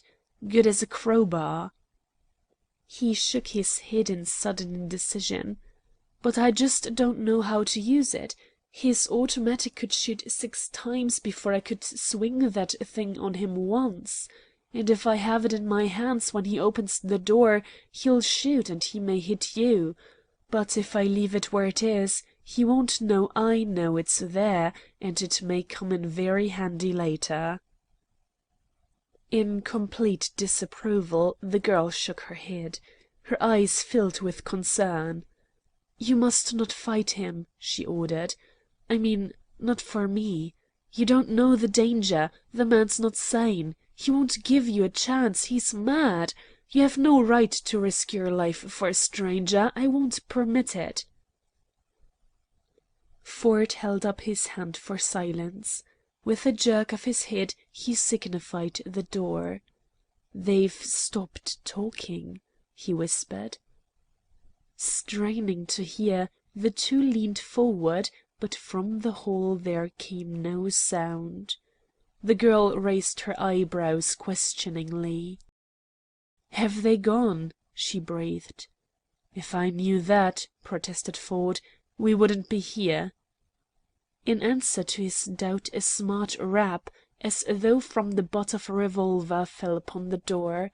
The voice of Prothero spoke sharply.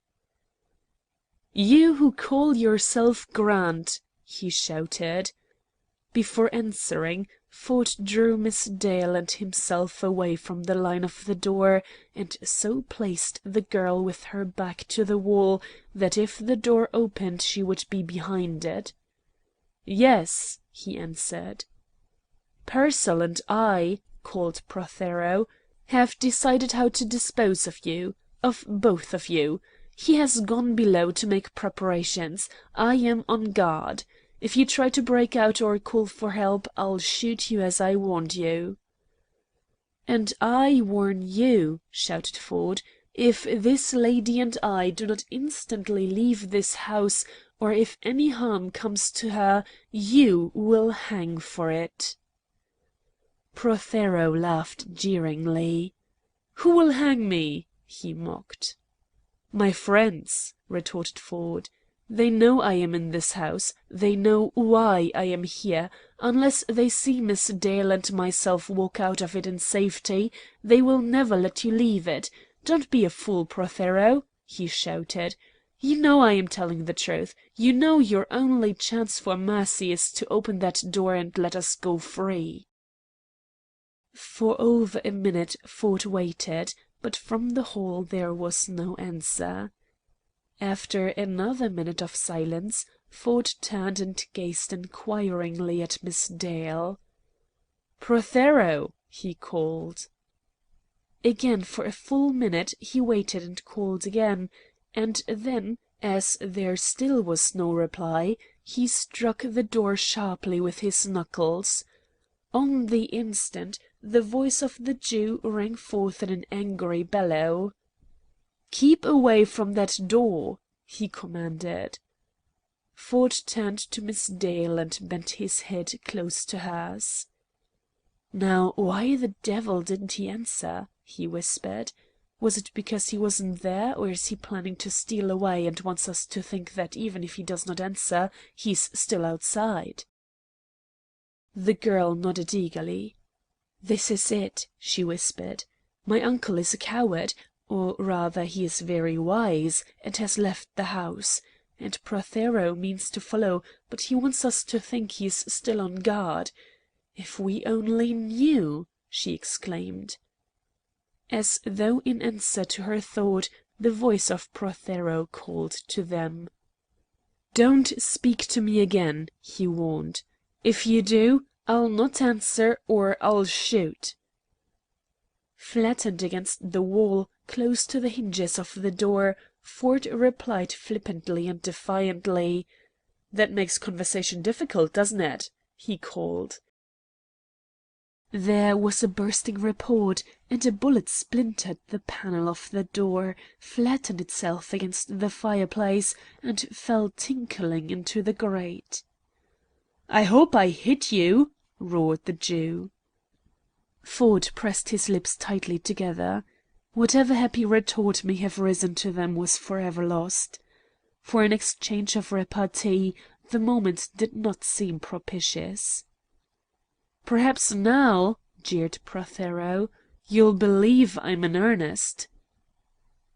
Ford still resisted any temptation to reply. He grinned apologetically at the girl, and shrugged his shoulders. Her face was white, but it was white from excitement, not from fear. "What did I tell you?" she whispered. "He is mad, quite mad." Ford glanced at the bullet hole in the panel of the door. It was on a line with his heart. He looked at Miss Dale. Her shoulder was on a level with his own, and her eyes were following his. "In case he does that again," said Ford, "we would be more comfortable sitting down." With their shoulders against the wall, the two young people sank to the floor. The position seemed to appeal to them as humorous, and when their eyes met they smiled. "To a spectator," whispered Ford encouragingly, "we might appear to be getting the worst of this, but as a matter of fact, every minute Cuthbert does not come means that the next minute may bring him." "You don't believe he was hurt?" asked the girl. "No," said Ford. "I believe Prothero found him, and I believe there may have been a fight. But you heard what Pearsall said.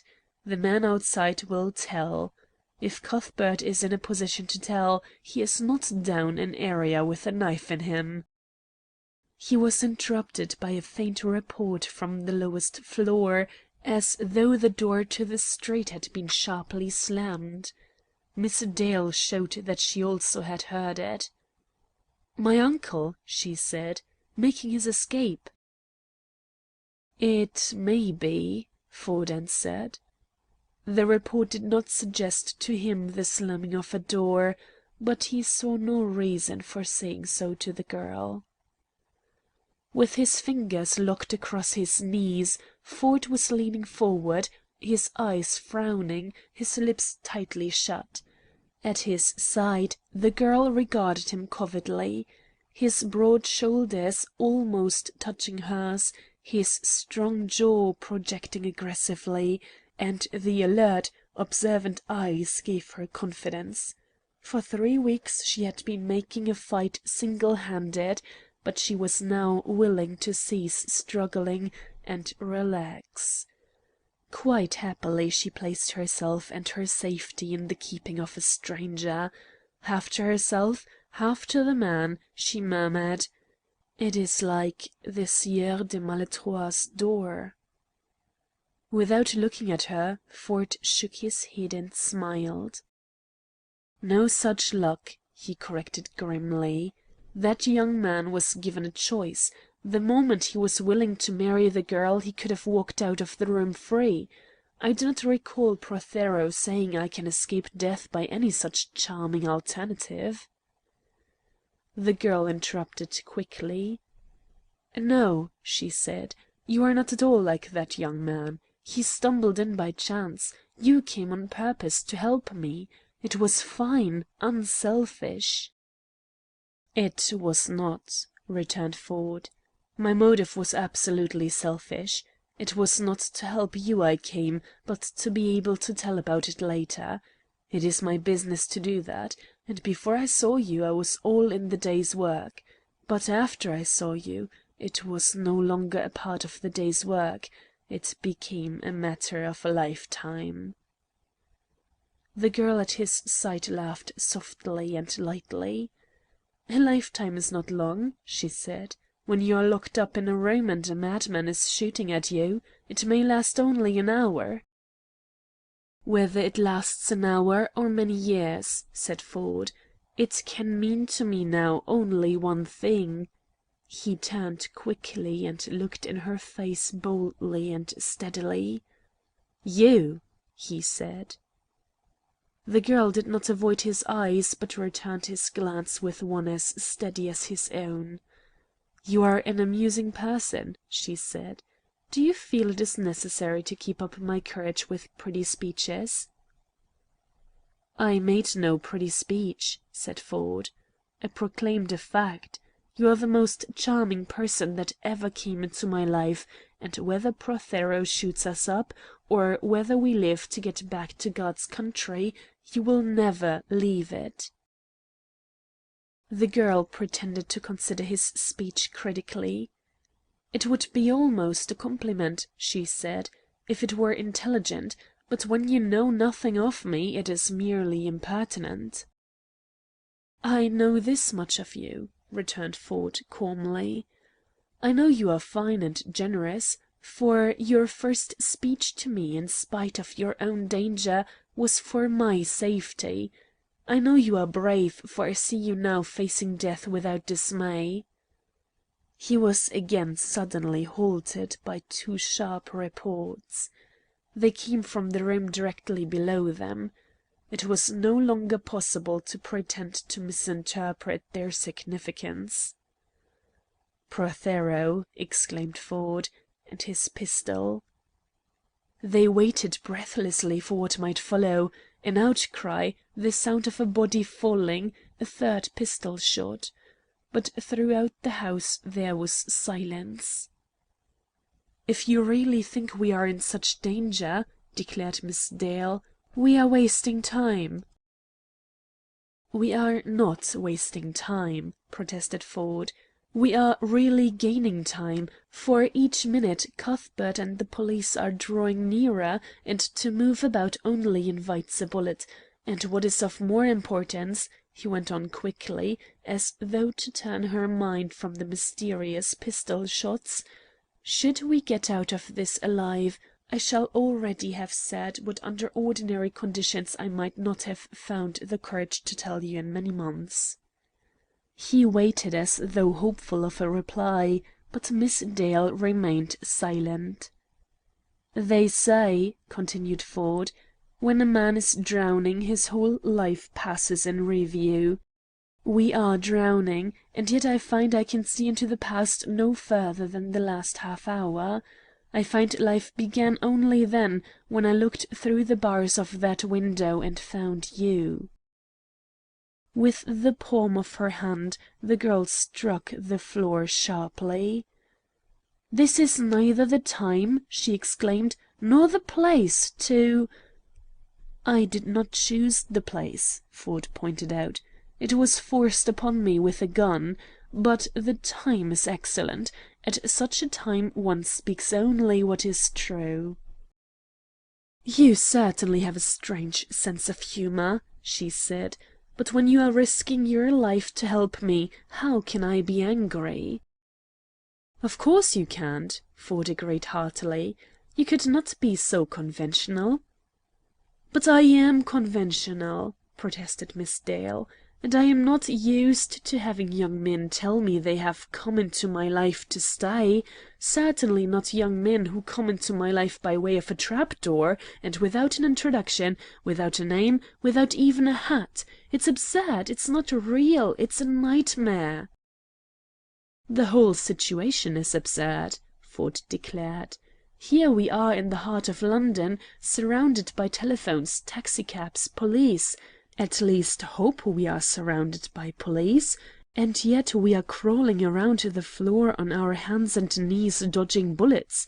I wish it were a nightmare, but as it's not—" He rose to his feet. "I think I'll try—" He was interrupted by a sharp blow upon the door, and the voice of Prothero. "You, navy officer!" he panted. "Come to the door. Stand close to it so that I needn't shout. Come quick!" Ford made no answer.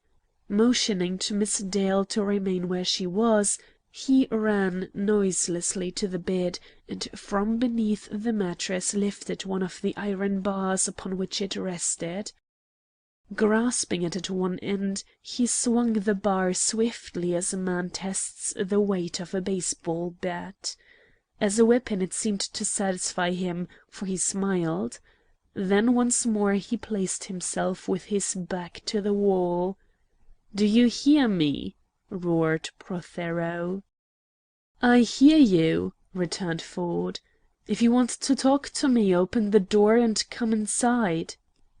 "Listen to me," called Prothero. "If I open the door you may act the fool, and I will have to shoot you, and I have made up my mind to let you live. You will soon have this house to yourselves. In a few moments I will leave it, but where I'm going I'll need money, and I want the bank notes in that blue envelope." Ford swung the iron club in short half circles. "Come in and get them," he called. "Don't trifle with me," roared the Jew. "I may change my mind. Shove the money through the crack under the door." "And get shot," returned Ford. "Not a bit like it." "If, in 1 minute," shouted Prothero, "I don't see the money coming through that crack, I'll begin shooting through this door, and neither of you will live." Resting the bar in the crook of his elbow, Ford snatched the bank notes from the envelope, and, sticking them into his pocket, placed the empty envelope on the floor. Still keeping out of range, and using his iron bar as a croupier uses his rake, he pushed the envelope across the carpet and under the door. When half of it had disappeared from the other side of the door, it was snatched from view.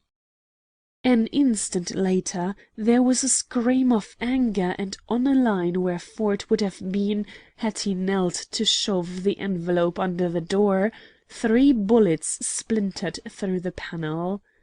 At the same moment the girl caught him by the wrist. Unheeding the attack upon the door, her eyes were fixed upon the windows. With her free hand she pointed at the one at which Ford had first appeared.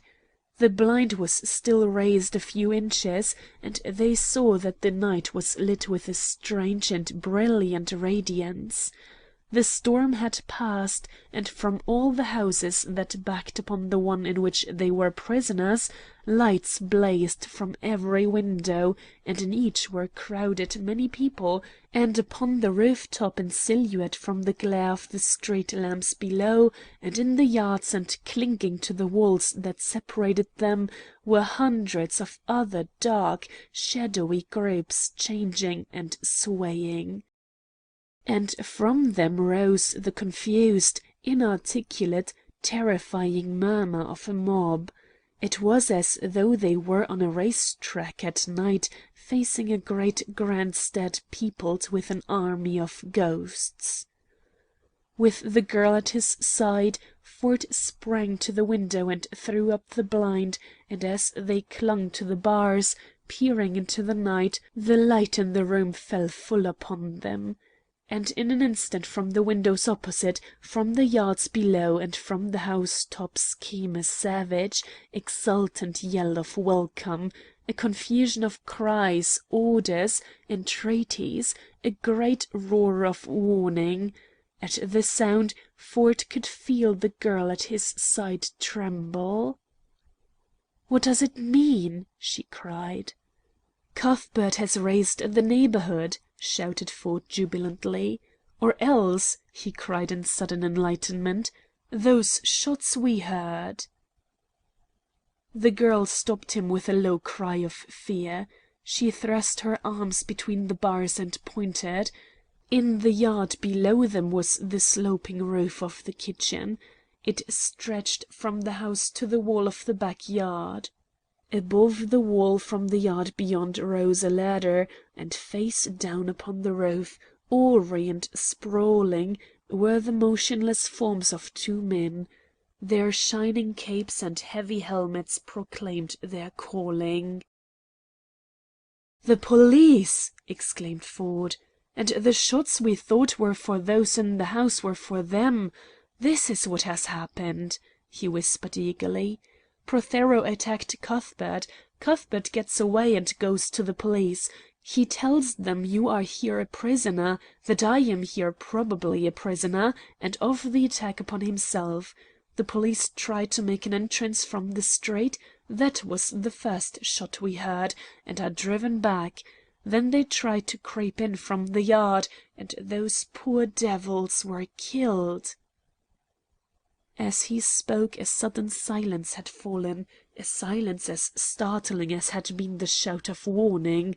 Some fresh attack upon the house which the prisoners could not see, but which must be visible to those in the houses opposite, was going forward. "Perhaps they are on the roof," whispered Ford joyfully. "They'll be through the trap in a minute, and you'll be free." "No," said the girl. She also spoke in a whisper, as though she feared Prothero might hear her, and with her hand she again pointed. Cautiously above the top of the ladder appeared the head and shoulders of a man. He wore a policeman's helmet, but warned by the fate of his comrades, he came armed. Balancing himself with his left hand on the rung of the ladder, he raised the other and pointed a revolver. It was apparently at the two prisoners, and Miss Dale sprang to one side. "Stand still," commanded Ford. "He knows who you are. You heard that yell when they saw you. They know you are the prisoner, and they are glad you are still alive. That officer is aiming at the window below us. He's after the men who murdered his mates." Chapter 3, Part 2 of The Lost House by Richard Harding Davis. Recording by Carolyn. Chapter 3, Part 2. From the window directly beneath them came the crash of a rifle, and from the top of the ladder the revolver of the police officer blazed in the darkness. Again the rifle crashed, and the man on the ladder jerked his hands above his head and pitched backwards. Ford looked into the face of the girl and found her eyes filled with horror. "Where is my uncle, Pearsall?" she faltered. "He has 2 rifles, for shooting in Scotland. Was that a rifle that—" Her lips refused to finish the question. "It was a rifle," Ford stammered.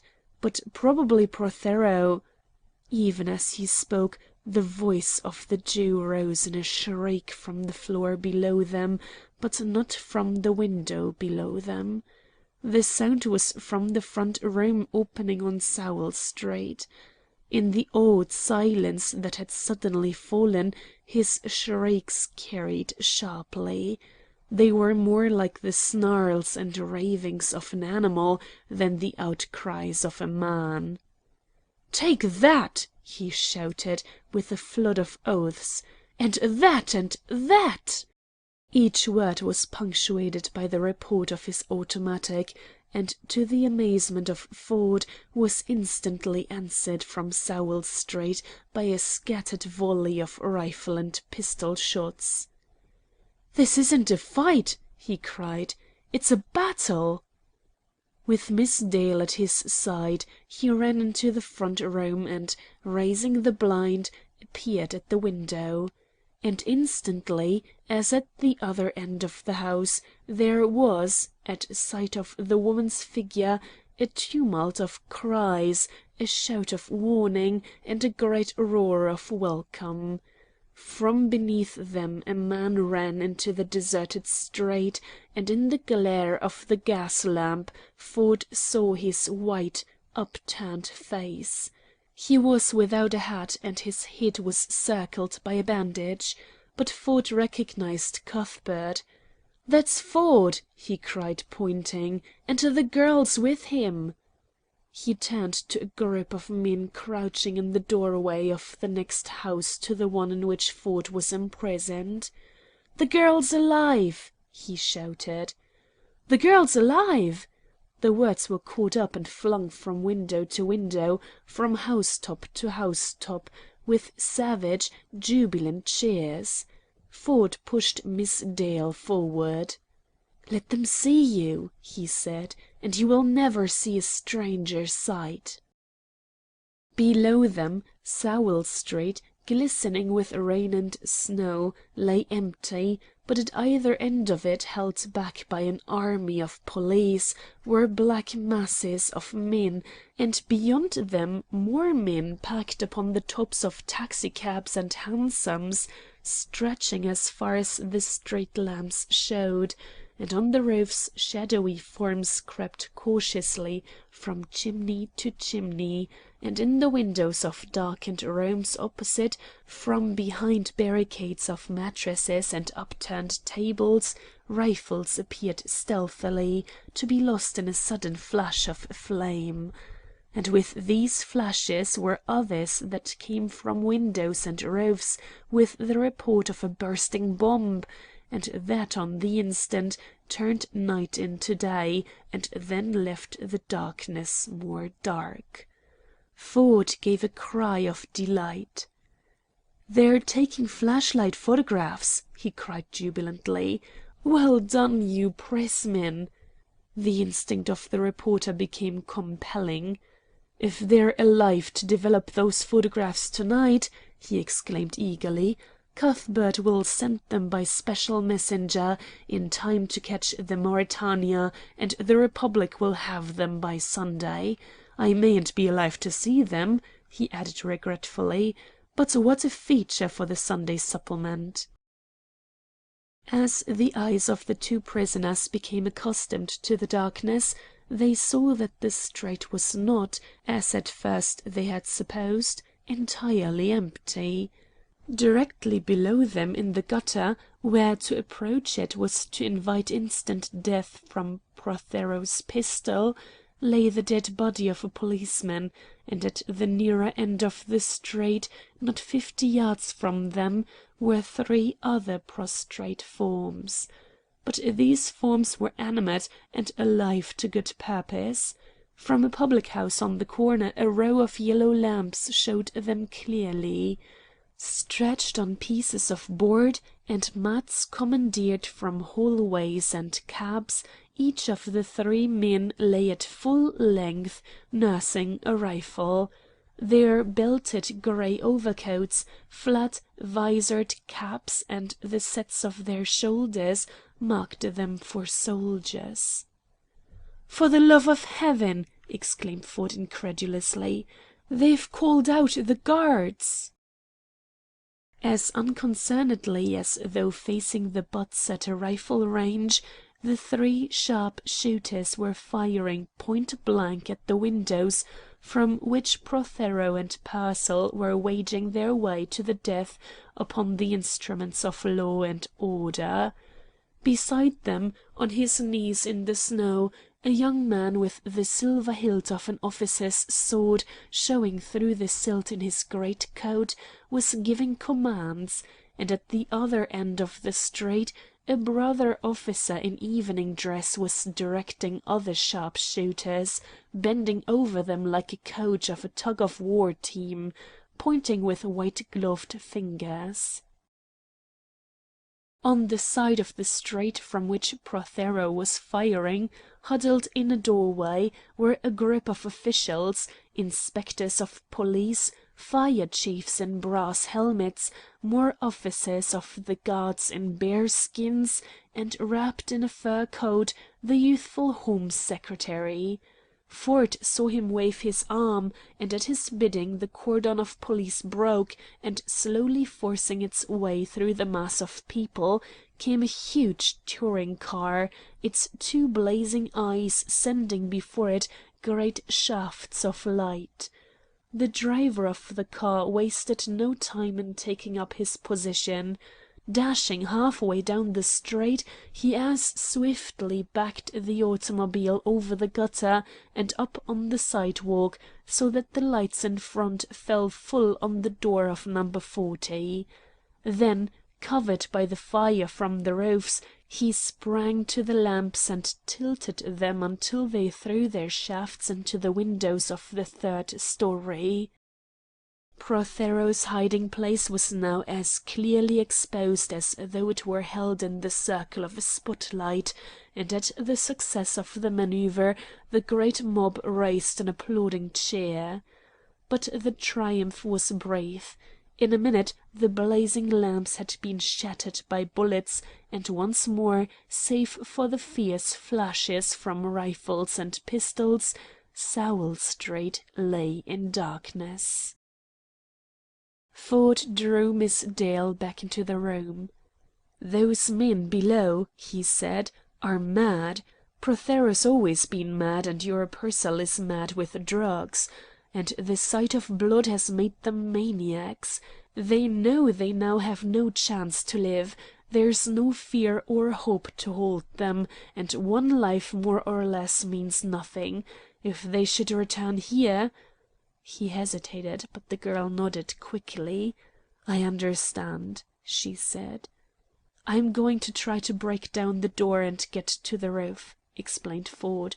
"My hope is that this attack will keep them from hearing and—" "No," protested the girl. "They will hear you, and they will kill you." "They may take it into their crazy heads to do that anyway," protested Ford. "So the sooner I get you away the better. I've only to smash the panels close to the bolts, put my arm through the hole, and draw the bolts back. Then another blow on the spring lock when the firing is loudest, and we are in the hall. Should anything happen to me, you must know how to make your escape alone. Across the hall is a door leading to an iron ladder. That ladder leads to a trap door. The trap door is open. When you reach the roof, run westward to a lighted building."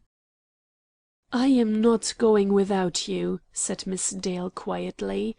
"Not after what you have done for me." "I haven't done anything for you yet," objected Ford. "But in case I get caught I mean to make sure there will be others on hand who will." He pulled his pencil and a letter from his pocket, and on the back of the envelope wrote rapidly: "I will try to get Miss Dale up through the trap in the roof. You can reach the roof by means of the apartment house in Devonshire Street. Send men to meet her." In the groups of officials half hidden in the doorway farther down the street, he could make out the bandaged head of Cuthbert. "Cuthbert!" he called. Weighting the envelope with a coin, he threw it into the air. It fell in the gutter, under a lamp post, and in full view, and at once the two madmen below splashed the street around it with bullets. But, indifferent to the bullets, a policeman sprang from a dark areaway and flung himself upon it.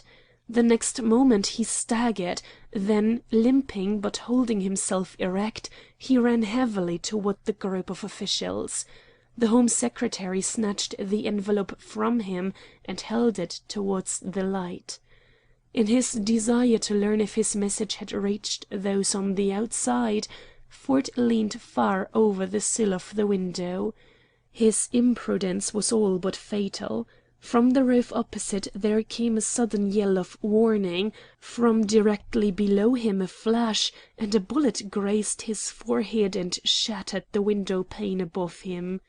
He was deluged with a shower of broken glass. Stunned and bleeding, he sprang back.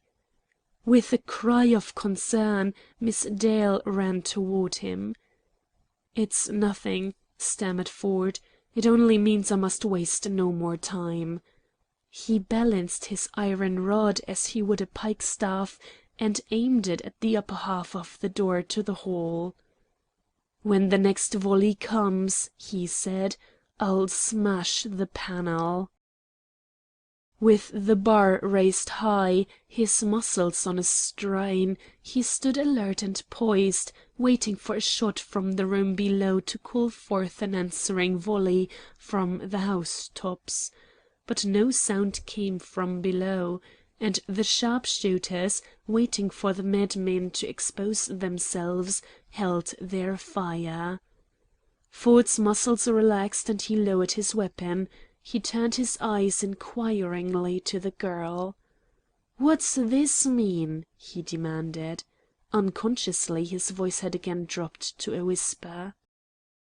"They're short of ammunition," said the girl, in a tone as low as his own. "Or they are coming here." With a peremptory gesture, Ford waved her toward the room adjoining, and then ran to the window. The girl was leaning forward with her face close to the door. She held the finger of one hand to her lips. With the other hand she beckoned. Ford ran to her side. "Someone is moving in the hall," she whispered. "Perhaps they are escaping by the roof? No," she corrected herself. "They seem to be running down the stairs again. Now they are coming back. Do you hear?" she asked. "It sounds like someone running up and down the stairs. What can it mean?" From the direction of the staircase, Ford heard a curious creaking sound as of many light footsteps. He gave a cry of relief. "The police!" he shouted jubilantly. "They've entered through the roof, and they're going to attack in the rear. You're safe!" he cried. He sprang away from the door, and with two swinging blows smashed the broad panel. And then, with a cry, he staggered backward. Full in his face, through the break he had made, swept a hot wave of burning cinders. Through the broken panel he saw the hall choked with smoke, the steps of the staircase and the stair rails wrapped in flame. "The house is on fire!" he cried. "They've taken to the roof and set fire to the stairs behind them." With the full strength of his arm and shoulders he struck and smashed the iron bar against the door. But the bolts held, and through each fresh opening he made in the panels the burning cinders, drawn by the draught from the windows, swept into the room. From the street a mighty yell of consternation told them the fire had been discovered. Miss Dale ran to the window, and the yell turned to a great cry of warning. The air was rent with frantic voices. "Jump!" cried some. "Go back!" entreated others. The fire chief ran into the street directly below her and shouted at her through his hands. "Wait for the life net!" he commanded. "Wait for the ladders!" "Ladders!" panted Ford. "Before they can get their engines through that mob!" Through the jagged opening in the door he thrust his arm and jerked free the upper bolt. An instant later he had kicked the lower panel into splinters and withdrawn the second bolt, and at last, under the savage onslaught of his iron bar, the spring lock flew apart. The hall lay open before him. On one side of it the burning staircase was a well of flame. At his feet the matting on the floor was burning fiercely. He raced into the bedroom and returned instantly, carrying a blanket and a towel dripping with water. He pressed the towel across the girl's mouth and nostrils. "Hold it there," he commanded. Blinded by the bandage, Miss Dale could see nothing, but she felt herself suddenly wrapped in the blanket and then lifted high in Ford's arms. She gave a cry of protest, but the next instant he was running with her swiftly, while the flames from the stairwell scorched her hair. She was suddenly tumbled to her feet, the towel and blanket snatched away, and she saw Ford hanging from an iron ladder, holding out his hand. She clasped it, and he drew her after him, the flames and cinders pursuing and snatching hungrily. But an instant later the cold night air smote her in the face, from hundreds of hoarse throats a yell of welcome greeted her, and she found herself on the roof, dazed and breathless and free. At the same moment the lifting fire-ladder reached the sill of the third-story window, and a fireman, shielding his face from the flames, peered into the blazing room. What he saw showed him there were no lives to rescue. Stretched on the floor, with their clothing in cinders and the flames licking at the flesh, were the bodies of the two murderers. A bullet hole in the forehead of each showed that self-destruction and cremation had seemed a better choice than the gallows and a grave of quicklime. On the roof above, two young people stood breathing heavily and happily, staring incredulously into each other's eyes. Running toward them across the roofs, stumbling and falling, were many blue-coated, helmeted angels of peace and law and order. "How can I tell you?" whispered the girl quickly. "How can I ever thank you? And I was angry," she exclaimed, with self-reproach. "I did not understand you." She gave a little sigh of content. "Now I think I do." He took her hand, and she did not seem to know that he held it. "And," she cried, in wonder, "I don't even know your name!" The young man seemed to have lost his confidence. For a moment he was silent. "The name's all right," he said finally. His voice was still a little shaken, a little tremulous. "I only hope you'll like it. It's got to last you a long time."